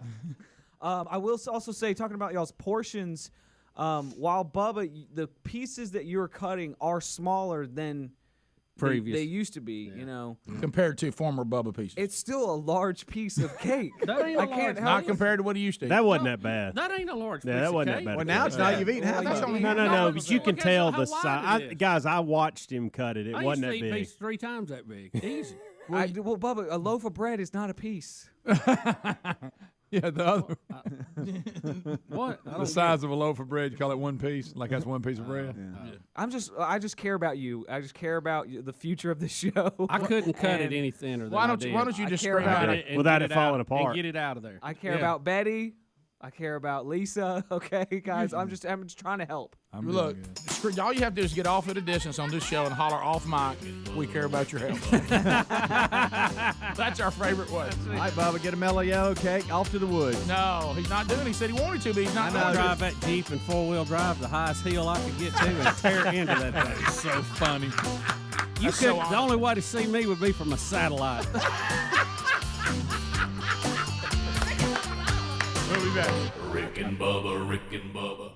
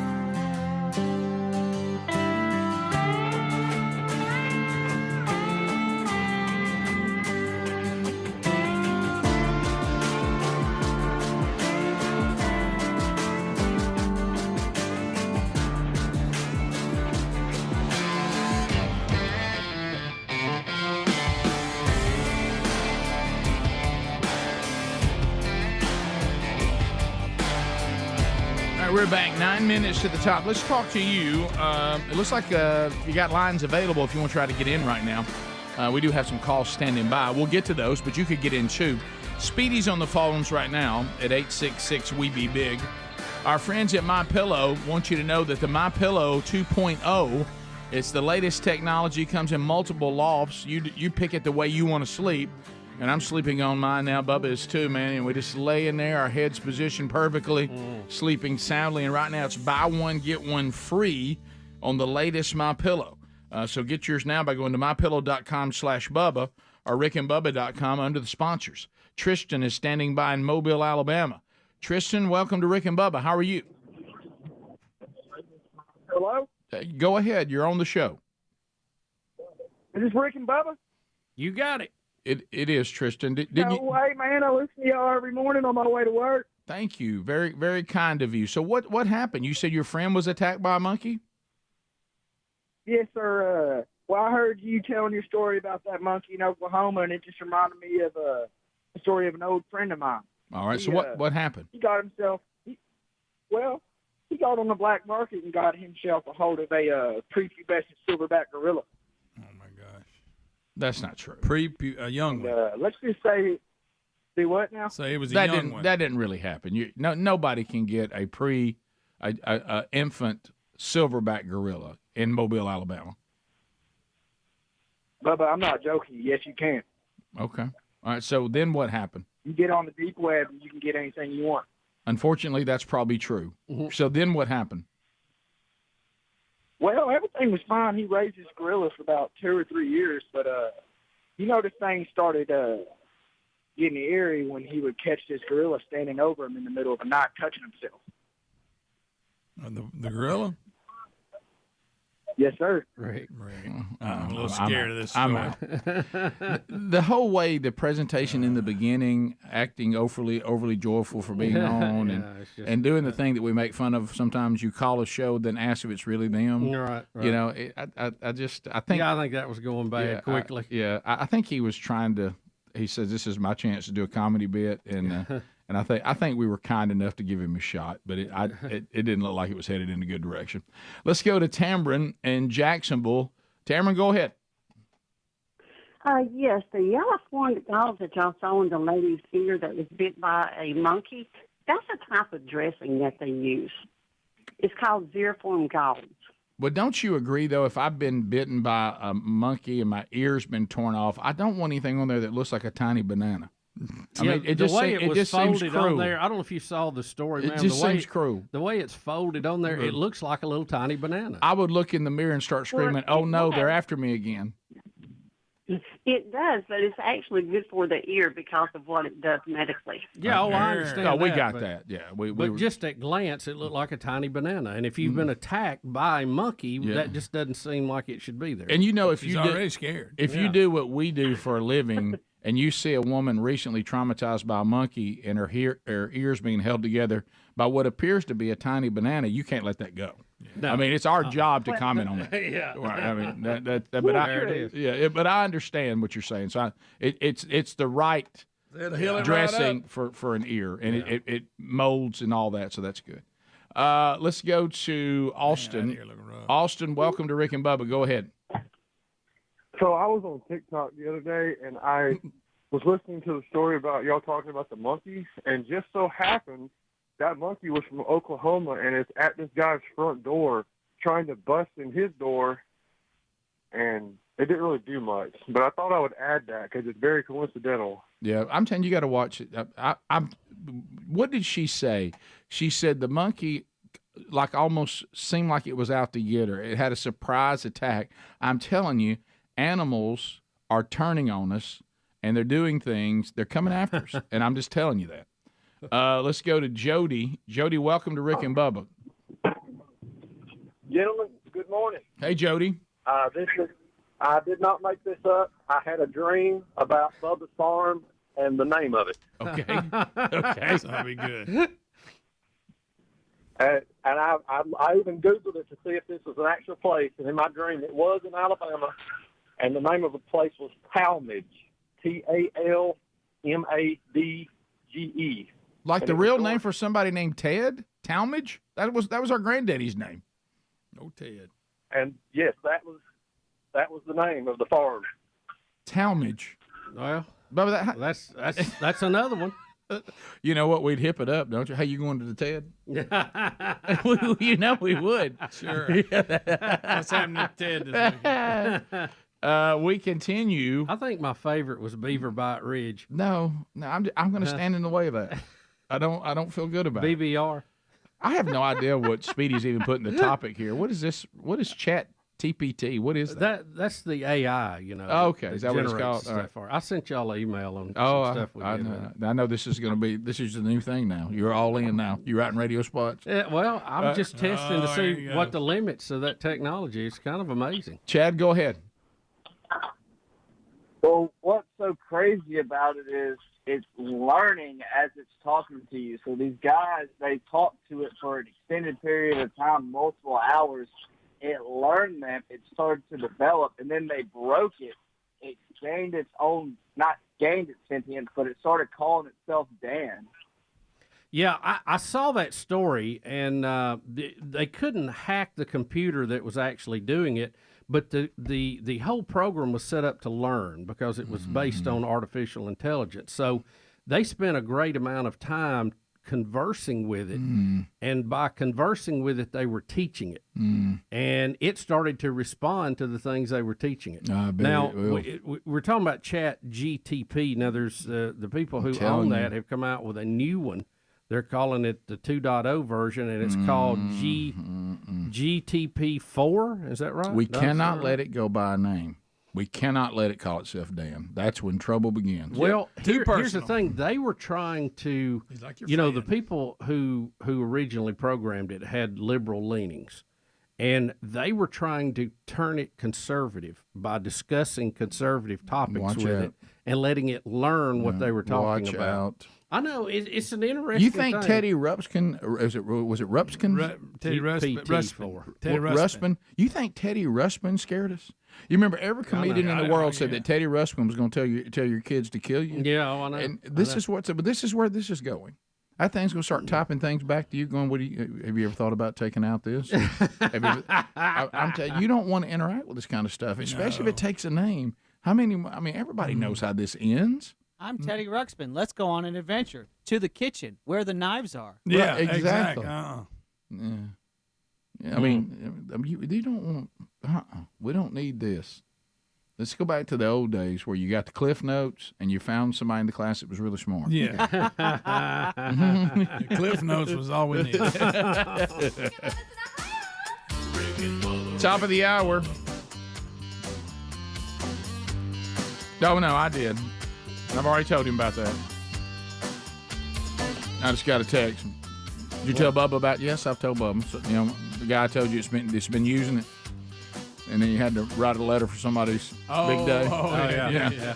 I've already told Bubba. Yeah. Top of the hour. Rick and Bubba.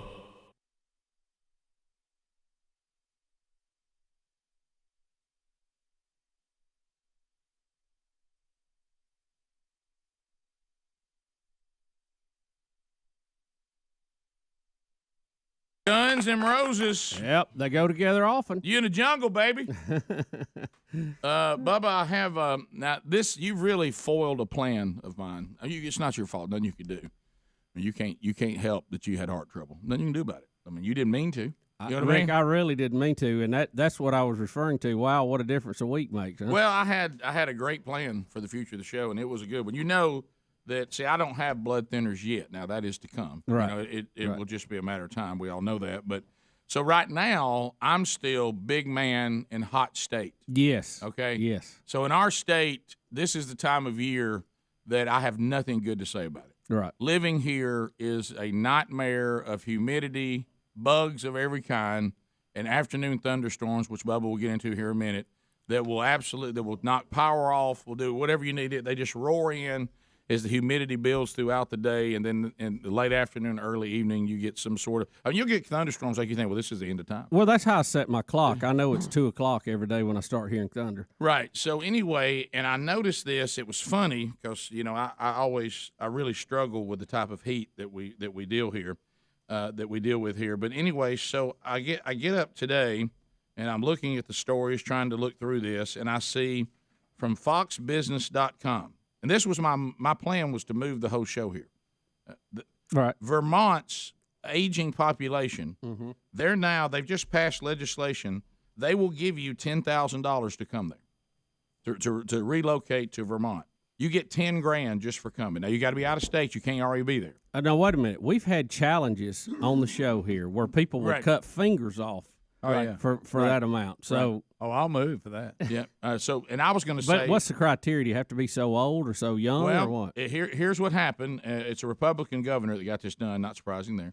But anyway, so what they're saying, if you will relocate, there's $10,000 that this is supposed to help you with your moving expenses. It's a stipend to get there. And they said I like that word stipend, don't you? The bill will take place in 2019. And it says that the workers will receive $5,000 per year if you come there and set up business and start working either for a company there or start a company. In order to become eligible, applicants must become full-time residents of Vermont after January 1, 2019. And it says the Green Mountain State has a small and rapidly aging population, and the initiative intends to rejuvenate the workforce and the tax base by recruiting. Now, this remember where we'd be in trouble. Right. New and young workers. I mean, are we? Well, we're new. We're new. Let me tell you what this is. We'd be new. Vermont has taxed everybody who has energy to get up and do something out of the state. Right. And now they're paying people to come back. But then you walk in. Can you believe it? Because Vermont, I always think of being beautiful. What is that the place you always see the T-shirt that says? That's Virginia. Virginia's for lovers. Is that it? It was not Vermont. Well, I bet Vermont's nice for lovers too. Well, Rick. I confused those. Probably. And look, you got to love them too. The picture they have out for this. I mean, they're really trying to sell you. I mean, it's a. Look, it shows you them on their best day. I mean, they're trying to show you here's the fall colors. Now, they wouldn't dare send a picture in the middle of winter when you're back. No. You know, you were talking about our weather here. The only thing it's really, really good for right now, I think, is to get on a boat or a jet ski and just run wide open. That's the only time. That's the only way you can get cool. Right. Well, see, I don't. So then you come in today with the doggone jacket on, saying you're freezing. And I thought, well, he ain't going to Vermont. No. I mean, Rick. No, this is what I do. I come in dressed normal, and I have a designated T-shirt I put on under my shirt and a small jacket I put on over my shirt for the studio. Yeah. It is a little chilly in here. Yeah. This is really the only place I struggle with it, but it is a side effect of some of the blood thinners. Well, that's what I'm saying. Now we can't go to Vermont. Vermont's out. You're out. At least for a year till I'm off the planet. Because I know their winter's probably a doozy. Yo, you know it is. Anybody live in Vermont? We got anybody? You won't have to sweat a lot. What is it like today? What's the temperature in Vermont? Somebody dial up on weather app what the weather in Vermont I got you. And anybody that's ever lived in Vermont or currently does 866-WE-BE-BIG. Busy show today. Lot to talk about. Lot to cover. Jameis Winston in the news again. Is he really? Doggone it. Who had that he would make it this long? Nobody? We had the we mentioned it the other day, but it's a bizarre thing that just keeps going on, it seems like. Oregon State is the national champion. I got an email from Bucky about it. He is so excited. Oh, Bucky Beaver's ready to go. And Rick, to think that Arkansas was within a catch. My gosh. Listen, Oregon was down to their last strike, Rick, being put out, and they came back and have won 2 games.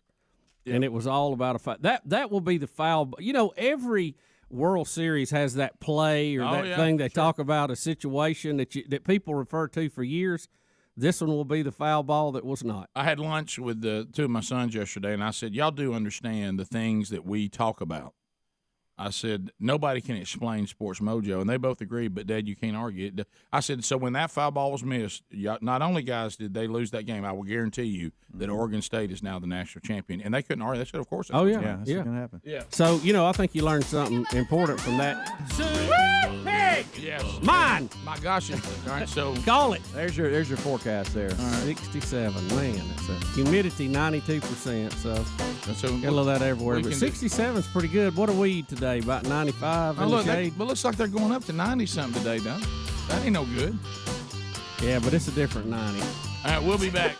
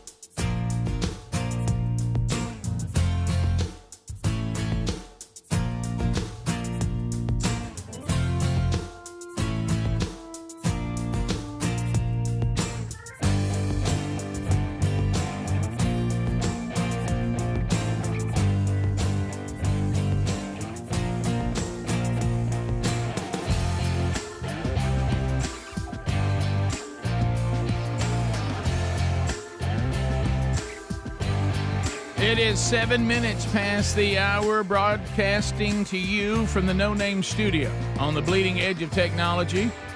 Our big boy statue staring on, reassuring eyes. Good to see you.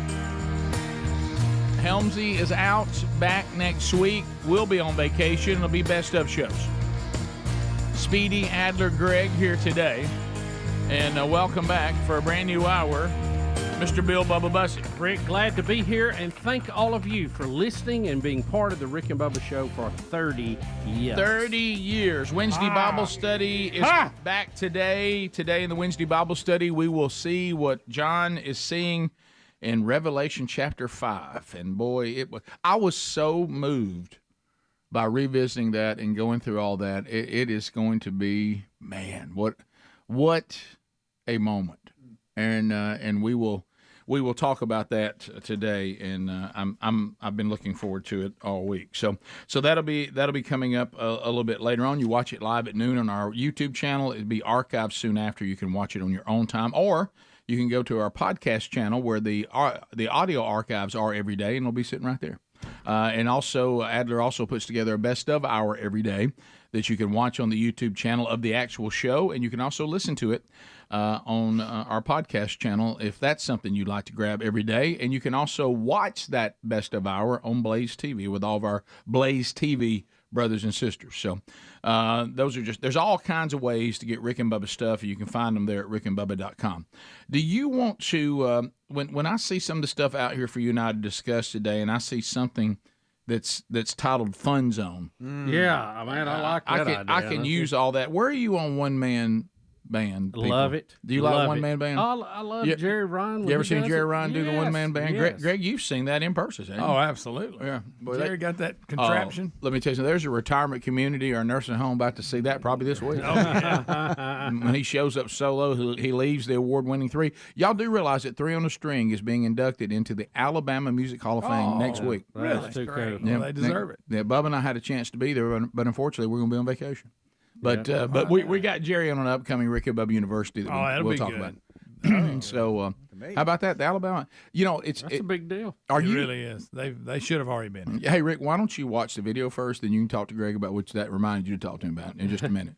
But anyway, I want to bring something up musically, and since this is a one-man band, let's see this first. So, Adler, what are we about to watch? This is a different spin on the one-man band. This is, you guys have heard of, like, beatboxing, people like... Oh, yeah. Is this pentatonics? This is called lunch table beatboxing, which is a This thing. is not one-man band. This is not a one-man band. I can beatbox. It's a different spin on it. And it's beatbox, not beat bop. I said sauce box. I said box.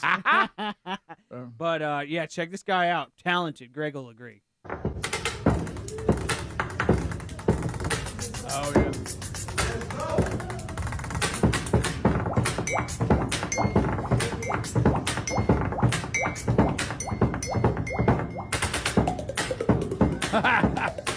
Wow.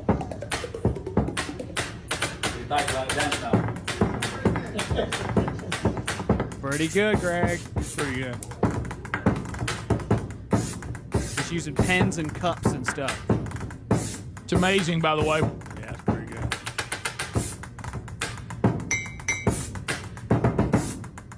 How long did it take him to come up with this?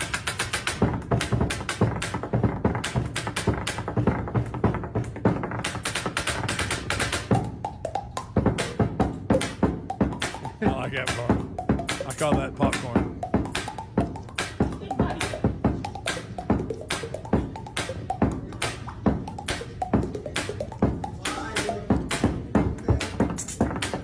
Of course, he's in an office. This explains why none of his projects are getting turned in on time.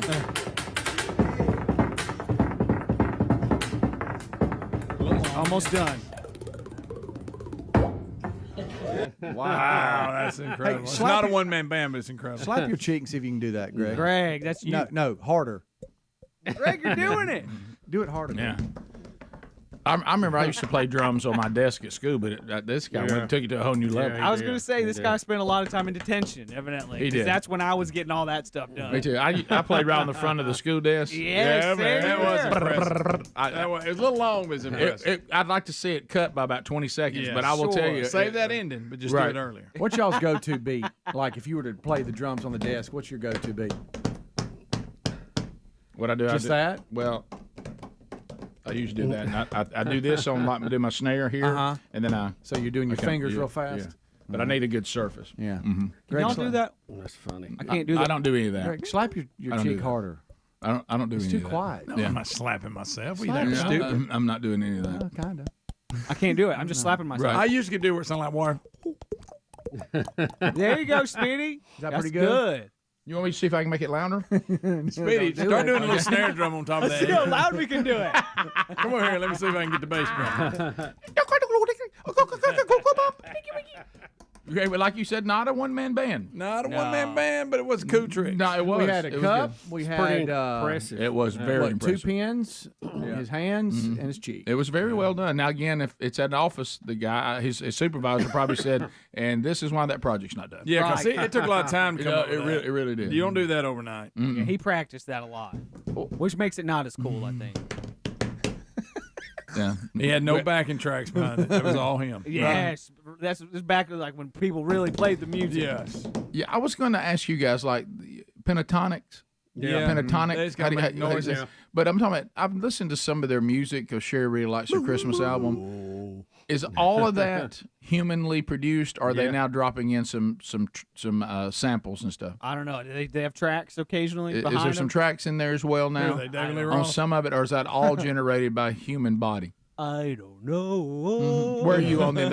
Do they get on your nerves, Adler? It looks like they do. Okay. No, I think it's pretty impressive what they do. Oh, They're talented, very talented. You got to be in the mood for it. I like the movie Pitch Perfect, so I like to see people doing that. So. Pentatonics is one of those things that I acknowledge their talent, but you know, like if I was to order it, I would order a small.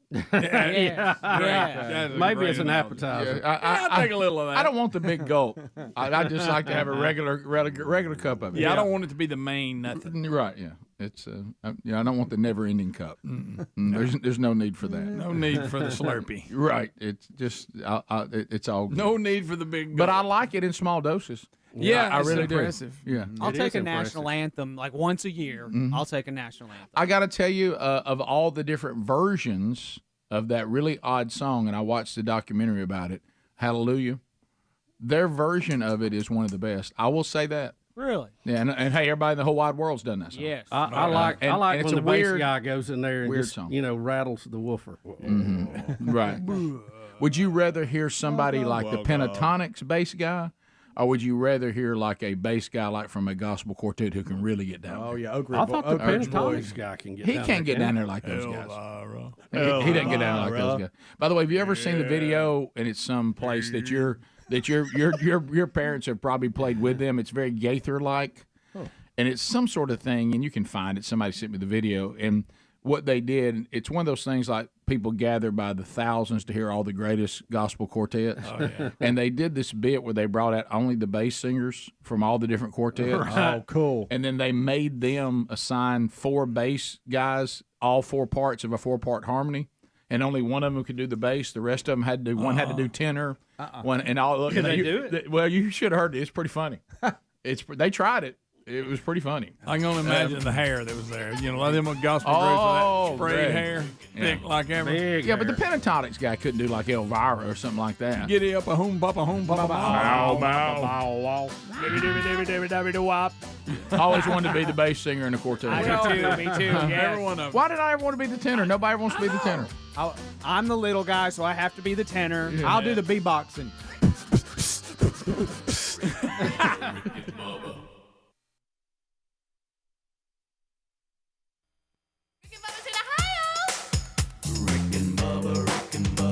Pass the gravy, please. Rick and Bubba. Ooh, it brings me to my knees. Rick and Bubba. I can't start another. Rick and Bubba. Day without 'em, brother. Rick and Bubba.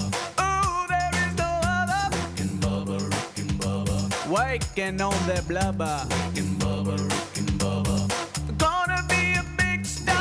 minutes to the top of the hour of the Rick and Bubba Show. 866 We Be Big is our number. Well, hello, Golden Ticket Seeds. How about you? How about it? Somebody sing.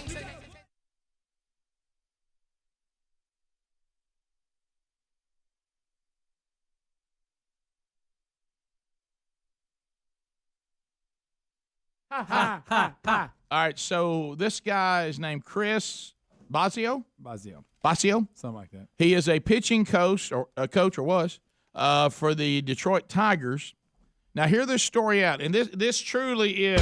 These are the days of America.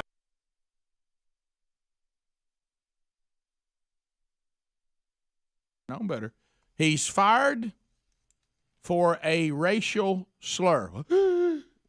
But wait till you hear what the racial slur was and who it was directed at. He commented during a weight workout on the way a guy was lifting weights and said that his face looked like a spider monkey while he's trying to push the weight up, and the guy he's talking to is white. So he can't believe that he's been fired. He can't even grasp it. He said, I'm sitting here in my apartment instead of on the bench there at Comerica Park. I can't believe that I was fired on the spot as the Detroit Tigers pitching coach. One day I'm making a joke by the cubicle in the Tigers coach's office. 2 days later, I'm fired, and I violated the team's zero tolerance policy, saying that I made insensitive remarks to a team employee, and he's hiring an attorney, saying this is wrongful termination because he says, I swear on my mom and dad's grave, I meant nothing racial by this. And he said they asked me about this guy, Daniel, is it Stump? Yeah. Who is a white pitcher from Humble, Texas. He said one of the guys in the coach's room asked me about him, and I said, oh, you mean talking about what he looked like, the face he made when he works out. And he says, oh, you mean Spider Monkey. That's his nickname. He's a skinny little white kid who makes all these funny faces while he works out. And this was overheard but was not involving an African-American clubhouse attendant. That's who made the complaint, right? Right. Mm-hmm. Even though they weren't talking about him at all.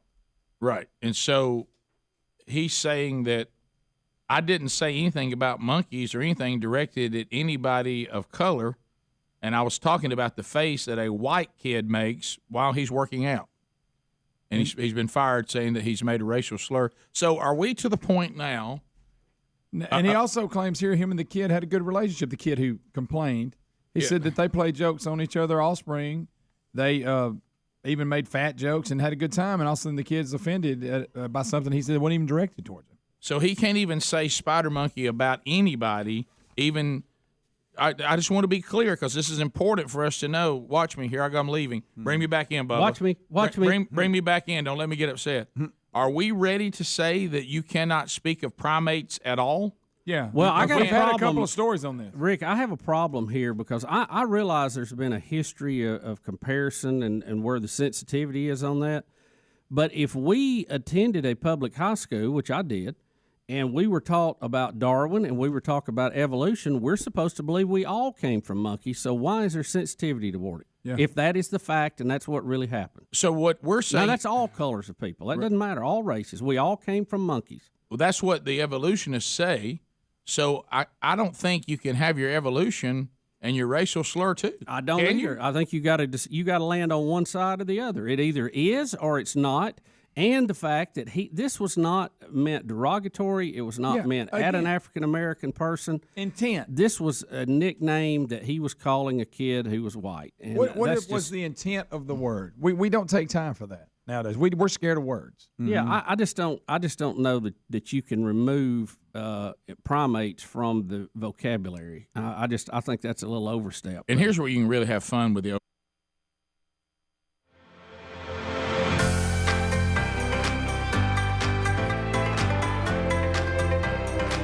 22 minutes now past the hour. Rick and Bubba Show, 866 We Be Big. Get emails, people, men asking, hey, Rick, is there somewhere near me where the church is doing the strategy for the manchurch.com. I can't get my church fired up about it. I still want to be part of it. Well, one way, but the answer is no. It's almost impossible to compile a list of the over 600 churches because the way some people get it and whose name it's under and all this. But one way to know that a church is doing it near you is if you see them on our events list that they're doing a man church, and Bangor, Tennessee is doing one. Old Friendship Baptist Church. They're underway. They said that putting this strategy in their church has actually grown their church. They had so many men get involved in the community and they're part of the church. But anyway, so Andy Blanks is there Friday night. If you want to be part of that, go to themanchurch.com. And then March 26th, Athens, Alabama. What's Eating Scott Gorosky? Scott the Rock Gorosky will be speaking there at their next man church. And you can find others by going to themanchurch.com. There's a number of them, including on April the 14th. I'm really, really fired up. I'm getting an opportunity to go. There's a group of churches in Omaha, Nebraska, that are doing the men's discipleship strategy. They reached out and said, is there any shot you could come here and do a man church in Omaha, Nebraska? And you know what? We're going to make it happen. So I'm going to be there the weekend of April 14th and 15th. So looking forward to that. But you can find them all at themanchurch.com. Now, Greg, what is this thing? You know, I discovered the other day when we had a lunch that was an annual thing. That was good. And we've all talked about it. How Speedy will just worry you to death. Oh, Rick. Over things that he gets on his mind, and he wants feedback, and he can't order. He did good with the entree, and then they said, well, what appetizer do you want? He looked down that big wad appetizer, it hung him up. That almost got me. That almost got me. Y'all going to get a salad? Yeah. It's like Speedy always wants to know what everybody else is doing, and he lets that influence what he's going to do. It does. I don't get mad at you if you don't order what he wants. He'll worry you to death. What you getting? Why are you getting that? Is that what you going to get? Which one you getting? Well, Rick, I didn't want to have orders regret. Yeah, you know, I mean, when everything's like set down the table, you're like, "Wow, that looks really good. Why'd I get what I got?" You know what I thought? That's not it. I thought we were just friends talking. He can't make his mind up. Here's the thing. I think that Speedy is so worried about orders regret. Let me tell you what I think. Let me tell you what I think. Listen, this is what I think. Here's what I think he dreams of. I picked up on it at this lunch. I have a dream. He can't pull it off because there's too many variety in our taste. He's trying to get the table to all order the same thing, so there's no way he'll see something. That is exactly what he's trying to get the whole table to order the same thing. Yeah. You live for the let's all get the same thing. Right. And now he's about to drive us crazy over this shingles vaccine. What's got you worried about the shingles vaccine? If you want the shingles vaccine, get it. I may get it. I ain't getting it. Ain't no way I'm getting it. You've already had shingles. I've had shingles. Oh, you hadn't had shingles. I have had no, shingles. You had 100%. I've had it. You thought you had. Have you had chicken pox? Yes. Okay, that's shingles, right? But yes. But that you can have it again if you've had shingles. It's laying dormant in our nervous system. I've had chicken pox and I've had shingles. You hadn't had shingles. I have too. It's just I don't whine about this kind of stuff. No, well, here's the deal. I just pushed through it and was done with it. One of our what do you think it's going to do? Put me in the hospital? I was going to say, if we got a vaccine for it, is it that serious? I ain't worried about it. Yeah. All right, so I got shingles on the roof of my house. Let me tell all you pharmaceutical people, I'm done with you. I ain't taking no more vaccines. Well, I think this was one of the problems that they brought up in the congressional hearing the other day. All this vaccine stuff is causing a pushback on vaccines of other things. Yeah. Well, shingles ain't never hurt nobody. The vaccine. Let me tell you how you can get people not to push back. Do what you did on this last one. Yeah. Rick's refusing polio. All right. Hey, guys, y'all got me worrying about it. What about polio? Can I explain? Because y'all got me worrying about it. By the way, I think polio they put it under your tongue. They did. I remember that was a sugar cube one, wasn't it? No, mine they just dumped a little thing. Mine was drops under my tongue. Sorry, Speedy. No, it's good. That's fine. I'm 54, 56, 58, going to be 59. When did you graduate?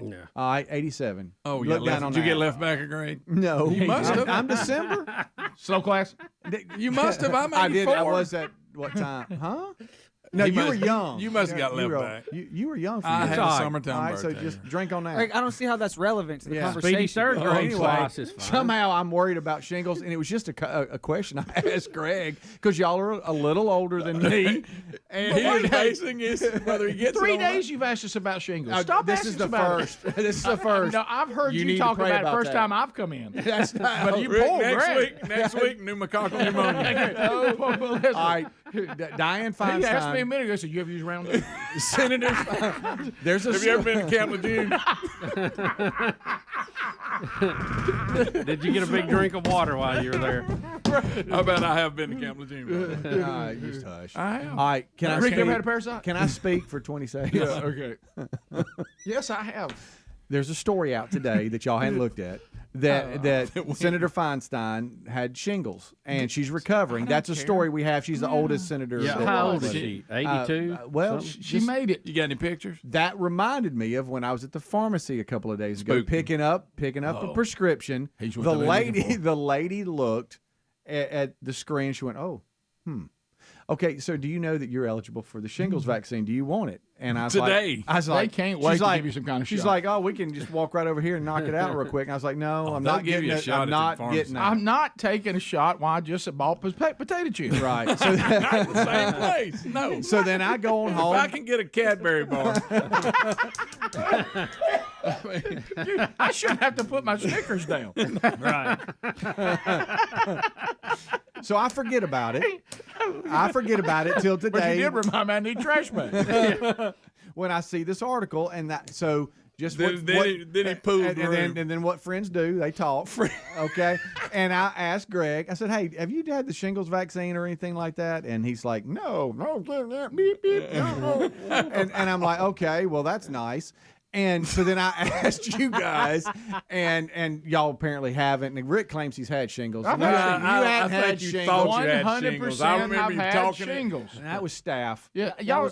I know. Would y'all had like me to? staff. Y'all want me to whine more? Is that what y'all need? So anyway, I was just asking. Is all, and apparently no. So I'll never ask again. But you might want to consider it. No. Why are you so just- worried about it? Let We this were person talking worry about you there's about things this. that make you feel old, and being That asked is, by the pharmacist if I've had the shingles vaccine made me feel old. Let me tell you. No, let me tell you what You it is. know? He's doing just like he does ordering. He's only gonna get it if we all. If we get it, he's getting it. He's one I of those- thought. Or I think if just one of us gets it. I thought because I'm you know gonna start pretending I'm gonna do stuff because I think he'll do it. I'm gonna say, we all thought about. You know, seriously, all of us, we're gonna start eating one raw Brussels sprout a day. And, well, because of what friends do. Right. I thought agree. Greg might say, "Yeah, I have, man. Ain't no big deal." I thought he might say that, and then I'd be like, "Okay, that's nice." I wish you quit worrying us about it. Well, I just thought I'd ask. Next time in the pharmacy, you getting it? No. Yeah. Apparently not. Well, don't let us I ain't guilt gonna you. tell y'all. I can tell you that. Now, when you end up with the shingles, you're gonna be mad at us. Don't for be talking mad at about us it. about Have it. you? It's Do your you own know decision. anyone, Speedy, who had shingles? Oh, Besides yes. Rick. Oh, Besides yeah. Rick. Very I had extremely shingles. painful. No, Yes. I mean, do you know It him sucks. personally? Huh? Do you know him Yes. personally? Bubba, Rick and Bubba. Sensitive left to your point about evolution. What if you came back and said, you know what, if you believed like we do in creation and you believed that mankind, that the breath of life was breathed into mankind by God himself, and God deemed mankind to be a creation that was above and more precious than all animals, so no one should be called a monkey. Now, if y'all want to come over here, we're Bubba and I are ready to cut worldview deals. I will go to the table with the far left, and we will make deals. Right. But they got to be ready to hold up their end of the bargain. And all I'm asking for is consistency. I'm ready to make deals. I'll give you some ground. Yeah. I'll give you some ground that you crave. Right. But I got news you for got you're gonna have to be consistent. If you want to say evolution is a fact, which it's not, but if you want to say it's a fact, then calling people monkeys is nothing mean at all. No. But now, if you want to say God breathed life into human beings, and please don't refer to any human as anything that would demote them to an animal, I'm in. But you can't have it both ways. You can't have evolution and a racial slur about monkeys. Well, you just can't have it. we've compared humans to various animals throughout history, and we still do. Bubba, they're talking. We have people. When somebody have you ever heard the term "lying like a dog"? Right. I mean, we have all Smart we have as a these- hog. We have those. I don't know that I've heard that one. You haven't maybe, heard that? maybe eating like a hog. No, they're really smart. They really are. They are smart. Smart animal. Yeah. Why don't they get away more? Eagle eye. Eagle eye. I mean, there's all kind of things, and we're always going to be compared to the animal kingdom. That's just examples you make. But we have the sensitivity in this area, but it doesn't wash with Cougars. what we're taught in school. Cougars. We used She's to. a cougar. We did a story. We did a story months ago of a playground that had a statue of a gorilla in a cage in the playground, just for the kids. It's just been there forever, and they had it removed because they said it was racial. Well, to me, if you thought that was racial, you're the racist. Right. If you saw that and made something like that, nobody. I saw a monkey in a cage, an animal. Right. It was, Actually. But if you gorilla. looked at it and thought it was racial, to me, you're the one that's racist. No, I know. But now we're saying you can't say the word monkey to anybody, even if they're white. There's coaches in their cubicles. So is it the M word now? Yeah, the M word. Bubba, there's coaches. No, wait, midgets already got the M word. Right. But we got to have another. Can't you see the coaches standing around? They're talking about this white kid from Humble, Texas. And somebody says, "Man, you seen that kid in there where he works out and makes those weird faces?" Yeah, you face. So what is it? Look like a spider monkey. And now that is considered to be a racial slur because somebody of color heard it. Yeah. I mean that we can't let that intent, Rick. What was the intent of the word? But we won't take time to look at that. The intent of the word was a coach who was cutting up about faces that a guy makes that are funny, and I mean that's team.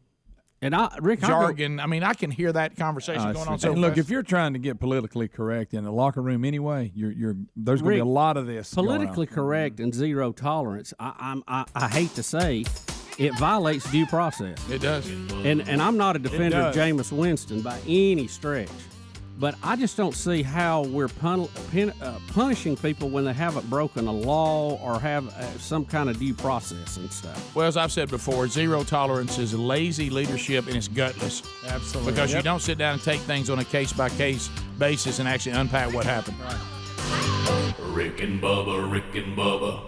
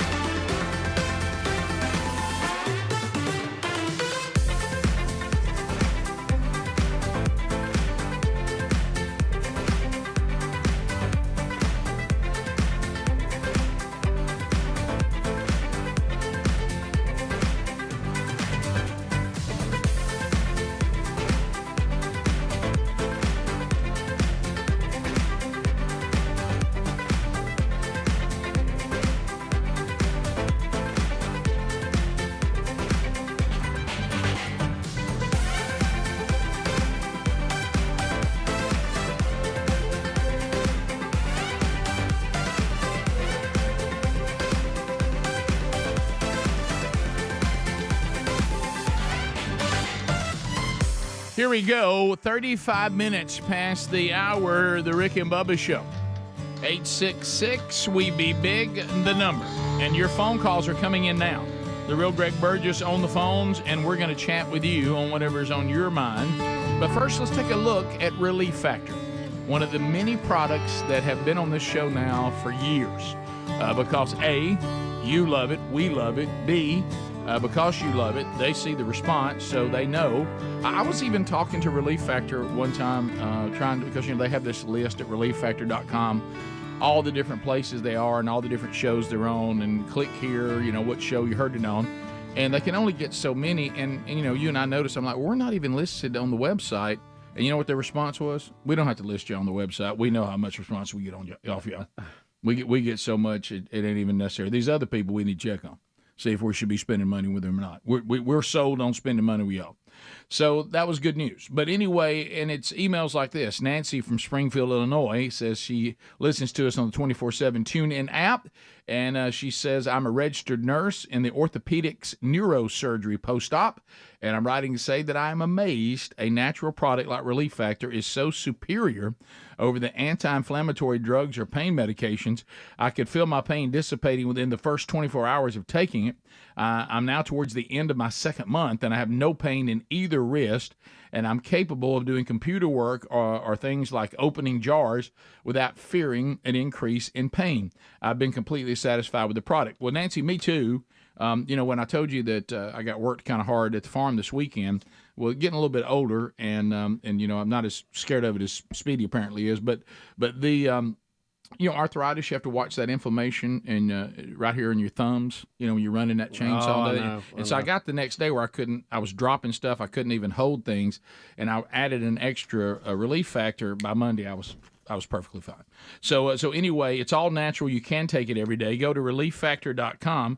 Get the 3-week supply. That's the starter pack, $19.99. And within that time, you'll know whether it's working for you or not. And the majority of people, like myself, that do that, they see results and they continue on. And it's likely you will too. And if not, at least you know that didn't work for you. Relieffactor.com or rickandbubba.com under the sponsors button. To the phones we go. Why were you show that? Why'd you just show me that? Don't open your emails on shingles. I've told you not. You don't do that. This audience will terrify you. Let's go to Alan in Sweet Home, Alabama. Alan, go ahead. Good morning, guys. Hey, buddy. Last summer, I went to the pharmacy to get my booster shot. While I was there, they mentioned I was due for my shingles also. So I got the booster in one arm and the shingles vaccine in the other arm at the same time. Is this how it feels to be Evel Knievel? Yes, sir. Yeah, I'll tell you one thing. My wife had an issue with it when I got home and told her about it. Yeah, I probably would have too. But you know what? It's your decision. That's between you and your doctor, and maybe they'll get another shot for something else for you pretty soon. Let's go to Debbie. I wouldn't take one of those boosters. The shingle shot maybe, but the booster, ain't no way I'd take one of those boosters and stuff we know about it now. No, I'm not really excited about it. But that's his decision. I don't make medical decisions for other people. No. Scott, welcome to Rick and Bubba. How are you? Scott? Hello? Yes, you're on, buddy. Go right ahead. Yo. Mac. What's going on, Biggins? We're doing good, Scott. What's on your mind? Got the perfect name for Bubba's little spot. Okay. We all got video evidence of how nimble Bubba is out in the wilderness. Yes, he is. Very nimble. So, like a tree I say Slippery Ridge Ranch. Slippery Ridge Ranch. That's not a bad one. That might be a good name when it rains. How about that? Let's go to Luke. Luke, welcome to Rick and Bubba. Lines are available if you want to get in at 866-WE-BE-BIG. Go ahead, Luke. Hey, guys. How's it going? Good. So I had a quick suggestion on a beatbox video y'all can check out if y'all want to. The guy's name is called Inertia, and I think they call it inward bass. So if you just type that in, I think you can find some of his videos. But he sounds really awesome when it comes to a bass sound on beatbox. I think y'all guys would like that. Okay. Thank you, man. Appreciate your call. Debbie in Alabama. Debbie, go ahead. Inertia? Hey. I used to work with Dr. Jordan Vaughn. Yeah. And I just wanted to give you a fun fact about him. His dad told us one time Dr. Jordan had been overseas, and on his way back, someone asked for if there was a doctor, and he was like, yes, I'm a doctor. And which it's been like 10 years, so I don't remember all the details, but it seems like there was a guy that was having a heart attack, and so Dr. Vaughn had to do CPR until they could get back, till they could land and get an emergency vehicle to him. Wow. But he saved his life. That's neat. Very neat. Yeah, how about that? It's always good when somebody says they're a doctor around somebody. Yes, I am. It's a great feeling. Yes, it is. Let's go to Christine in Minnesota. Christine, welcome. How are you? Hi, good morning. Hey. So very sad that Helmsy isn't there. But anyway, moving on. Yes.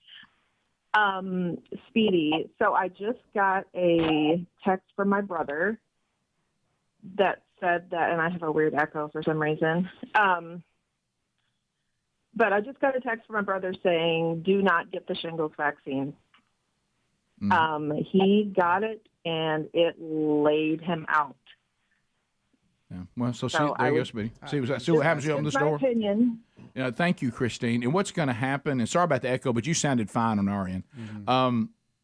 What you're going to get when you open that email and new emails come in. Oh, here they are, yeah. You're going to have people telling you better get it, and they're going to show you them with terrible shingles. Then you have people say, you better not get it because I took it and I feel terrible. Yeah, this happened. And you're going to be right back where you started, and you're going to be back asking us again. Yeah. Okay? And so just get ready. You want it so much to be one narrative, and it's not going to happen. Yeah. It's kind of like everything else we deal with now. Let's go to Steve in Huntsville. Steve, welcome to Rick and Bubba. Go ahead. Hey, been listening to you guys for over 20 years now. Thank you. Appreciate all that you stand for. Thank you, Steve. Thank you very, very much. I want to get a little commentary from you. I know how you think. I know your values. But recently I heard about a school system in Arizona that has been taken over by the majority of the board members are members of the LGBT community, and they are now refusing to allow student teachers to come to their school from Christian universities. I just wanted your comments on it. Well, I don't know. We'll check on that to see if that's factual. I'm not saying that you don't have your facts right, but sometimes facts, they get a little, sometimes headlines are not exactly. But let's say that what you're saying is accurate. That really wouldn't surprise me. You know, we've been warning about this on the show. We're not alone. Others have. That if this is your lifestyle and you want this to be accepted by all society and you want to allow people to disagree that this is outside of their religious convictions and the God that they deem to be the one and only living God, it's plausible, this is one of those words you hear all the time now, it's plausible that those people would try to keep people who share a view that would include that the way they live would be considered something against the God that created us. So they wouldn't like that. And they'd be like, well, I don't want those kind of people around. And Jesus said, prepare for that. The world's not going to like y'all because they don't like me. So it's plausible that you would look around and say, well, I'll tell you what you believe is mean because you're saying that goes the way, against our narrative. You're saying the way that we want this society to be is wrong. And, of course, they missed the part that all we're talking about is that this is on, there's a list that's very long, and we all are on it to some degree, that we've fallen short on the perfection that a holy God demands. That's why we all have to be redeemed. And we're going to talk about that day in the Bible study. And there's only one redemption available to us, and that's through Christ.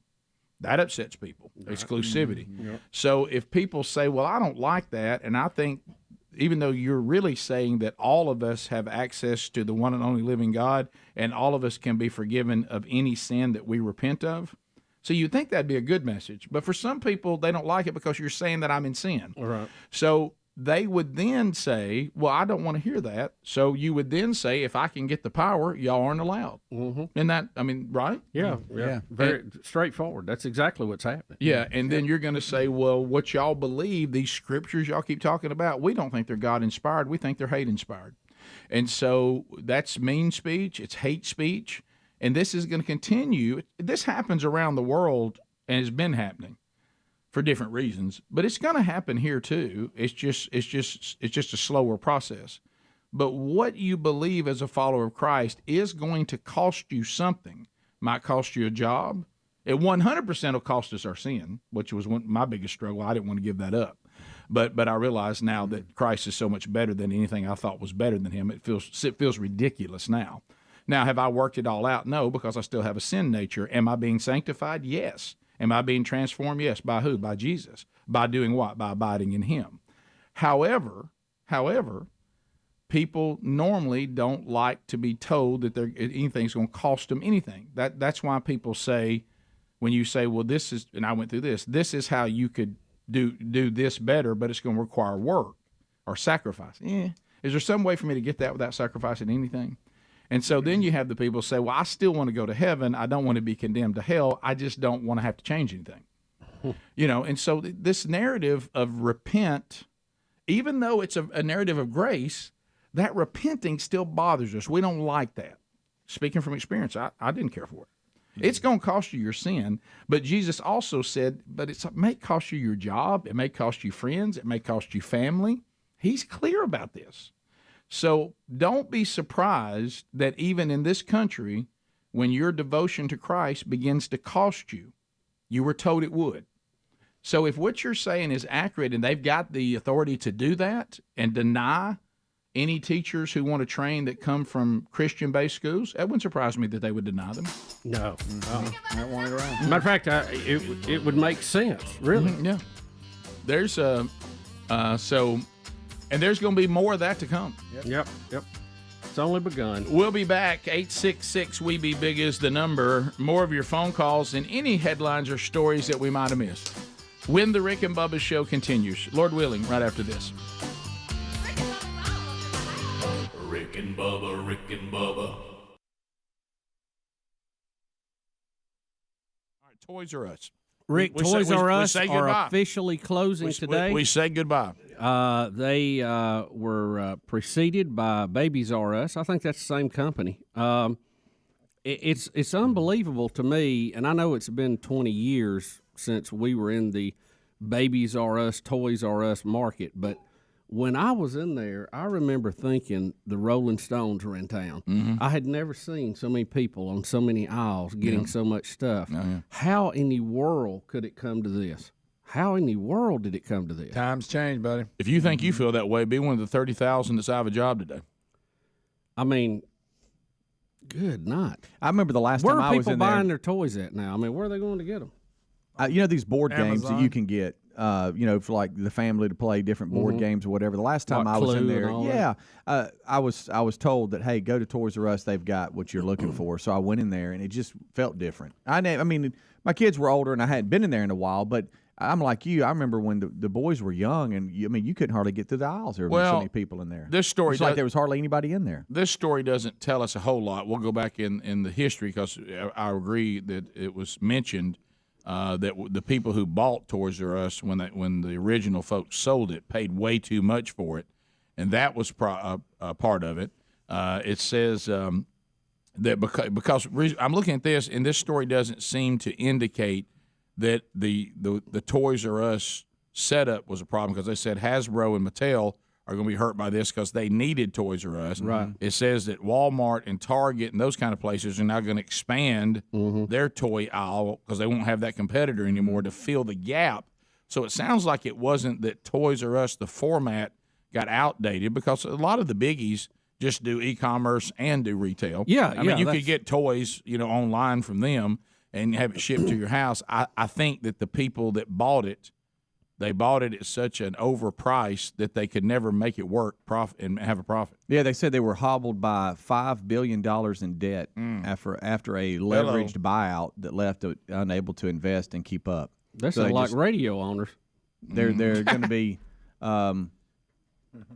It says the U.S. is closing. It says more than 30,000 workers will be looking for work. Yeah, because it says that it said that they. That shopping online is more convenient. I get that, but all the other big retailers, you can just go online and shop from them. They too. could have it online too, right? but I think with toys, it's a little bit different. I think there's a hands-on approach to that. I mean, a little kid can't go on Amazon and decide what toy he wants. It's just, I mean, you got to be there, look at them.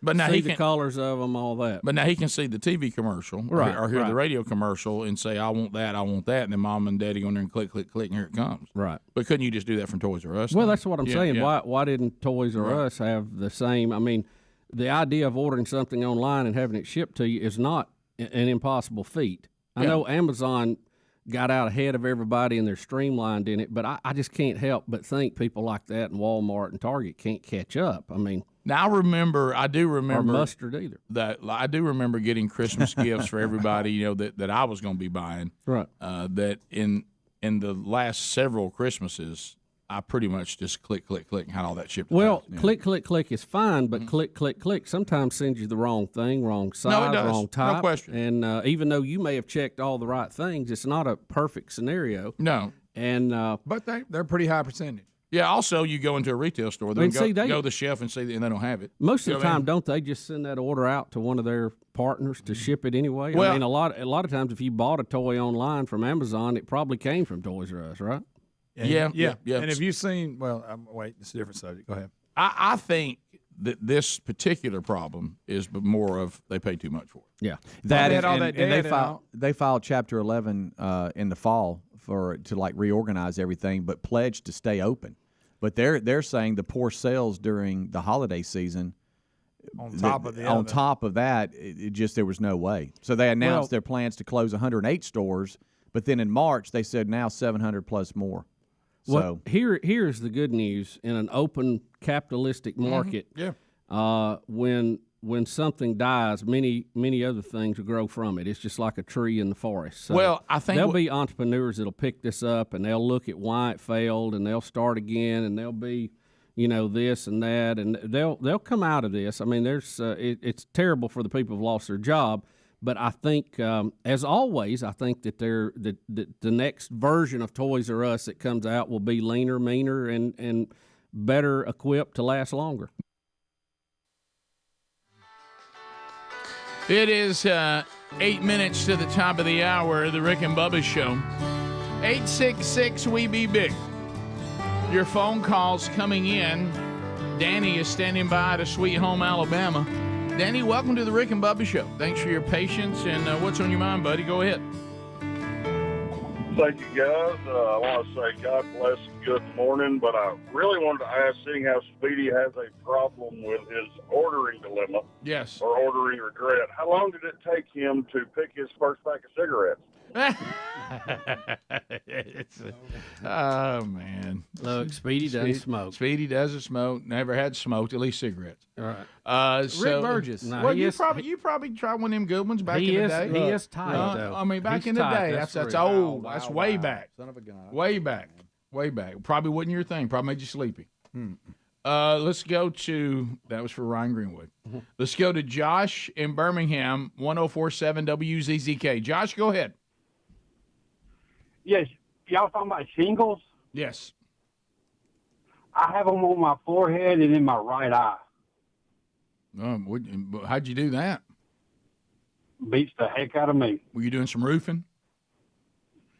No. Just popped up. How long have you had it, sir? How long you had that? 7 days now. Mm-hmm. Is it kind of itchy? How long does it last? Have you been to the doctor about it? They said 14 to 21 days. Yeah. Wow. Yeah, just have to ride it out. Yep. Well, take care of yourself. Yeah. Take care. Okay. Thank you, buddy. Are you hang in there? See here, Speedy? So what, you got to take all this in. You got to think about all of it. Just asking. Yeah. Well, you got to think about all of it. I know how these things concern you. Let's go to JP in Alabama. JP, go ahead. Hey, can y'all hear me? Yes. Go ahead, JP. Hey, it's JC actually, but if you guys had to fight a chimpanzee and you had a choice, if you already had a firearm, and you could choose 2 out of the following 3 between more weapons, armor, and friends, what would you take? Say that again. More weapons, what? If you had a choice between additional weapons, armor, and friends, what would you take to fight a chimp? I got to go with more weapons. Yeah, I'm not. Big friends. I don't think so. Have you ever seen a chimpanzee go crazy? Yeah. You better have some super strong friends. Yeah. I'm talking about like. What about armor? No, weapons. You asked me. I said weapons. I mean, I'd want more. Sir. I'd want more weapons. Well, what do you want? Yeah. Which one you gonna pick, JC? If I already had a firearm, I would say armor and a friend. I disagree with that. I mean, if maybe he could call 911 after you had your ear pulled because off. You're already saying that if I need more weapons, that means the weapon I've got is not adequate. Yeah. Or if I need armor and friends, why is the weapon I have not enough? So I need more weapons. Yeah, I'm telling you, you don't want any part of a chimp. He'll take out armor. He'll bend it like a tin can. I mean, you just don't want that. Wonder how long. Is it JC has been sitting around thinking about that? Well, we've heard not the first time. Remember, we've had a caller in Rick and Bubba history. I know. Let's go to Chris in Clanton. Chris, go ahead. Hi guys, how you doing today? We're good. Great. We're good. Well, I wanted to tell you, I'm one of these people that the shingles love. I got them after my kids had chicken pox. Yeah. And I kept getting them, and I had a nerve block in the side, and they moved. So I ended up, I have medicine on hand all the time. My doctor told me the vaccine would only help maybe 50%. Oh, really? And I got the vaccine, and I got them. Yeah. So I didn't take the second vaccine. Oh, you're telling me you got the vaccine and it still didn't do any good? No. Oh, so it's kind of like the other vaccines. It's kind of like the COVID vaccines. And I thought once you had shingles that you were done with it. Then it was like chicken pox. No. There are some of us lucky people that keep getting them. Oh, I'm sorry. If you get run down or your immune system's down, they'll pop out again. Well, be careful. Yeah. Take care of yourself. Yeah, that's how I got the first case, and the doctor told me it's because it was during the time I was really, really run down, and they said that's why. So yeah. The key is to keep that immune system strong. Got to, best you can. And stay on top. And it varies even in the best case. Try not to let yourself get run down. Let's go to John. John, welcome to Rick and Bubba. Go ahead. It's John in Northport. Yes, sir. This call is for Greg Burgess. Okay. And I was watching Wheel of Fortune the other night, and there was a contestant on there, and his name was Dip Shin. I bet he got on everybody's nerves. That was his first name, Dip Shin. And I was over there on the couch laughing, and my wife said, "What are you laughing at?" And I said, "You wouldn't understand unless you knew." And I said, I was picturing Greg Burgess as taking Pat Sajak's place. And this guy was coming up with some stupid answers, and I was kind of wondering how Greg would have handled it. Oh, I know. I called him a dip. Well, okay. So tell you, living up to your name today. Living up to you, really? Living up True to your G name, If I could just move, a letter or two, we could really name you correctly. That's it. Golly, can you imagine who names their kid that? There's a lot of them that over time you may have a phallic name or something. Something changes in the lingo, and you get caught up in that. Nobody likes that. But that one there, I don't know. That's well, and again, like you say, it could be a different culture, different. Could be. And that's an English word we use, but for them it doesn't mean that. That kind of stuff. Hey, thanks for being with us. We'll catch you on the next edition of the Rick and Bubba Show. Some of you got more Rick and Bubba left today. Enjoy that. For the rest of you, if we're wrapping up, Lord willing, we'll talk to you on the next one. Rick and Bubba, Rick and Bubba.